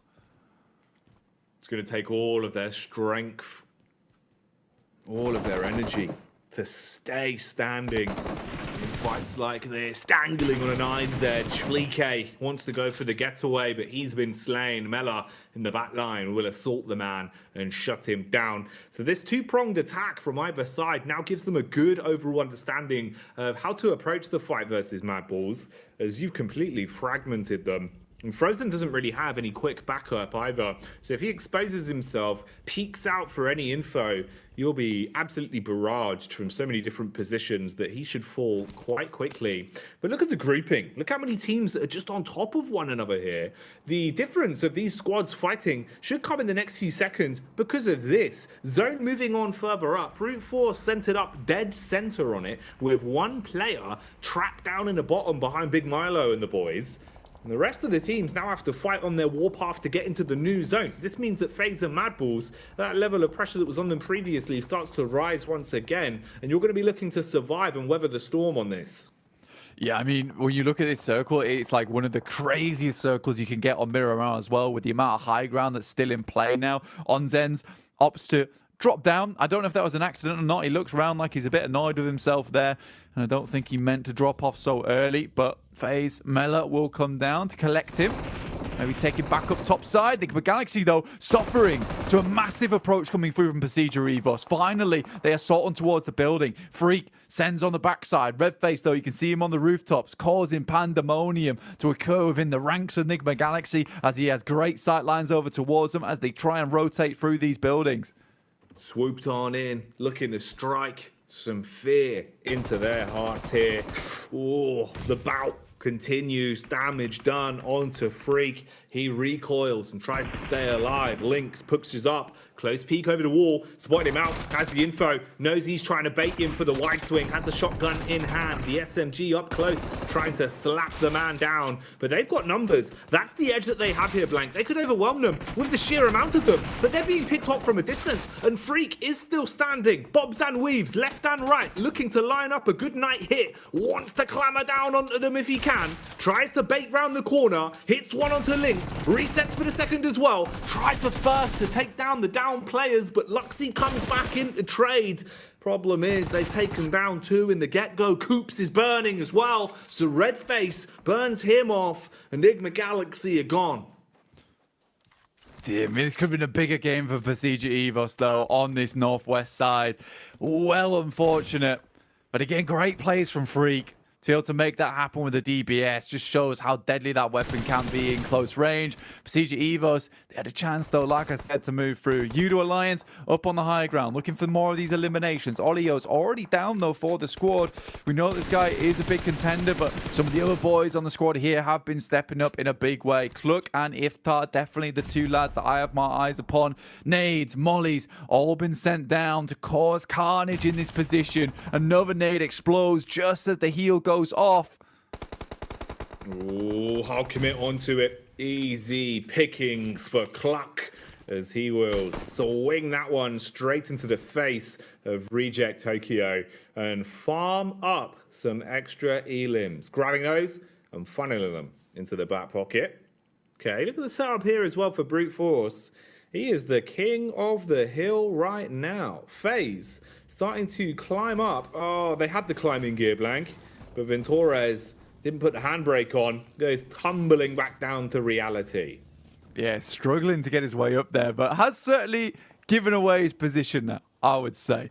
Neos likely not to get back to the rest of his team up towards the northern side. They held down the compound, but for him, it's all about just gathering information, giving it back across towards the 3 players in that compound towards the central arena, which looks to be the best position in the lobby now. Duxan still in this one. DX just looking to confirm more points, be that points vacuum towards that top side. Influence Rage, they need a sprint and they need it now towards the end of the day. It's got to be huge. You've come this far. You can't afford to start letting it slip now. Battle Force, Brute Force rather, up top on the hill, still waiting for the peak. See if they can lick on over the ledge and hit some nice shots. Demo, he got away very, very early on into this one. His entire squad was wiped out, but he's still standing. For now, just lurking and skulking his way around the back line, just trying to read what the positions are here from the close squads. Oh, door comes open. Wide swing from Satar. Easy shots onto him, but this allowed the other squads to realize his location, so they fire off and take him down. IHC now gone for good as Demo, the last man, falls. Udo Alliance pushing up on Duxan. It's the utility that's getting the job done. The Molotov burns out the first. Nade over the backside of the hut as well. QX losing about 15% of his health from that one. And they want to just swing on this, looking to finish it off right here, right now, and not let the man from Duxan survive for much longer. Does win one fight out with the UMP on the swing. A nice shot to pick up, but he's traded and finished off. It's a good game for Udo Alliance. 5 eliminations so far is really well done for them in what is quite a circle, honestly, with a lot of awful ground to rotate through. Which is sort of impossible without vehicles, but with the amount of vehicles that are getting ripped to shreds on the rotates inwards, it is just difficult pickings. BTR attempts to move further in. For Duxan going out with just 1 player left remaining, 2 eliminations, doesn't set themselves in the best of steads to get further into this match. Inco over towards our eastern side on the low ground. They'll have to move in eventually, and likely it's going to be teams like FaZe as well as Udo Alliance to take shots towards them. Gladiators go out, 0 limbs, 0 points. Their run's over. Definitely now. We will not see them over towards the grand finals. But Neos has an eye over towards Frozen from the Mad Bulls. Yeah, he's just waiting it out, hoping that other teams go down before him. Just seeing if maybe there's an opportunity for himself later on into this one. Of course, as soon as you reveal yourself, you can't put that away. Can't put it back into Pandora's box. The other squads are going to fully be aware of what your location is and how you're opting to play it. So just taking a bit of a slower burn on this one. Influence Rage. It's been a shame to see them falling off, letting their foot off the gas pedal and not really achieving enough points into these past few games. Still surviving here though, right underneath the nose of Evos as they play close towards the hillside. BTR sending a few shots their way, taking the fight towards Evos above them. So Influence Rage still standing pretty for now at least, waiting to see what they can do with this one. Brute Force set themselves up inside the zone, have a good angle to play around. Redface peeks back on up, looking for the assault onto BTR. The smoke's blocking off all the angles, Blank, just making it so hard for him to hit. But a couple of those shots are on target and about half HP wiped off Lepar. Eventually they'll have to make a tumble though, right? They have to jump on down from this position, likely into the waiting arms of Influence Rage. We're very happy to receive them. Hospitality galore for them. Redface looks to make his approach now. Federal underneath, but BTR have eyes on. Smoke's the only things between Pajija, Evos, and Death at the moment. Nice nade from Kaiovsky will take down Luxy and Redface at the same time. What a nade from him.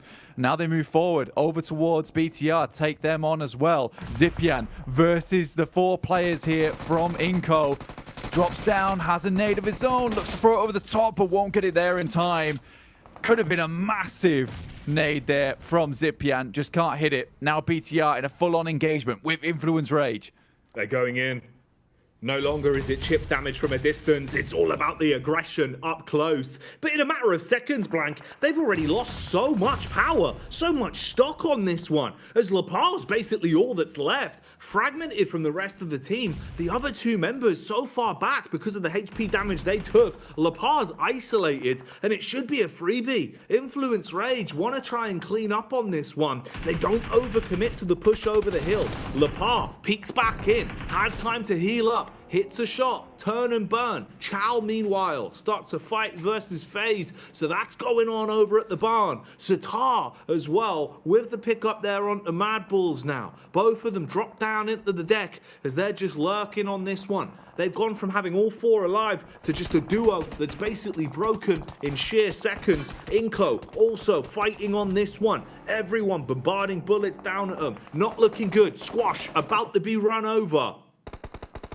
On Zenz as well, still find the shots if they took a couple their way. Lil Boy is holding it down for Influence Rage, and BTR are out after that one. Some great movements there from Influence Rage. Looked really bad towards the start of it, but a lot of the teams started to chime in just a little bit. FaZe down to just 1 remaining member. Inco somehow made it off from the compound on that southeast side to get up towards the northwest to sit inside that little bunker where we did see the ramp in play. Law does go down to a nade. Brute Force constantly harassing this team of Influence Rage. It's DX once again towards the center. The big point sponge towards that top side, looking for another chicken dinner. Already had the back-to-back. Greedy though on this final day, looking for one more. Team Queso to break back into that top 5. They felt like they'd been so hard done to earlier on today. Getting pushed out of it, not able to maintain that momentum from yesterday. Can they make it the three-peat? The back-to-back-to-back? Or what is the outcome we're going to be seeing here on Miramar? As of now, Rook aggressing over the hillside onto Udo Alliance, peppering bullets their way, but not quite cleaving his way through him just yet. They've given enough time for the reface on the shotty. Still missing these, really has to hit those. And finally he will. Udo Alliance go down off the back of that one. And this isn't looking good either. The assault onto DX now as they take a bit of damage, but do find themselves another point in the pocket for the eliminations, bringing them up to 5 on their game. in a great position overall. Papi Potro on the elevated angle. He's the one up top. If he can draw the attention off his teammates, maybe find a critical pickup, they might still be able to stay alive for a little bit longer. Issue is that right now they're just being put down in the ground. They're taking so much damage. And even Prepod's found an opportunity to strike versus Rook as well. Grabs another one there. I think e-sukan somehow living this through, and Reyes drops a big nade on him. We'll take down at least one, but it's YDO taking down Papi Potro now as Inko starts to spread out towards this side on the south to look to take down Mela. Inko, pretty incredible run, honestly, but finally taking knocks and flushes from the teams that are playing alongside this little ditch. Mela, last alive, drops a nade through, finds the pick off with the help of YDO. More shots. How is Mela doing this? Once again, the Mischief Maker full in play. One player left remaining. Hardly any HP left on board. Might go down before him. Mela, the big merc, the man that's been ruining the dreams of all these other squads, continues to surprise again today. And he's staying alive at least until the zone ushers him out. FaZe finally gone as they go down. The Miramar Madmen that had been serving us success on this map will not have a chance to get the chicken dinner today. Instead, that's up to Rook, DX, Team Queso, and Brute Force. Rook's chances instantly expire as DX get the line up on that one. Lamborghini has been Ferrari peeking into a lot of these fights and delivering some sick shots. Another one blank as he rips the head off of Prepod. DX up to 10 eliminations now. Really playing some unreal PUBG Mobile today. Looking for that back-to-back here to finish things off and makes things so unbelievably hard in that final game as they take away all the points from these teams at that top side. This Thai team has more than made up for it for the fact that Vampire Esports won't be joining us in the grand finals. Their brothers, though, their bigger brothers with their bigger muscles, their bigger biceps, will be at the end of this one as DX has more than done enough now. They've gone above and beyond in this last chance to make it through to the grand finals. I'd even go as far to say they're playing in a different league of their own now. Yeah, looking unreal. Looking absolutely unbelievable with some of the plays they've been pulling out today. You got to give them credit. You got to give them props for what they've done. The individuals showing up when it matters most. Any one of these four players feel like they can go absolutely nuclear back to back in these games. Right now, though, they strike once again, looking to put the final nail in the coffin here on Miramar and guarantee a third chicken dinner in a row. Lamborghini with the charge in, closes down. Brute Force, all that remains, just two players trapped back, being swung upon by the full squad of DX. 2v4, is it possible? Probably not with the way that DX has been playing. They're on fire right now. There's a pip in their step as they move through this one. YDO, last to fall. The back-to-back pulled off in the last chance by DX. A big cheer from this team and a big cheer from their hometown crowd because this is an insane performance from these lads. And they've just made it even harder going into that final game on Miramar. The free Pete from DX. Free chicken dinners on the trot, not dropping, not stopping, only adding more points between them and anyone else that is under them. They're not thinking about top 5 blank, they're thinking about being number 1 hard stuck as the top team here at the end of the last chance. That's what they want, and with one game left, that's a very plausible feat with just how much they've done for themselves, how big of a buffer they've built off of these back-to-back games. It's not only winning as well, it's the fact that they're doing it in style, with eliminations, with the team looking red hot. Yeah, I mean, the Vietnamese squad has just been disgustingly good today. And it's hard not to talk about them when we want to talk about some of these positions towards the bottom side of things, right? Towards 5th place, towards 4th. Who can make it in off the back of it? And I mean, I sort of have to talk about FaZe a little bit. They lived quite a while in that game. It was a bit iffy here and there, as well as Udo Alliance actually being able to get some points back on the board for them. But we're heading over towards a board of our own with the director, Mr. Jason Kaplan. The director, the chairman, I go by many names, but one name I can't go by is the back-to-back-to-back champions, like Xavier getting 3 wins in a row, getting themselves 100% secured into the grand finals, and more importantly, keeping the dream alive for other teams out there by soaking up these points towards the top, Max. Yeah, I gotta say, Xavier made me eat my words. They were a team that were just about getting into the late game and getting podium finishes without getting a ton of eliminations. What a massive change of mindset. It's in a similar sense to FaZe, that now they just reached the late game. I knew it. Just stop getting eliminations. So I'm loving it from the Xavier overall. They just solidified their spot here in the grand finals. But oh, I didn't even see that Lynx AMR from Rare. Really cool. I always like me and Kalar. Love it. Yeah. Run Lynx AMR watch. It's fantastic. It's like bird spotting, you know, but there's always the chicken dinners rolling in for Xavier. I cannot believe it. A back-to-back-to-back. They join, of course, the 3-time on a day winners from prior situations here in PMGC. It's just insane. Insane to see in a high-octane situation like this, where it does feel like their mid-game is usually very quiet, but then they're able to hold down certain spots towards that late game against all of these encroaching threats that are coming their way. So if you can play a quiet mid-game and get yourself towards the late as 3 or 4, yeah, albeit, that's great.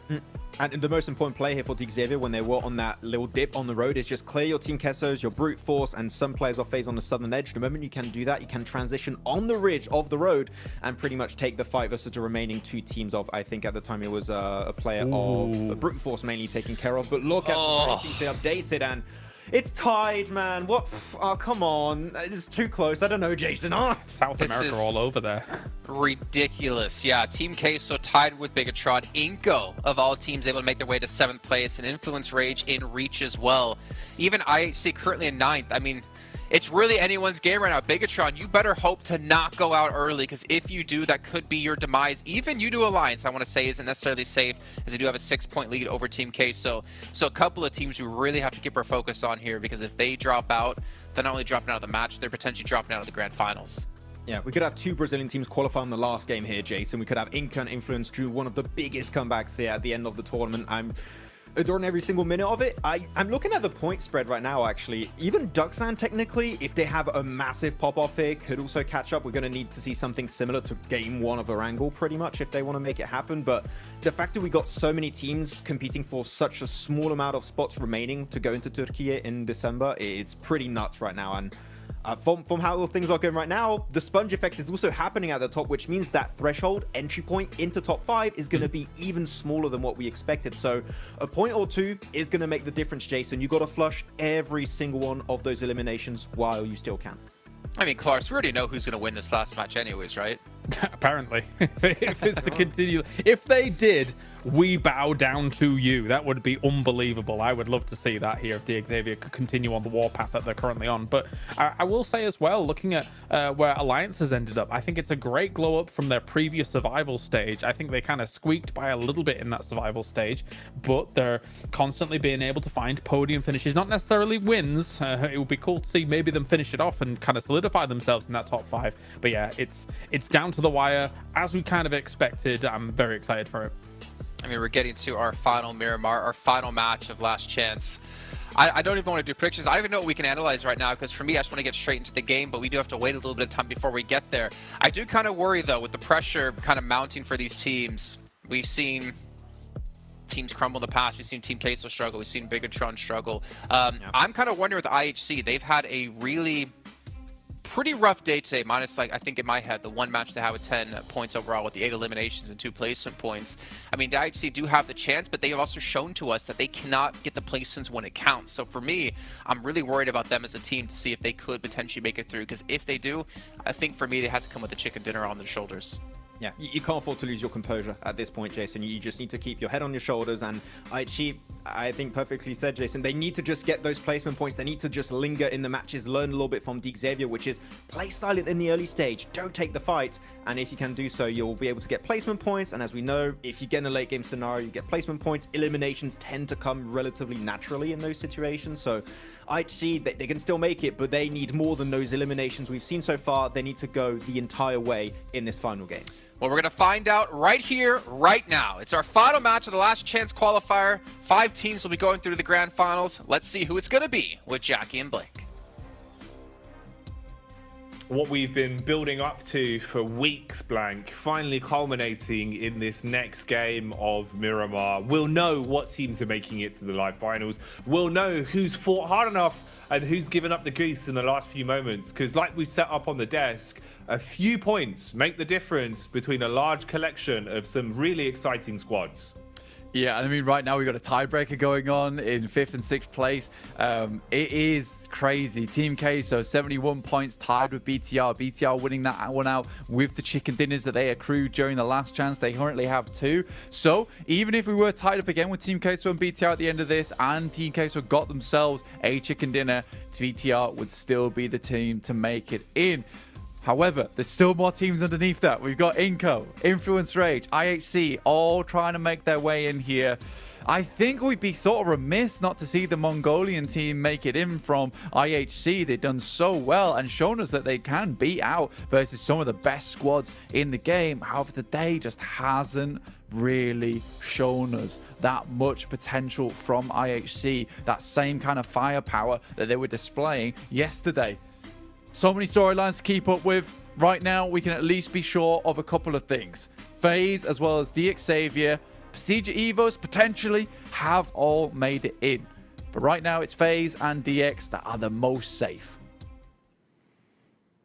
Those are the teams that are safe. But for some of these teams, it's the difference of having a blinder of a game here, of pulling out all the stops and walking away with their future, their chance here in PMGC, still on the line to make it to those live finals. It has to be decided here. It's our last Miramar. It's our last game of the last chance. After this, it's all said and done. No second chances, Blank. You've got to come away with some big points here, and we need some of these teams in the mid portion, hustling and bustling between a few different points to make it into the top 5 to give it their all. Like we said on the desk, we're looking at big games with elims and a chicken dinner. You can't let the pressure get to you, but how is it going to go?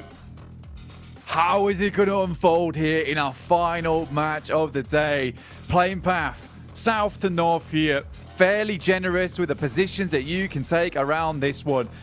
Teams are sort of relieved here, Jackie, after that last match. He went up towards the northwest side, went to a pretty horrific position in the zone, which caused some absolute carnage in that area. But DX still come out on top. They play it any which way the circle throws it. Teams now leaving. Brute Force again, pestering the guys on Influence Rage, not allowing them to take much precedent over towards Impala. Instead, they do a split drop round Minas Generalis here and La Bandita. Circle, generous too, fairly central over towards Power Grid. Can't really head anywhere on this one. For some of these teams, this is still possible and just within reach for some of them. For Team Queso, barely a point away, but look at this. Did they lose a player? No, he's just barely on HP. Reyes down to 10% on the drop. Woo! If they lost him on the approach, I wonder if that was a couple of shots coming out from a different team. Love to see a replay on that one. That's the thing, that could be the difference right then and there, Blank, between their chances going up in a puff of smoke. You know, their opportunity of besting the tiebreaker dissipating before it even started. Look towards the right-hand side of your screens. Look how much that resonates. 71 points for them and BTR. Oh, if they would have gone down a player in the opening moments, it would have been a big blemish on their reputation. A blunder that they could not afford to suffer this early into the game. So thankfully, they do stay alive. They have the opportunity to get away and think about the bigger picture that is actually having opportunity to play here on Miramar. DX on your screen. Don't really need to talk too much about them because you know all about them if you've been watching them this last chance. 3 chicken dinners back to back here. That #1 rank, well deserved. Here on Miramar, an average damage at 1,000 every single game. A crazy result from this squad, honestly. They got to be very, very proud of themselves to make it this far. 107 points, just leagues away from anyone else of ever dropping out from that top 5. Duxan towards the central arena of the map here. Around Hacienda del Patron, they started things off with an absolute banger of a match. 29 points, unheard of from where they were down towards the bottom of the leaderboard, but certainly heard now as they cry and shout and rage towards that top side of the lobby. Sarah, playing on the edge here towards the rock, trying to just peek over the top and see if anyone's coming his way, if Inco are going to bypass him and he can barrage a few bullets in their direction, basically setting up for a bit of a trap here. And this is one that Inco really will need to win out on. If they go head-to-head, Inco has a lot less to gain than they do to lose. You need these points so you can move on up and actually make it into the top 5. They don't overcommit. They just stay where they are for now. And Sarah's not going to make much of a play here either. He'll just be holding and looking out for someone else to greet him first. So Inco not throwing away the potential early opener on this one. 4 points could make the world of difference, Blank. From 68, it would take them quite far up. But losing the reject here would be the worst news possible. They might just find them on the approach. Inco needs to have a good fight here, otherwise their tournament lives are over. And one of our first teams to face off against another squad. We saw this drop happen last game. Inco versus Reject. Sarah the first to fall. I'll just crawl in, and Inco knows. They smell danger in the area, keeping a watchful eye out. Sarah just edges ever closer here. Sarah slithering his way forward, seeing if he can peek up over the ridge side here, look for a potential fight. Remember, this is Inco's dreams. This is Inco's tournament lives on the line in any of the fights we see them getting into. So it has to be picture perfect. No room to reset, no room for error. Make one small mistake and it could cost you gravely. The peek up from Sarah hits first. Inco realise that things are already getting out of hand. Pressure mounting. They need to reply quickly. Rafa stutter steps his way down the hill. Lufa, low on HP, gonna have a nade dash directly at his noggin. We'll see if that one works out. Meanwhile, Squash is struck upon. So they've lost one member. Inco already down to a triple threat, Blank. It's not looking good. Back and forth here, one apiece, one elimination closer, but one player down, like you say. And with it being on the outside edge, Inco's got to think about leaving and soon. Drop a smoke out. Attempt to create a getaway path from Reject. Sarah might have just caused Inco to lose out on their chance to get into the grand finals here. Sarah just still watching. Slid his way up behind that rock and struck like a viper onto the guys from Inco. Vitali sends in close towards the tree line. And you've got to be stuck in between two minds right now. They're debating this one. They're thinking, well, it is a raw 3-on-3. If we get the points, maybe it's enough. Maybe it balances out the fact we've lost Squash. Maybe this will put us into a position we can actually break through into the top 5 off of. So many thoughts that are going to be racing through their head. You can see the paranoia. Look at the body language. Look at the way they're peaking this. They're worried about so many fights. They're worried about so many things right now, all off the back of this one play. This is crazy of how much influence this could have as well, because this is Inco's chance of actually going to those finals. All because Reject strike with that opening pick. All because Reject find a free frag where there was no room to reply. And they're looking more timid. The way they're posturing looks like they've given up the chase on this one. They're going to play for the longevity, Blank. Play on that long game here, Jackie. Get the vehicles back into position and then just move on out. There's a couple of sight lines on the side, but I think the speed at which Inco will be able to get out of here, they're likely to be able to be safe. Refilling the gas canisters, realizing this might be a long journey ahead of them. Quick swing on the top side, check for the peaks, check for the angles.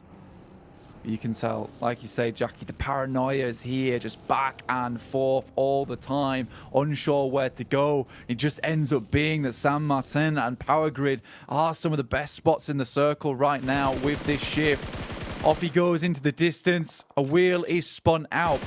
Not quite enough to find the knock or the elimination. However, it might just be FaZe to do the final bidding. FaZe Clan. They want to snatch this. They want to rip away the potential from Inco. Don't even give them a chance. They could deny it here, and it would be 3 points for FaZe. It would be a nice way to keep them locked into that second spot. Whereas for Inco, it's their chance at the finals, going up in a puff of smoke. Trade between either side. Nade clashes back onto Mela. Low HP for Inco across the board. They're scared blank, trying to use the utility to keep FaZe back. Rafa has the DBS in hand, needs to get aggressive on this. His team's dying, his team's falling over bit by bit. The longer this one goes on, the worse it's looking, as FaZe is just throwing out nade after nade and blowing away any chance of an Inco upset happening here. They want to deny them the opportunity to get points on this, and it's looking rough. At least there's a bite back onto Vintores. They go for the Rev as well. Rafa's going to jump straight onto his teammate. All the attention from FaZe drawn on the one man as well. They're at least going to have 3 players up here, but how do they play it? This would be an unbelievable comeback coming through from Inco. Rafa looks to take down Vintores to start things off. Nenebeche on the high ground. Only 2 clips in the mag, though, to keep this fight alive for them. Quick knock on the nade to try and bounce it back up towards Nenebeche, but a full 3v3 on the reset as well, with the entirety of FaZe all locked into one position. Nenebeche on this high ground also causes serious troubles for the guys on FaZe. And FaZe, not technically safe. Honestly, there still could be change-ups here. If they win this fight, they're looking way better. But for Inco, this fight means tournament lives. If they find the 3 players from FaZe, they will ladder up. They'll have to hope that Team Queso goes out early, or they can live long enough into the game to see this one forward. Crazy the way this has swung back and forth like a metronome as well, from what looked like FaZe arriving like the raiding squad, just ready to claim those points and leave Inco down in the depths. Instead, now they're the ones that look timid blank. They're the ones playing defense, and it better be a tenacious defense, or you're going to leave yourself in such a risky position. Look at Rafa. He's got the pin pulled on the nade, wants to line that one up. Would have been right on target. Luckily, heads up maneuver from Mormon, backs up into the corner, out of the fight now for a few seconds whilst he uses his meds to reset. And this is just such an elongated bout as well. You're just guarding. You're just edge keeping them inside of this compound, knowing that if they want to push out and take the fight onto you, you're the one that's going to be holding the angle. You're the one that's going to have the advantage here. So Inco actually in a great position to defend against this. Absolutely. They've got all the angles to play around with. Like you say, just trapping the entirety of FaZe into one building. Finally, Mormon has the energy, has the courage to send themselves upstairs here. Difficulty for FaZe as they've got no more utility left. Letting dry for both these squads. Mad Bull suffering their own plight to brute force down to 1 player.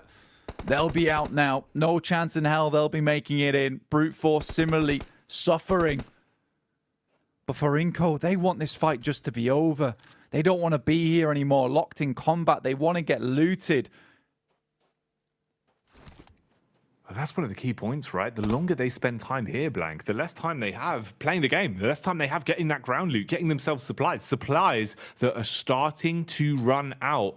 And it's also just the constant heart in your mouth action. You know, you got to think about the fact their adrenaline must be pumping right now, Blank. You're basically in a tournament lives fight between FaZe, and it's been elongated to about 3 or 4 minutes here, where you've just been sitting, waiting, not sure when you're going to have to strike, not sure when they're going to leap at you. And it's not looking good. I mean, either side have used so many of their actual benefits that they had coming into it. The meds, the utility, ammunition's going to start to run dry as well. A lot of pressure on that. And I don't really know how you release it. It's just going to come down to which one of them survives on the fight. Meanwhile, Gladiators eating nades to Rook. So they steal away a few. Nice. Okay, here we go. There's the first peek. BTR. They pulled over with one, but it's Inko that gets struck upon. FaZe with the first peek through the window, hitting a nice headshot. Vitali, he's got to back off, needs to play defensive blank. FaZe, they're giving the 1v1s. They're going in individually. They're isolating these peaks. They're not playing together, but luckily Mela, the madman with a shotty, cleaves round the corner to grab a big pickup and puts them on their last legs. He's bailing out. Rafa's giving up the goose. He wants to get some distance on this. 1v1 here for Rafa, on towards Mela. Mela, an absolute DBS menace himself, will at least flush out one of their players, giving the chance for FaZe to get two players back up on their feet, so threaten the res on either side. Mela can hold down the fort in the front side, maybe drops the smoke. In comes Rafa on the side, full HP, DBS primed here and ready for Mela versus Nenebeche, and Rafa himself quickly goes for the push on the DBS, but they don't want to let them get these players back on their feet immediately. Onzens goes back down. That's 4 eliminations. That'll take Inko higher here over the top of Team Queso, puts them in 5th place, knocks both BTR and Team Queso out. All down to Mela now to save not only his life in the tournament, but also potentially Team Queso's and BTR's. Mela, he's been the clutch master of Miramar. He's been that talking point, Mr. Consistent for FaZe. And this is where that consistency's got to shine through. They're bruised, they're buckled, they're breaking down.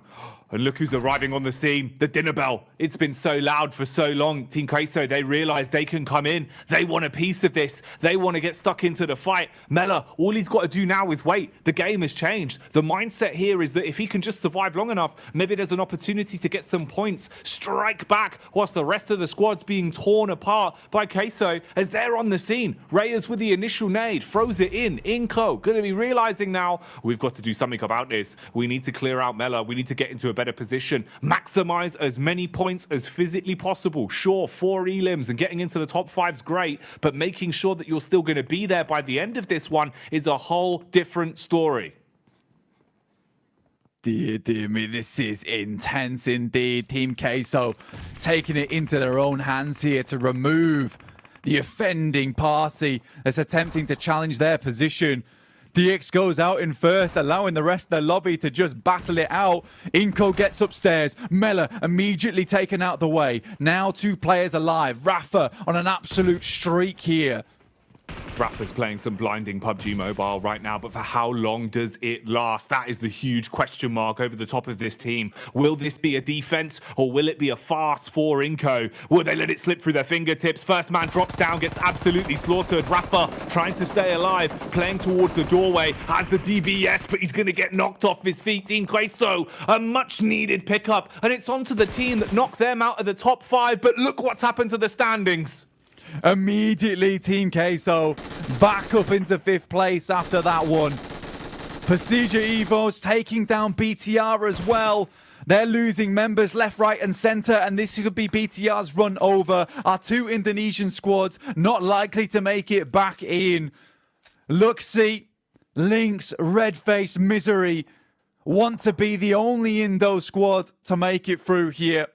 Looking to knock down the final member of BTR, drop them down to 7th place. No chance in hell to get back in. Just Superboy now remaining, and Misery has a nade with his name on it. Misery throws in the first. He's still got more in those pockets, more nades, more utility to use to strike against BTR, grinding them down to a pulp now. Zevos, they want to guarantee a big point scorer. They want to make sure that their 3rd place remains their 3rd place here in the last chance. Early nades to slow down the place from Superboy. At least still alive. Heart pounding in his chest as the adrenaline's going through his veins. But he just stays out of trouble. Keeps his nose clean. Meanwhile, it has not ended for Reyes as the reign of terror for Queso continues. They find another strike, this time onto Nigma Galaxy, and get themselves another elim. A trade back and forth though, and look at the grouping. Everyone's on top of one another. You've got Nigma Galaxy there with Brute Force and what remains of Reject Tokyo in such a small petri dish. Tiny little petri dish. But a few samples available, and that's Reject, Brute Force, Nigma Galaxy, and Team Queso themselves. Team Queso want to go a little bit further. They have taken a knock. They're trying to keep things back in contention. We're over to this horrendous position on the map. It could go any which way here, up towards the Western Plateau, in which case you want to take yourself one of these compounds, or further down towards that southeast side. We will see what happens, because this is indefinite right now. Teams looking to spread themselves across the high ground on this ridge. A ridiculous amount of action already occurring on your screens today. Couldn't have asked for a better ending myself. This has been huge, man. Some of the fights that we've been given here, Blank. It's like a movie, the way they've been scripted. Didn't expect it to be so decisive. So many moves. So many squads that were closely grouped just out of the top 5, and they've been proving that they are fighting for their spot, fighting for their chance to make it to those live finals, to be on a big stage, to contend for the championship, knowing how much is on the line here. Huge event so far. Where does it go? What more are we going to see? Dapatkan on the move. Still a squad that could put up some big numbers here. We were saying how they were floating just out of reach, but they've got to pull it out now, Blank. IHC, they need themselves a big game. They need placements. It's the big thing for them. Misery is down for Procedure Evos as Dapatkan looking to pump those points further up and get into that top 5. It would take a miracle for them to hit it and make it happen. But again, for Dapatkan, we've seen the type of games they can come out with here, Jackie.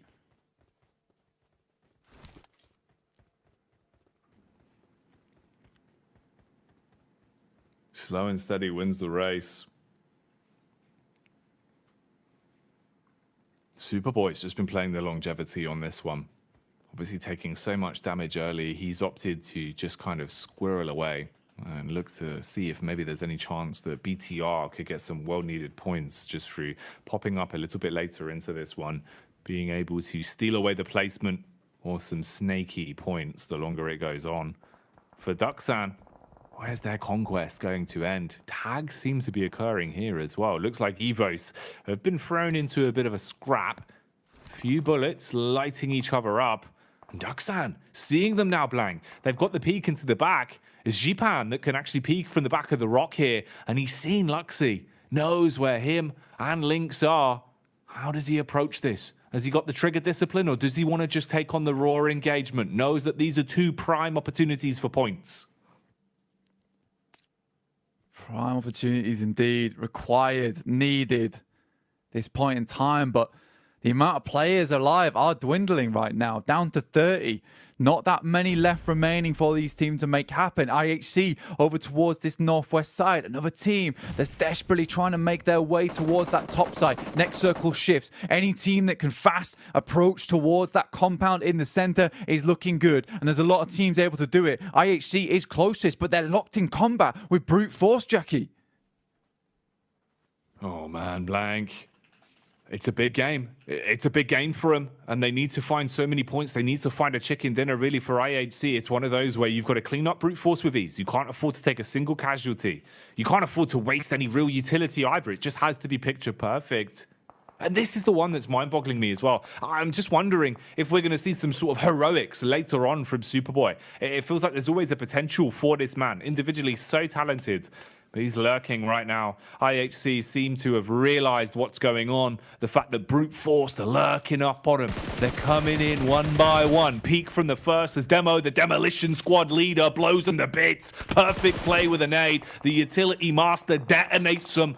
And that's going to give him a lot to work on. A leg to stand on. Nice connection as well. Ziol with the tracing, Blank. That's beautiful work with the gun skill there. Nice tag, but it's stolen away. Influence Rage. Clean up on the headshot.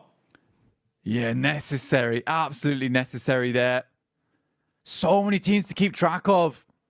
No more rankings for you guys, though, so we'll just have to guess as we go on. See where these teams end up. Influence Rage on that northwest side. still holding it pretty for the time being. A team that needs a whole load of points, but we just won't know how many more is required to the end game. We'll just have to wait and find out on that final desk. In the meantime, they need to live it out first. They're keeping us guessing. They're keeping you guessing. Much like the teams are right now, as everyone's giving it the big un. Left in suspense, not knowing who's got enough points, who's taken top spot right now, who's going to be breaking into that top 5. But still, each fight could be the difference maker. Each fight could be that one extra point for a couple of these squads, a couple of these big names that we saw so closely grouped coming into this one. Papi Potro thought he had an opportunity to keep the good times rolling between Queso, but again, blank. He goes down early. Sara with the opening here. Sara does not stop. The bicep man from Reject Tokyo giving it large right now as he's finding freebies all over the shop. Reyes more like sprayers as he'll be sprayed from Sara and taken down. Reject Tokyo running amok against them and potentially finishing the point where they can actually get any more points on this blank. Big Milo's down in the deck. It could be over for Queso right now. Yeah, Team Queso don't know how many points they needed. They don't know how many points they required to get themselves in. In an 8th place scenario, they don't get a huge boatload of points for that in terms of placements either. I think we did just about see Team Queso ladder up over the top of the guys from Inco at the end of that one. So I think they are currently in that top 5 position. But they go out now and teams underneath them like Duxan, Influence Rage, BTR, even Yudu Alliance continue this onwards. There's a lot to be scared about here. Even IHC, we didn't talk about them too much, but in they come, barreling towards this compound, looking to change the fate of Influence Rage here. Oh, Demo with the backup of Joel as they come in and cleave their way through them like a hot knife through butter right now. They bombard their way into the compound with no respect for Influence Rage. They've wiped them up like a spilt drink and claimed control of the compound blank. IHC, we were talking about them coming into this game. I believe they started it in 9th place in the standings. 62 points is what they had. They needed big elims and high placements, most notably a chicken dinner at the end of this one. They're putting their best foot forward in the engagements they've been given so far and at least writing the narrative that there is still a chance blank, that there is still a slim opportunity for the Mongolian Massive to break into the top 5 by the end. I mean, this is probably the most well-deserved game right now for IHC to get into that top 5, battling off against the guys from Brute Force. A beautiful crash over towards Influence Rage, realizing where the end result is going to require them to be over in this compound. 7 eliminations, but further than that, they need to go. Once again, BTR, just like in their survival stage, edging their way towards the end game to try and get enough points to secure themselves inwards. Yudu Alliance, though, not likely to allow this one player to make it through. The rest of them know exactly where he is. He'd have to go for a mad 1v3 with the blue at his back, which just doesn't seem possible to me. And I think this might be BTR's run over. Oh, BTR getting battered right now. Superboy is gone blank as he goes down to the play zone. That is where their reign of terror ends. They had put up so many huge games and had flown the flag high for Indonesia, but not happening now. Seems like there might be another side that wants to deal some damage though, and that's Luxy that comes in, turn and burn onto Duxan as the South Korean squad are obliterated one by one. Evos are going Super Saiyan blank. And they do not get themselves that big win that Duxan were looking for. Reject up to 6 eliminations now, looking to take this as far as they absolutely can. 8 eliminations, possibly 9 now for IHC. This is looking more and more likely like a top 5 team to me on IHC. They've been waiting for a game like this all day long, and it's only fitting that they give it to us at the end of the day here, Jackie. Made you wait for this one, but this is where they're showing up. How much damage have they done though? Is it enough? When will it be enough? All the questions that will be reverberating through their minds right now. They're just thinking about the bigger picture. Guarantee the chicken dinner, lock it down, and see where you stand when the dust settles. Reject Tokyo and Pasija Evos, the only two sides that dare to stand before them, and it's just a duo and a solo. In red face, the man at the back of the rocks, they're looking for him. Zol, he's spotted him now, knows his location. They want to dive straight in onto him, but they have to keep it clean. Don't make this one messy. Take down Evos and then win out on the 4 versus 3 up against Rejects. That's how they've got to play it. Red face uses the smoke, tries to tuck in close to the geometry, so they'd have to dive down, giving them the advantage. He's trying to play over the lip blank. Demo firing off warning shots, exposing himself, but with the backup will find the frag. Reject though, steal away the first. Looking down towards this way, IHC just got themselves into a world of hurt versus Reject. Only one player left remaining now on the other side of this in Godless. There's one other player from IHC over the top side of the ridge, but Reject up to 11 eliminations off the back of that one. It might just be once again the Reject right on the edge of victory at the end of this game. Maybe a 6th place. I doubt they'll be getting in towards the top 5. We'll have to wait and see after this one. They were so low on points. It's just unfortunate once again that they step up way too late.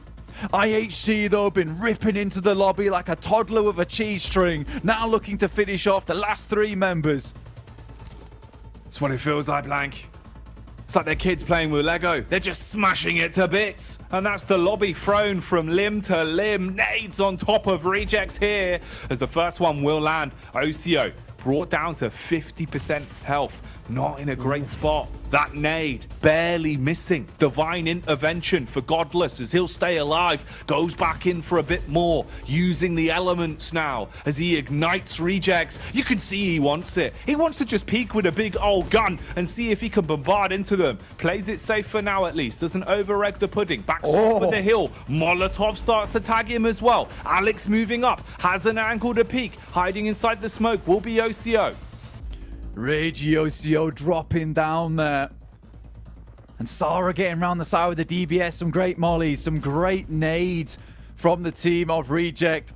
But just not enough players to take down. Sarah dips back inside. Eventually, Godless is going to be forced off this high ground. Regiocio keeps dropping smokes, keeps his position covered. Eventually, he wants to get the backstab over towards Alex and Godless once they have to drop down. Regiocio gets up towards the top side now. UMP close range. Godless with the MG3, Jackie. The MG3 armed and ready. That bullet belt about to let it rip. But will it be a blinder? Here's the peek from Godless. Peppers into the opening man. Shuts him down as Sarah biceps has fallen. And Reject Tokyo are being backhanded. IHC, the Mongolian side, have done so much here on Miramar. And they want to finish it in the 1v1. All down to this then. Godless waiting on top of the rock. Quick med mac maneuver as well coming out. He's going for the hill. Godless is going to peek into him. Blank doesn't have the confidence to wide swing on it. Exposes his head. Takes the bullet back. Reject still holding on here. They both give up the fight to heal.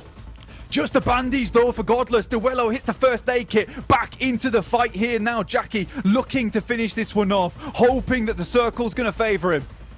Godless constantly healing. Little bandages going up. The rest of his teammates going down for good. Godless wants to go for the drop down. Bides his time. Knows that there's no easy angle for Julo to peek up onto this. Tries to go for it. He jumps off. No way! Man maneuver as he swings on in. Godless grabs it. And they take the chicken dinner. IHC, the Mongolian team with a dream from all the way down in 9th place. Grind it out on Miramar, Blank. And they've done the unthinkable with a chicken dinner at the end.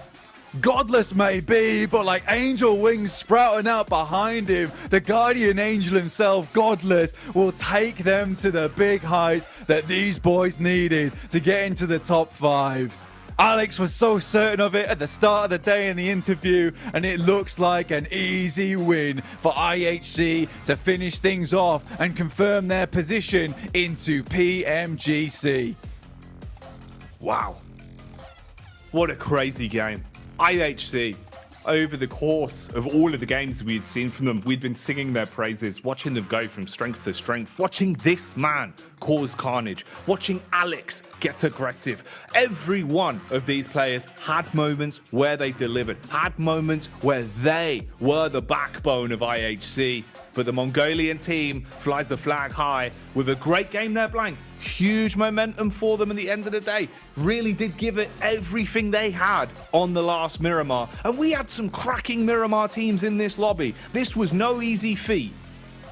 I mean, we lost DX and FaZe right off the bat, so our two biggest teams in the lobby just weren't there to have it out. Procedure Evos make it far into the game, probably have secured their spot. Reject, I think, once again, they came so close, yet it is still so far away for them to get towards that top 5, but nothing's certain at the end of this. No. Nothing is, but thankfully we can find out. Everyone that sat home on the edge of their seats, we will now know who has made it through. Let's get back to the desk and waste no time for the big reveal. Max, I'm just going to give this over to you and what you said at the end of that game. It's one of my favorite PUBG Mobile games ever, Jason. There's so many storylines from the start to finish. You have FaZe fighting up against the side of Inco, Team Kesso going for the third party, trying to compete for top 5 position.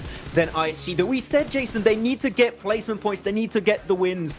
There was so much happening. My grade is about to explode right now, but man, IHC, this is the biggest game of their career by far, making it possibly into the grand finals. What did we just witness? It had everything, didn't it? It had everything. I mean, especially even towards the end as well, where I'm going to say, yes, it's IHC's biggest game of their entire careers.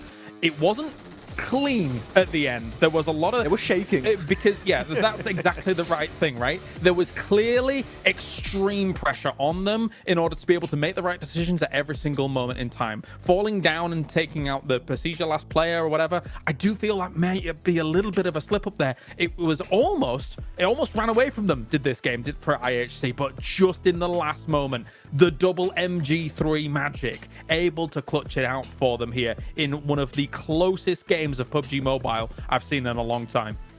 Oh man, I'm looking over and I can see the overall rankings, but I'm not going to look at them just yet. I mean, even Inco, they had themselves through into top 5 until they got wiped out by Team Queso, who overtook them in 5th place.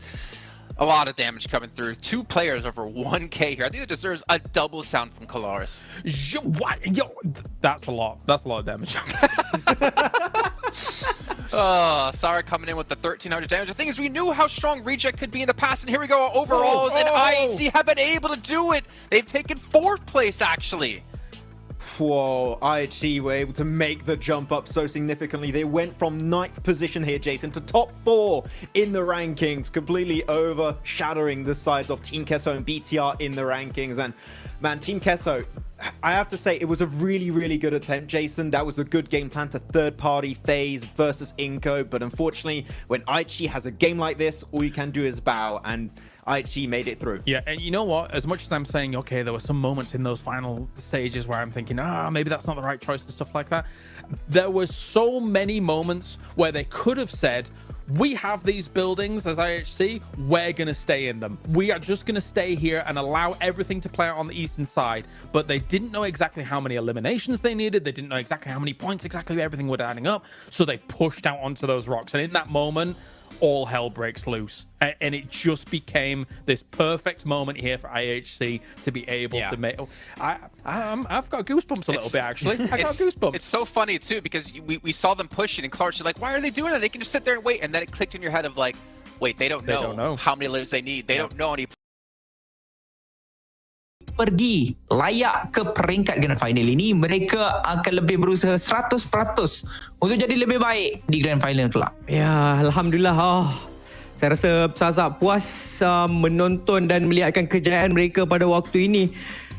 Semangnya betul-betul, saya sendirilah sejujurnya Amy, memang betul-betul terasa gembira dengan kejayaan mereka pergi ke grand finals, kerana ini memang satu perkara yang mereka lama dah sebenarnya cari-cari, iaitu bermain di luar negara. Bayangkan PMSL asyik-asyik Malaysia tuan rumah, PMGC Liga 2 kali mereka masuk ke PMGC Liga, dua-dua Malaysia tuan rumah. Sekarang ini tak nak kalau awak nak keluar daripada Malaysia, awak kena pergi ke grand final dan perkara tersebut berjaya untuk mereka deliver. Dan macam yang awak katakan, ya, mereka sekarang ada banyak masa MA dan mereka tak perlu serabutkan kepala fikir, oh nanti kalau group stage lawan dengan tim ni. Tak lepas group stage, kau masuk ke dalam survival, kau lawan dengan tim ni. Ada green lawan yellow, yellow lawan red, red lawan inilah apalah bagai. Kemudian last chance kena fikir lagi. Oh, mungkin tim ni rotasi macam ni. Oh, ada BTR, ada Persija EVOS dan sebagainya. Sekarang ini mereka dah masuk ke grand final. 16 tim tu je yang kena training. 16 tim tu je yang akan mempersiapkan diri mereka. Sebab yang lain-lain semua sekarang ini dah tamat dah perjuangan dan perjalanan mereka untuk tournament rasmi PUBG Mobile bagi tahun 2023 ini. Bermakna ini adalah peluang terbaik untuk U2 Alliance, untuk pemain-pemain underdog ini, pemain-pemain yang saya rasa mereka semuanya datang daripada bawah untuk membuktikan bahawa mereka masuk ke PMGC bukan sekadar untuk memenuhkan slot, bukan sekadar untuk pergi melancong, tetapi untuk membawa bendera Malaysia setinggi mungkin. Dan inilah Amy, saya rasa gembiralah perkara ini berlaku kerana ini membuatkan setakat ini bendera Malaysia tak pernah miss di PMGC Grand Finals. Jika tak salah saya, pernah ke kita miss? Tak pernah kan? Di Global Grand Finals yang besar lah setakat ini. Saya rasa tak pernah. Betul. Tapi tak apa, tanpa membuang masa sekarang ini kita akan bersama-sama dengan Cucu untuk satu sesi interview. Jadi dipersilakan. We get our top 5 teams and we have to interview the kings of Erangel of the last chance and also almost got himself the 4th chicken, but they stop at 3 for now. We have the entire and also almost got himself the Xavier sailing from Vietnam. Congratulations, guys. No, I think they're just waving for now. Okay, now since we're gonna ask Lamborghini for the questions, and now can you describe how you're feeling and what is going through your mind right now? Chúc mừng các bạn. Thì không biết là hiện tại các bạn đang cảm thấy như thế nào và có suy nghĩ gì không? Bọn em đang rất là vui, bọn em rất là tự hào vì bọn em đã làm được. Còn tối nay bọn em sẽ đi nhậu thật say. We're very happy and we're very proud that we made it. And tonight we have planned to have to drink together and beverage. Oh, they already have plans. Drink together with who? Các bạn sẽ đi uống với ai, với nhậu với ai? Thường thì bọn em sẽ uống với sếp và Onin là sai hết ạ. Usually we drink with our boss. Oh, the boss is here, I guess. I mean, like the boss is here, guys. Okay, now I need to ask this question. You almost break a record here with a back-to-back hat-trick chickens. Almost scored the 4th in the last Miramar. Why did you score the last one? Rồi thì các bạn gần như đã có tạo được kỷ lục rồi, nhưng mà tại sao các bạn lại dừng lại 3 bữa cơm gà mà không có phải là 4 bữa cơm gà? Tại vì bọn em muốn để dành vào final. Because we want to spare it for the grand finals. You guys hear that? 4th chicken in grand finals, guys. Okay, now, what do you plan to do next after your drinks? Any other celebration plans? Or tomorrow, what are you gonna do for the next couple of days here? Vậy thì sau tối nay thì các bạn có kế hoạch gì không? Có dự định là sẽ ăn mừng như thế nào không trong những ngày tới? Sau ngày hôm nay bọn em sẽ cố gắng tập luyện thật chăm chỉ để vào final làm 4 trận top 1 ạ. After tonight, we will try to practice hard so that we can make it to the top 4 in the grand finals. Calm down, man. You deserve to be happy. No, I mean rest for today. No practice for one day, okay? Just celebrate. Hôm nay thì các bạn cứ nghỉ ngơi đi nha, không cần phải luyện tập quá hăng say đâu. Hôm nay bọn em sẽ uống thật say, ngày mai sẽ vào cái cuộc ạ. Tonight we will drink and tomorrow we will practice. Okay, I think it's just a one-day celebratory for them, one night to be specific. Now, you play against all the teams and grind for a month together here in Malaysia for such a long time. Now, do you have any favorites of players or any teams you bonded with that become your close friends there? Thì trong một tháng qua tại Malaysia các bạn đã đấu với tất cả các đội và đã có cơ hội cọ sát với nhau. Thì không biết là có đội nào hay là có người chơi nào mà các bạn yêu thích và có cái mối gắn kết thân cận nhất hay không? Trong tháng qua ở Mala thì bọn em cũng tiếp xúc rất là nhiều đội và bản thân em thì tiếp xúc với vợ sắp cưới của em ạ. In the past month in Malaysia, we had the chance to get in touch and get to know with other teams. But for me particularly, I get the chance to get in touch with my future wife. Who is that future? Was the one next to you? No. Vậy người mà vợ sắp cưới của em là ai? Không biết được. I don't know. You don't know yet? Okay, a future wife it is. It's a mystery for now. I don't know how many future wife he has. Maybe each one of them for one of each, you know? Maybe. Okay. What do you want to say to the team that's waiting for you in the grand finals and all the supporters have been cheering for you guys until today? Vậy thì bây giờ các bạn có điều gì muốn nói với những đội đang chờ các bạn tại giải Grand Finals và với những fan hâm mộ mà đang cổ vũ cho các bạn hay không? Bọn tôi rất là mạnh mẽ lên, mọi người hãy cẩn thận đấy. Chúng tôi chỉ nhả mấy ngày đầu để tập luyện lâu hơn thôi. Các bạn ủng hộ chúng tôi thật nhiều nhé. Cảm ơn. We are very strong, so watch out. We will be easy on the first few days only, but after that, we will fight hard. So thank you for supporting us. Oh, that's so nice. But yeah, I agree with that for now. I mean, it just shows they're coming back as strong as number one. Now, before we conclude the interview here today, can I have one cheer from all you guys, Chua, Parajin, Lambo, all of you guys to cheer for DX one time before we end the interview? Trước khi kết thúc thì các bạn you count for them 1, 2, 3, okay? Okay. Trước khi kết thúc thì các bạn có thể có động tác nào ăn mừng hay không?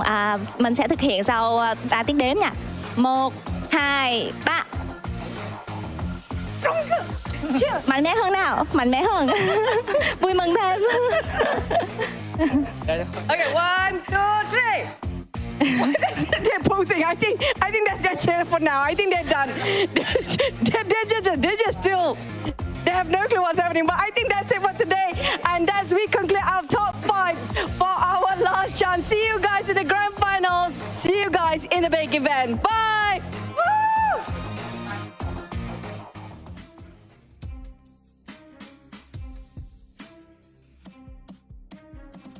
Woo! Tu dia juara kita, juara yang juara yang benar. Cuba benda macam tu agak pelik, agak awkward reaksi yang sangat-sangat janggal di situ, tetapi inilah dia pemain terbaik di mana untuk eliminasi dipegang oleh demo dari IHC Esports. Antara tunggak utama yang membawa kepada IHC comeback ni, tiba-tiba nombor 4 mereka naik secara tiba-tiba. Tapi ada juga Red Face yang menjadi MVP last chance kita dengan damage 4615 dengan 15 elimination. Inilah dia MVP untuk last chance. Tak pasti ada hadiah ataupun tidak, saya rasa tidak ada, tapi still satu achievement, individual achievement yang penting lah untuk diri beliau pada masa akan datang. Tapi satu perkara menarik, Amy, ini kita boleh katakan selain daripada Indonesia menang untuk PMSL kan, Malaysia ni macam ada satu tempat suci untuk mereka, tempat yang mereka boleh dapatkan kejayaan. Di Xavier juga, ini kali kedua sebenarnya mereka dapatkan kejuaraan di Malaysia. Kali pertama adalah PMPLC, kali ni mereka juara PMGC last chance. Tapi inilah dia, 16 pasukan grand finalist kita. Dan untuk grand final nanti, inilah dia pusingan-pusingan yang akan dilalui oleh mereka dari Disember 8, Disember 9 sampailah Disember 10. Dengan 16 pasukan akan berentap di pentas PMGC Grand Final nanti. Kita ada di Xavier, Persija Evos, FaZe Clan, IHC dan juga Yudo Alliance. Tidak dilupakan juga pasukan yang dah pun mengesahkan slot mereka dengan lebih awal. For Miracle Vibes, Alpha 7, Loops Esports, Major Pride, Mob GPX, Nongshim Red Force, S2G Esports, Shenzhen 628, Stalwart Esports, Team Weibo dan juga Titan Esports Club. Yang menariknya, kita ada 5 pasukan dari region ataupun rantau Asia Tenggara, termasuklah Yudo Alliance dari Malaysia yang akan berentap di PMGC Grand Final. Maksudnya 5 daripada 16, hampir 1/3 itu daripada region C. Itu menunjukkan yang kita masih lagi kuat, Demi. Itu penting. Ya. Betul. Kita masih lagi kuat. Jadi harapkan pada waktu-waktu akan datang tak adalah mereka tiba-tiba pula sebenarnya kami nak kurangkan, jangan pastikan kita masih lagi diberikan keutamaan jugalah untuk PUBG Mobile ini. Dan saya rasa anda pun tahulah tentang perkara tersebut. Kita memang antara pasukan yang memang banyak kali lah, kita antara negara yang banyak kali yang menunjukkan kegilaan yang saya rasa jaranglah dibuat oleh mana region yang lain. Dan untuk kalau kita nak ceritakan pula tentang PMRC, kita lah juaranya untuk kedua-dua PMRC pada tahun ini. Kita lah C lah yang paling kuat, betul? Ya, betul. Tapi itulah bila awak cakap pasal tu kan, ada dua pasukan yang duduk di atas pentas tadi, iaitu Nigma Galaxy dan juga BTR yang duduk dekat dalam cube tu kan. Sayangnya untuk kedua-dua pasukan ini, persamaan mereka adalah kedua-duanya bermula dengan sangat garang. Hari pertama Nigma Galaxy garang, hari pertama Bigetron Red Villains garang. Tetapi malangnya persamaan untuk kedua-dua pasukan ini juga adalah mereka gagal untuk melayakkan diri ke PMGC Grand Finals untuk kali yang kedua berturut-turut. Tapi apapun, Alhamdulillah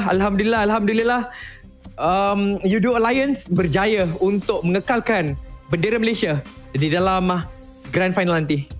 Ya, jadi sekarang ini saya akan melakukan penutup terlebih dahulu, tapi sepertinya kita juga perlu untuk mengucapkan ribuan terima kasih kepada rakan tempat pertandingan kita, iaitu Battle Arena. Inilah tempat di mana mereka mulakan survival kita sehinggalah bukan survival daripada group stage kita sampailah ke last chance ini, dan akhirnya selesai sudah. Battle Arena memberikan yang terbaik kepada setiap pemain yang ada. Juga ucapan terima kasih sebanyak-banyak kepada official smartphone kita untuk PMGC 2023, iaitu Infinix GT10 Pro. Terima kasih. Juga kita akan ucapkan kepada phone ini yang berbakti pada mereka pada awal juga sehingga akhir. Dan yang pastinya korang kena follow TikTok. Kena follow PUBG di TikTok, itu yang sebenar. Kena follow TikTok pula. Kena follow PUBG Mobile di TikTok. Search je PUBG Mobile ke PMGC 2023 ke, search je PUBG Mobile eSport ke PUBG Mobile eSport Malaysia ke dan sebagainya. Namun saya akan menutupkan segala-galanya. Jadi apapun, insyaAllah terima kasih diucapkan kepada para penonton yang setia bersama dengan kami berempat berawal sehingga ke penamatnya, di mana masih ada lagi bersama-sama dengan kami berempat, iaitu di Grand Final nanti. Jadi apapun, Assalamualaikum warahmatullahi wabarakatuh. Salam sejahtera. Jumpa dengan korang semua di Grand Final. Bye-bye.